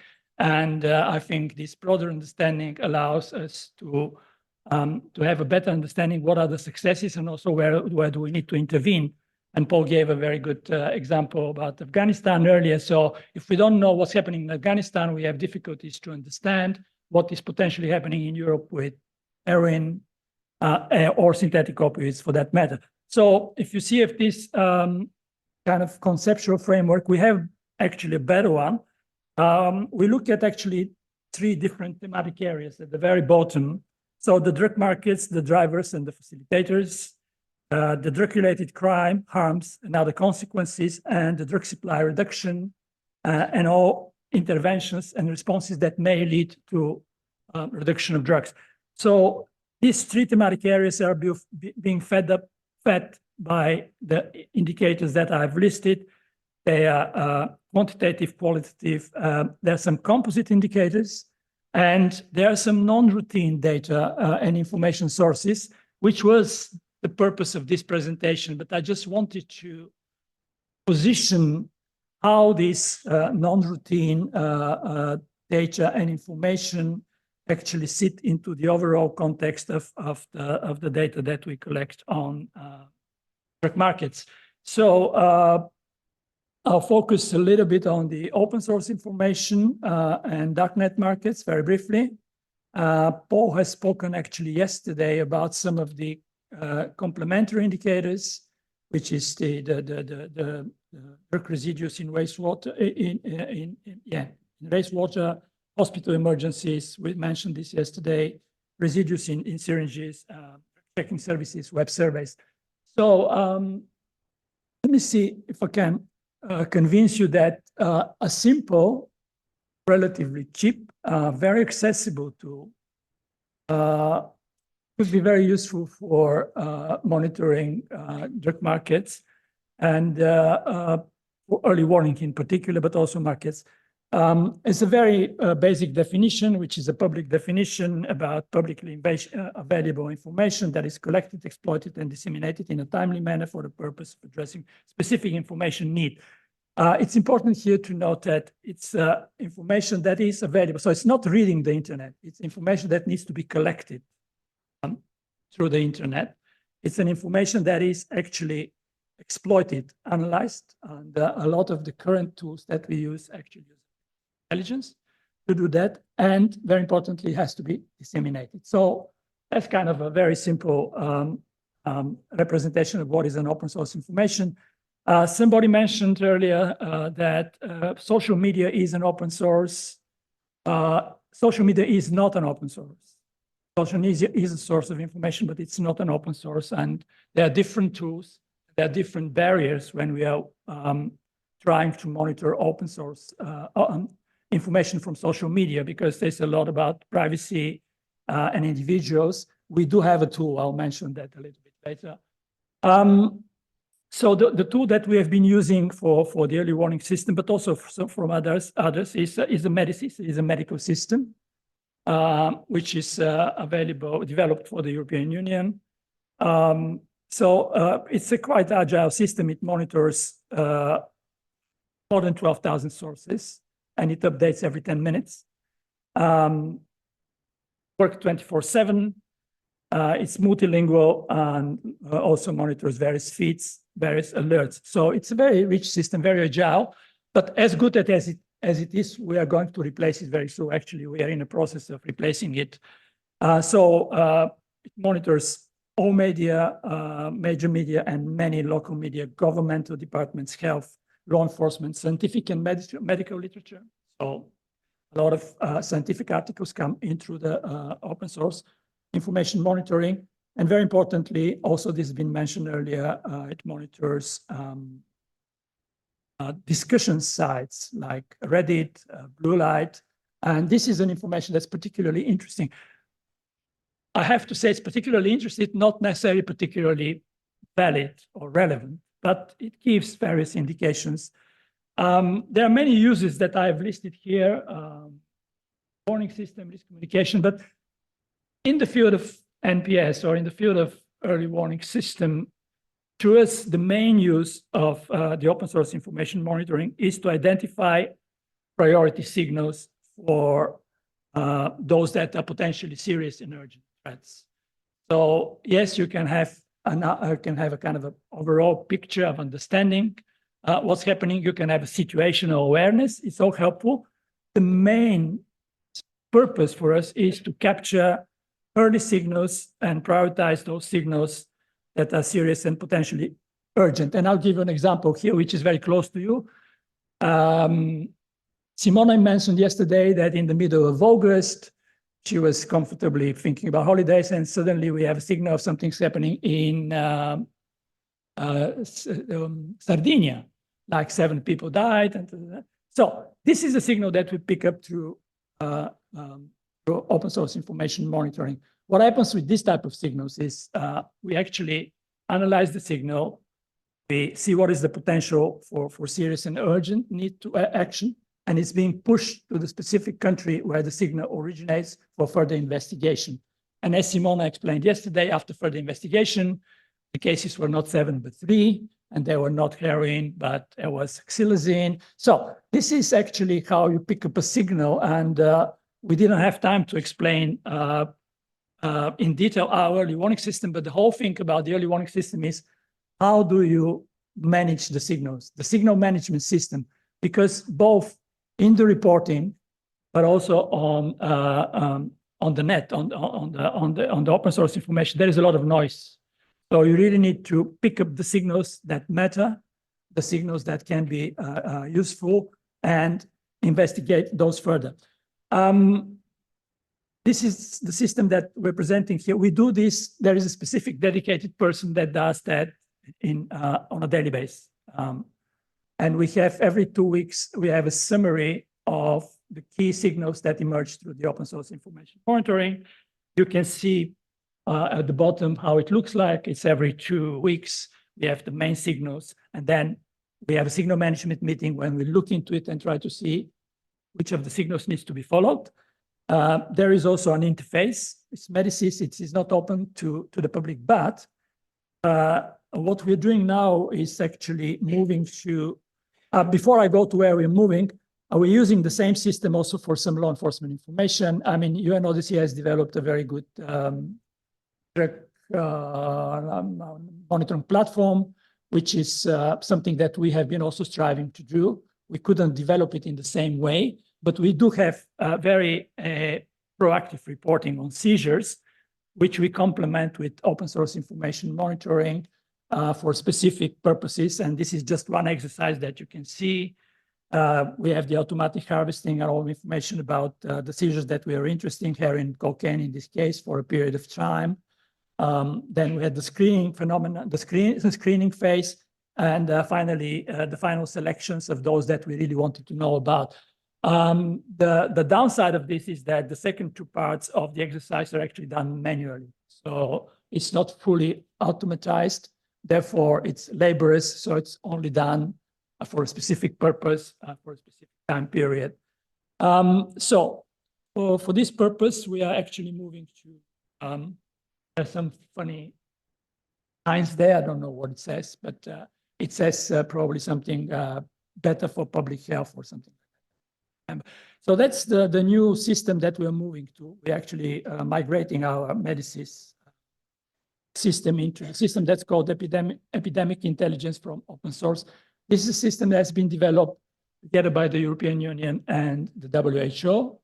And the good thing about this system, and I take a special interest to present this to you, or to at least mention it to you, is that actually it could be available to many member states that are members of the WHO. So in a way, this is a tool that could be widely available and widely used.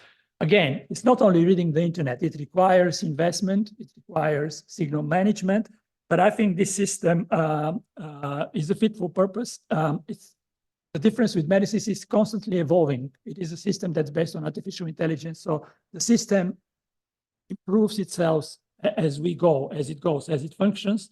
It turns around large volumes of information at high velocity and uses a variety of languages. So again, the good thing about this system for the future and for this particular exercise is it could be available to member countries of the WHO, which means that could be very useful in future monitoring related to synthetic drugs.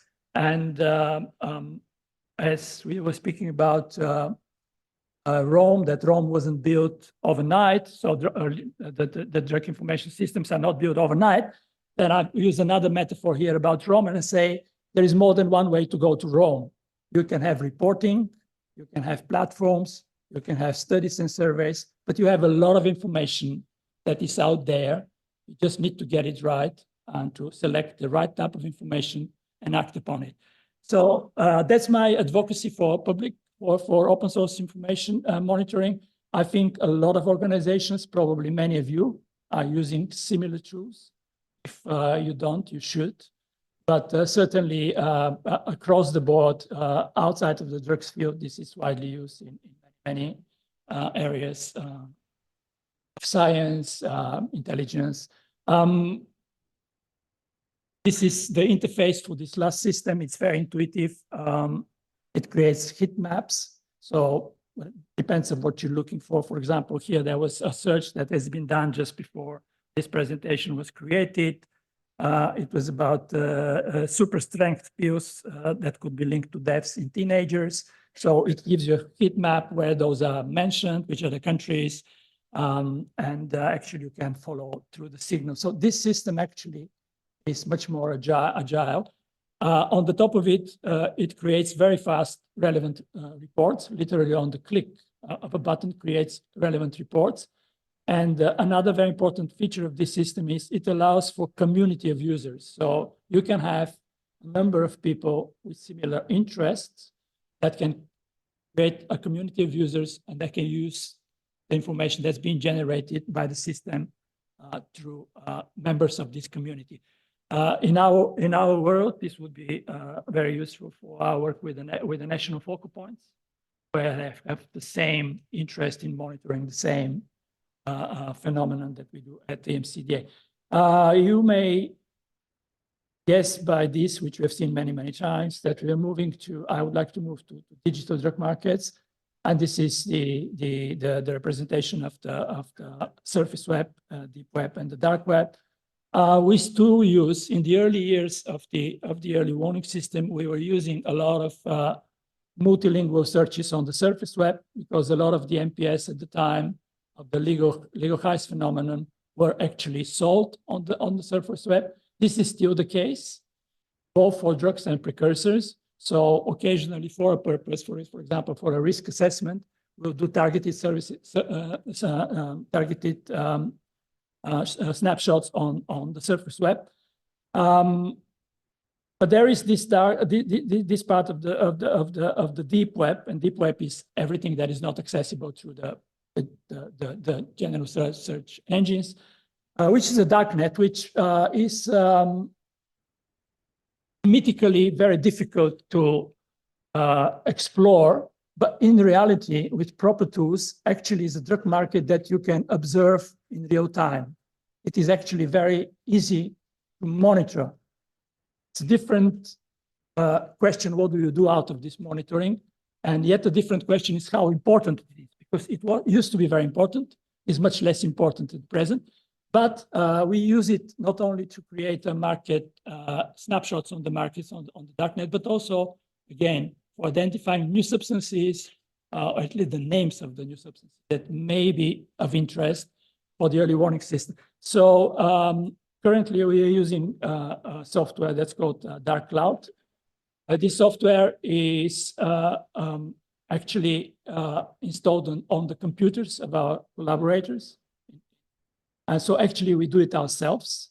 A lot of the searching, we can do a lot of searches. We can filter, we can have advanced queries.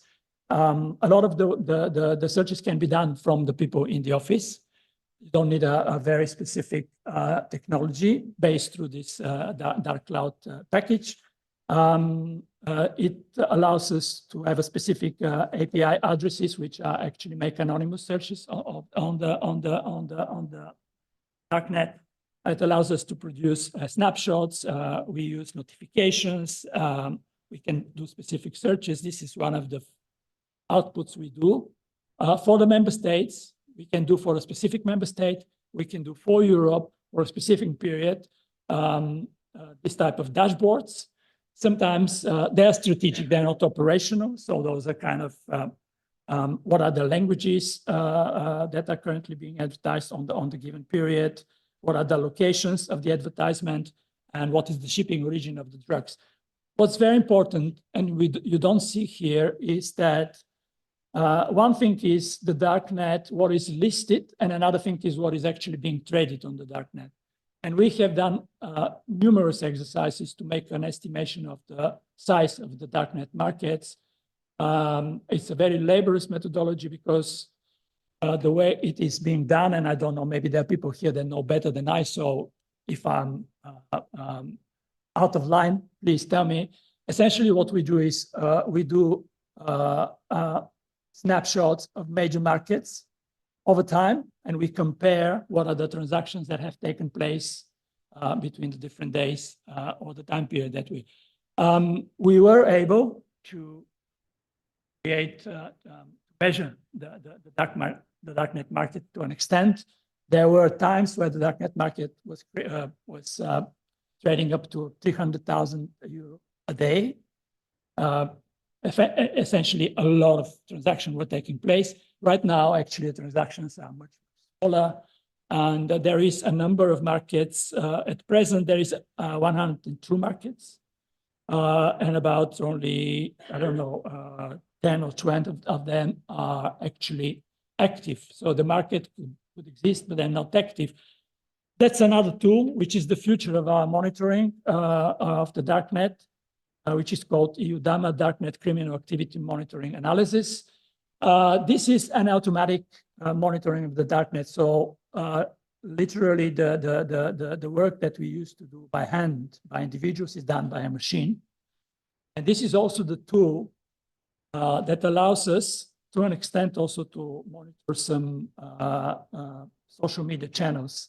And the first test we have done was with Telegram, because there is a lot of activities related to drugs that are taking place on Telegram. However, we haven't yet resolved the issues with privacy and data protection, although we do have potentially the capacity to monitor, in particular, large working groups, not individual people, but large channels on, in this case, Telegram. So that's more or less what we do in the field of darknet monitoring. Just one indicator, which is another iceberg here. So most of the time we're observing just the top of the iceberg, but like in the darknet, there's a lot of things that are happening below. In Europe, with the substantial drug production that's taking place, synthetic drug production that's taking place, and the massive import of cocaine into Europe, we're facing now the problem of drug violence, which was not very typical for European market. And one of the new indicators that we have developed, ad hoc indicator, is about monitoring violence. And we have started through development of drug-related homicide, which is the top of the iceberg, but it's also, in a way, the easiest monitor, because there is a lot of data that's coming from the court, which is data for perpetrators, There is data from victims, from coroners, and as well as data from open source information. So corroborating this data gives us a rather good opportunity to monitor drug-related homicide. We're planning to extend this into monitoring violence. And when I spoke about indicators, I didn't have time to mention this, but there is a lot of data that is based on indicators, a lot of data that is based on qualitative measurements. And our model includes data that is related to corruption, to organized crime. There was a question about that. Data that is related to facilitators, market players. So there's quite a lot of data sets which are not structured. They're not indicators. They're just areas where we can monitor through available information, essentially chipping into the existing databases or monitoring tools. The model for drug-related homicide we use the classical model of dividing the crimes into psychopharmacological violence, economic, compulsive, and systemic violence. Our interest is systemic violence. We would like to see what is the violence that is linked to the operation of the drug market. We're not interested in people that have been under the influence and they committed crimes or including sites. We have done in-depth analysis of 3 member states. Now, found very strange results at the time. I will not present this here, but it exists. It has been published. We're trying now to extend this to the whole of Europe and to actually be able to have a kind of a more robust data. This is absolutely achievable. It just really needs work because the data is there. It just needs to be corroborated. Again, open source information plays an important part in that. Paul spoken about that, about the importance of monitoring technology for monitoring market and international developments. This is the case of Afghanistan. I think you, Paul, discussed it the other day. I just use here, because I said satellite and drone technology, just to tell you one more very innovative way of monitoring drug market, probably not very relevant to the global coalition, but an interesting nevertheless. This is a specific technology that is currently being developed in Europe in monitoring dump sites. There is a lot of synthetic drugs production that takes place, in particular in the Netherlands and Belgium, but also Poland and others. So we have developed, or our research project has developed, a specific technology that is monitoring dump sites. This is used by, the way it works is by satellite imaging. We are able to have some markers, find sites that potentially could be a dump site. And these are being additionally exploited through a drone technology, which actually goes and takes a very closer look at the sites. And if it's proved to be a dumping site, it's being reported to law enforcement and to food safety authorities, because there is a lot of preoccupation with dumping sites, especially when there is a large volume of toxic waste that this ends up into the soil and into the water and into the food chain. And that's another, in a way, innovative method that we have been introducing. It's not yet, it's still in a research phase. We hope to be able to deploy it at least in Belgium and Netherlands, which I don't know when, but hopefully soon. And with this, I have exhausted my bit hectic presentation, and I hope I managed to convince you of some of the utilities of this type of sources. And this is the mannequin piece in Brussels. That's where I had to Paul Griffiths to tell a few words about wastewater analysis. Paul, would you like to?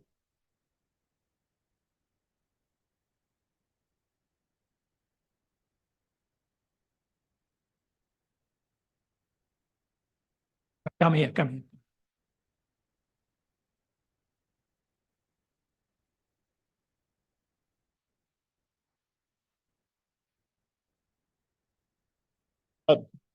We had a request just to say a few words about wastewater in more detail. I'll do it very brief. I know everybody's tired. It's been a long day, so I'll rattle through this very quickly. I've only got a little bit to say. It's particularly appropriate to do this here. Some of the first studies were done in the River Po in Italy, leading us to various jokes in the office about taking the P from the Po, but that's an English language joke that doesn't translate very well. One area that hasn't done a lot of wastewater, interesting, is the US actually. And the reason we got into this was many years ago, we got phoned up by ONDCP, and it was during the Bush presidency, and there was a concern from the White House about this technique, and we were phoned up to say, by someone quite senior there, and say, Paul, are you doing any of this wastewater analysis? And I said, oh, what the hell's that? That sounds crazy. Well, I thought it was a bit of a joke. We had a researcher who didn't have anything to do. I was trying to think of something to get them to do. I said, go and have a look at this. And we ended up with the first Testing the Water conference. And in the middle of that meeting, we were all sitting there and thought, geez, this could work. And we saw what we thought at first was a very novel technique. And it's turned out to be one of our routine indicators. I was at the big EPIET conference in Barcelona about a month ago, and that's a big disease epidemiological conference for Europe. And wastewater now is a standard epidemiological technique that they're using to do a lot of COVID monitoring. Part of the European water regulation, so what all countries have to do into part of their clean water responsibilities is also to disease monitoring at certain rates of COVID. So they built wastewater analysis now into our routine water quality surveillance systems, looking at increasingly a number of diseases. And I think the drugs area is very much an early adopter of this. So we've kind of quite nice to suddenly see this technique become so mainstream. I said yesterday, it fits into what we call complementary methods. I won't talk about them again, but it's just one of the more partial approaches that can give us more granulated data to add to the stuff we're collecting through for our more conventional indicators and for our early warning system.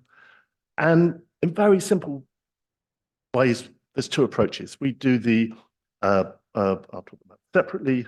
The first one is what you call pooled urine analysis, and some people say it's a genuine pooled sample, where you actually go along to a music festival, or there's been pissoirs put in various cities. They did it in London at one point.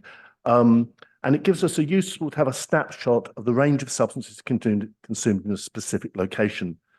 But this kind of site sampling is good for getting a sort of idea of MPS for novel substances, seeing what drugs might be being used in that location.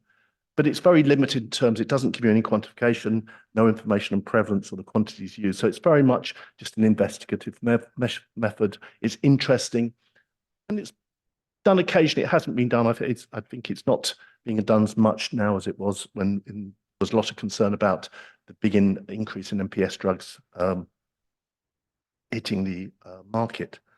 And an approach that has become more routinized is routine surveillance of a population. And really, we've got here a sort of very standardized method from sample collection within a sewage system. First, the sewage system needs to be characterized. Then we're looking at the concentrations, and we end up with, we rarely go to the amount of substance use. We don't try to do a prevalence estimate. We come up with a standardized estimate per 1,000 population of the substance in that location. And there's a set of substances usually measured through their metabolites. There's lots of uncertainties, and those are the orange things down the side that we have to build in and take account of. There's various things about characterizing the sewer system, and I must say that the people working in this area have got better and better over time at addressing those uncertainties. There's still issues about human excretion rates, and the data on that is actually quite limited and tends to be from healthy volunteers, and it doesn't take into account things like route of administration, so that has to be factored in. Really, the big one, and where the practical epi questions come in, is around population estimates. You tend to do these samples over a discrete period of time, and you have to be careful about that time period. Are people coming into the city from outside? Is it when there was a large festival? Is it just before Christmas? All these things can influence the interpretation results, because they can change the amount of individuals contributing to the sewage system. That needs to be considered. But again, if you're looking at the same time, the same location over time, some of these uncertainties I think we can assume are fairly standard, so we can look at changes in trends without worrying a little bit too much about some of these issues. There's also been quite clever things, I think, to address these, looking at things like mapping them with mobile phone tech signals and various other things to get a better idea of the true sample of individuals who may be contributing to the wastewater system. So what do we think of the strengths of this method? It's good at looking at temporal and spatial changes in drug use over time. So more and more estimates, they come from specific locations, even assuming uncertainties, looking to when the uncertainties we think are standard, they're not going to change over time, we can look at trends over time. It can represent a very timely data source. We don't try to provide drug prevalence estimates, as I said, but standardized consumption rates per 1,000 population. There has been some attempts to move that on and do that, those more prevalence estimates. It gets much more complicated. You need to look at much smaller geographical areas. There's really some interesting work in Switzerland. They've done quite multi-data models. They've looked at wastewater and they've compared it to survey estimates and other prevalence estimates we've got. Very interestingly, you can see for cocaine, we were getting between a 4 and 6 times multiplier from the wastewater estimates from the survey estimates, which was really interesting. It varied, but that was high variable by site. And you're also getting, for heroin, where actually our prevalence estimates, we were getting half the amount of opiates appearing in the wastewater that was predicted from our other prevalence estimates. So I think one of the interesting things about this approach is it allows you to look at some of your other methods and look at the biases, the underreporting biases or overreporting biases you might be getting from those methods. In some populations, the coverage can be quite high. There's now Australia does 56% of its population in regular samples. Finland at one point, I think, did nearly 75% of its population. So you're actually can get near population coverage. And the thing that when we started talking about this method, and it was a lot concerned, it would be mainly applied in rich countries with lots of resources. It's actually quite cheap to set up if you've got a sewage system of a certain level of completeness, I guess. And what we see is it's been beginning to be used in countries where other methods might be challenging for all sorts of reasons. Particularly, there might not be a tradition of doing survey research, or there might be other reasons why people might have other methods might not be appropriate to use. There's been, for example, quite a lot of work, I think, in China using this method. We've been doing some stuff recently in countries like Tunisia, and I think there's a study setting up in South Africa now. So it gives you another way of looking at prevalence in parts of the world which might have either very large populations where other methods might be more costly, or where there might be issues with response and non-response biases that you might want to think that some of the other methods we use might not be appropriate. So I think there's quite a lot of mileage that in the future. Just to give you a quick example of some of the data from this, this has allowed us to actually look at drug consumption patterns pre and post-COVID, samples just before lockdown and just after lockdown, and lo and behold, people used a lot less cocaine during the lockdown period than after lockdown, but then rates jumped up again quite quickly. And then just to reflect on, I think, a few lessons learnt, I'll keep this quite short. I think from the start, we had a lot of resistance to the adoption of this method. And we really had to overcome that. And part of that was by clearly stating the limitations. Some people tried to oversell it. It was going to solve everything. We wouldn't need any other methodologies. That was clearly not the case. So we had to clearly state the limitations, not oversell, highlight the uncertainties. We took a very developmental approach, and we managed to get some proof of concept funding from the European Commission. That was really helpful at the beginning of that. So really the research community went away and they started improving it incrementally over time, and they've actually done quite amazing things when you look at the problems they've overcome in the last 20 years or 15 years, how it's been invested in. The communication strategy was really important. Again, emphasizing the complementary nature of the data and what you could use it for and what you couldn't use it for. At the beginning, there was some misuse of the data, some misinterpretation of data, and it got quite a bit of policy pushback at that point. And we talked about this yesterday, but it was really important because this technique can be used in lots of different ways. Some countries were looking at health and safety issues on oil rigs, for example.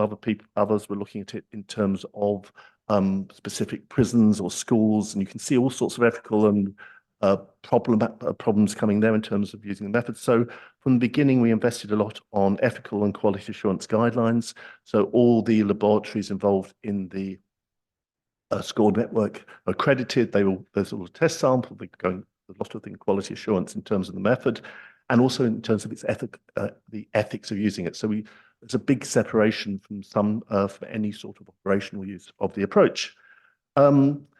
I think we've been really helped, and we were talking about platforms and networks, and everybody thinks that as the EMCDDA as an organization has pushed and developed wastewater, we haven't. It's been the SCORE network. We've facilitated them in terms of displaying their results, working with them, communicating them and and supporting some of the analysis or the presentation of the analysis. But really, we've benefited the community of practice out there that's really pushed this technology, and they're now increasingly global in nature. We're working now with 37 countries and 120 cities,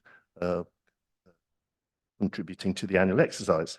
And the other thing we've done from the beginning was all the data we get, we make available as near as short a time period as possible, and we put it out to allow you to search by city, by drug, by developed a platform that allowed very easy access to the data in a very quick period. And again, I think that's facilitated the network wanting to work and wanting to collaborate with us over time. And I think a little bit of the challenge now is that some of the research in this area is sort of moving into other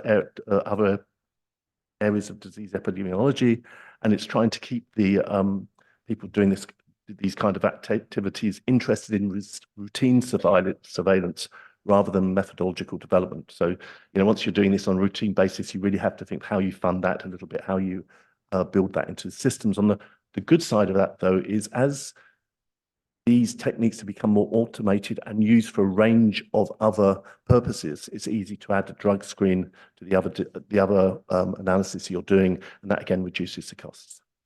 So just to show you what we do with the data, and these are some of the data maps you'll see if you go on our site and you want to play around and look at what drugs are appearing in what cities. And you can see over time things like cocaine moving across Europe in terms of signal. And you can also see interesting things like in Lisbon, there's a small methamphetamine signal. If you talk to anyone in the treatment practice community, let's say there's no methamphetamine in Lisbon, but if you look in the wastewater, there is. It's not a lot, but it's there. So interesting complementary technique, possibly with more mileage in the future of countries which are big countries or countries where some of the other methods we're talking about are difficult to implement. And I think I'll finish there.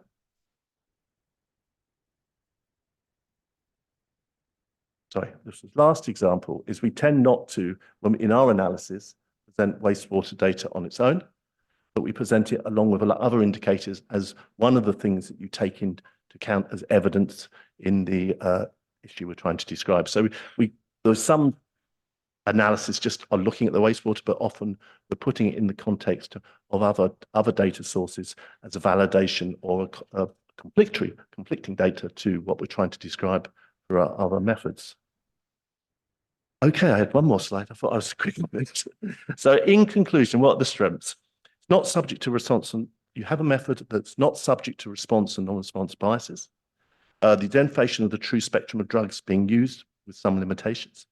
It's very timely information on geographical and temporal trends, relatively inexpensive once it's set up, possibly broader utility in the global south, now used routinely, which gets issues of scale.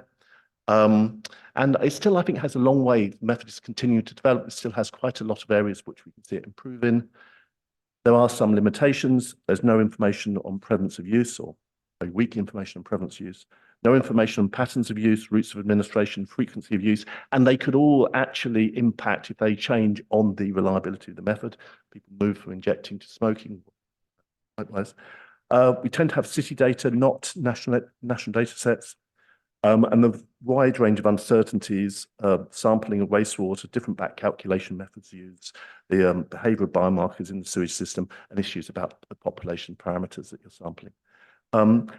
And we are very keen on ethical issues, but I think they're still addressing ethical issues. We put a lot of investment in that, but I think they still remain, and they, especially if it's used in appropriate settings. And I know if it's sometimes been linked to police performance activities or directing law enforcement efforts afterwards, and then you get some quite complicated ethical questions too.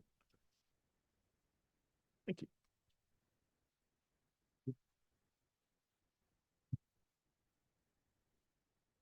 Before any question, let's go out for a hot tea and hot coffee, a piece of apple pie, and then come back for the last part of the discussion. Anyway, tomorrow we will have all the morning dedicated to discussion. I think that the topic of wastewater analysis is very huge, but if we don't have time today, we have, I think, enough time tomorrow, Brian. Do you agree? Okay, let's take a coffee and then.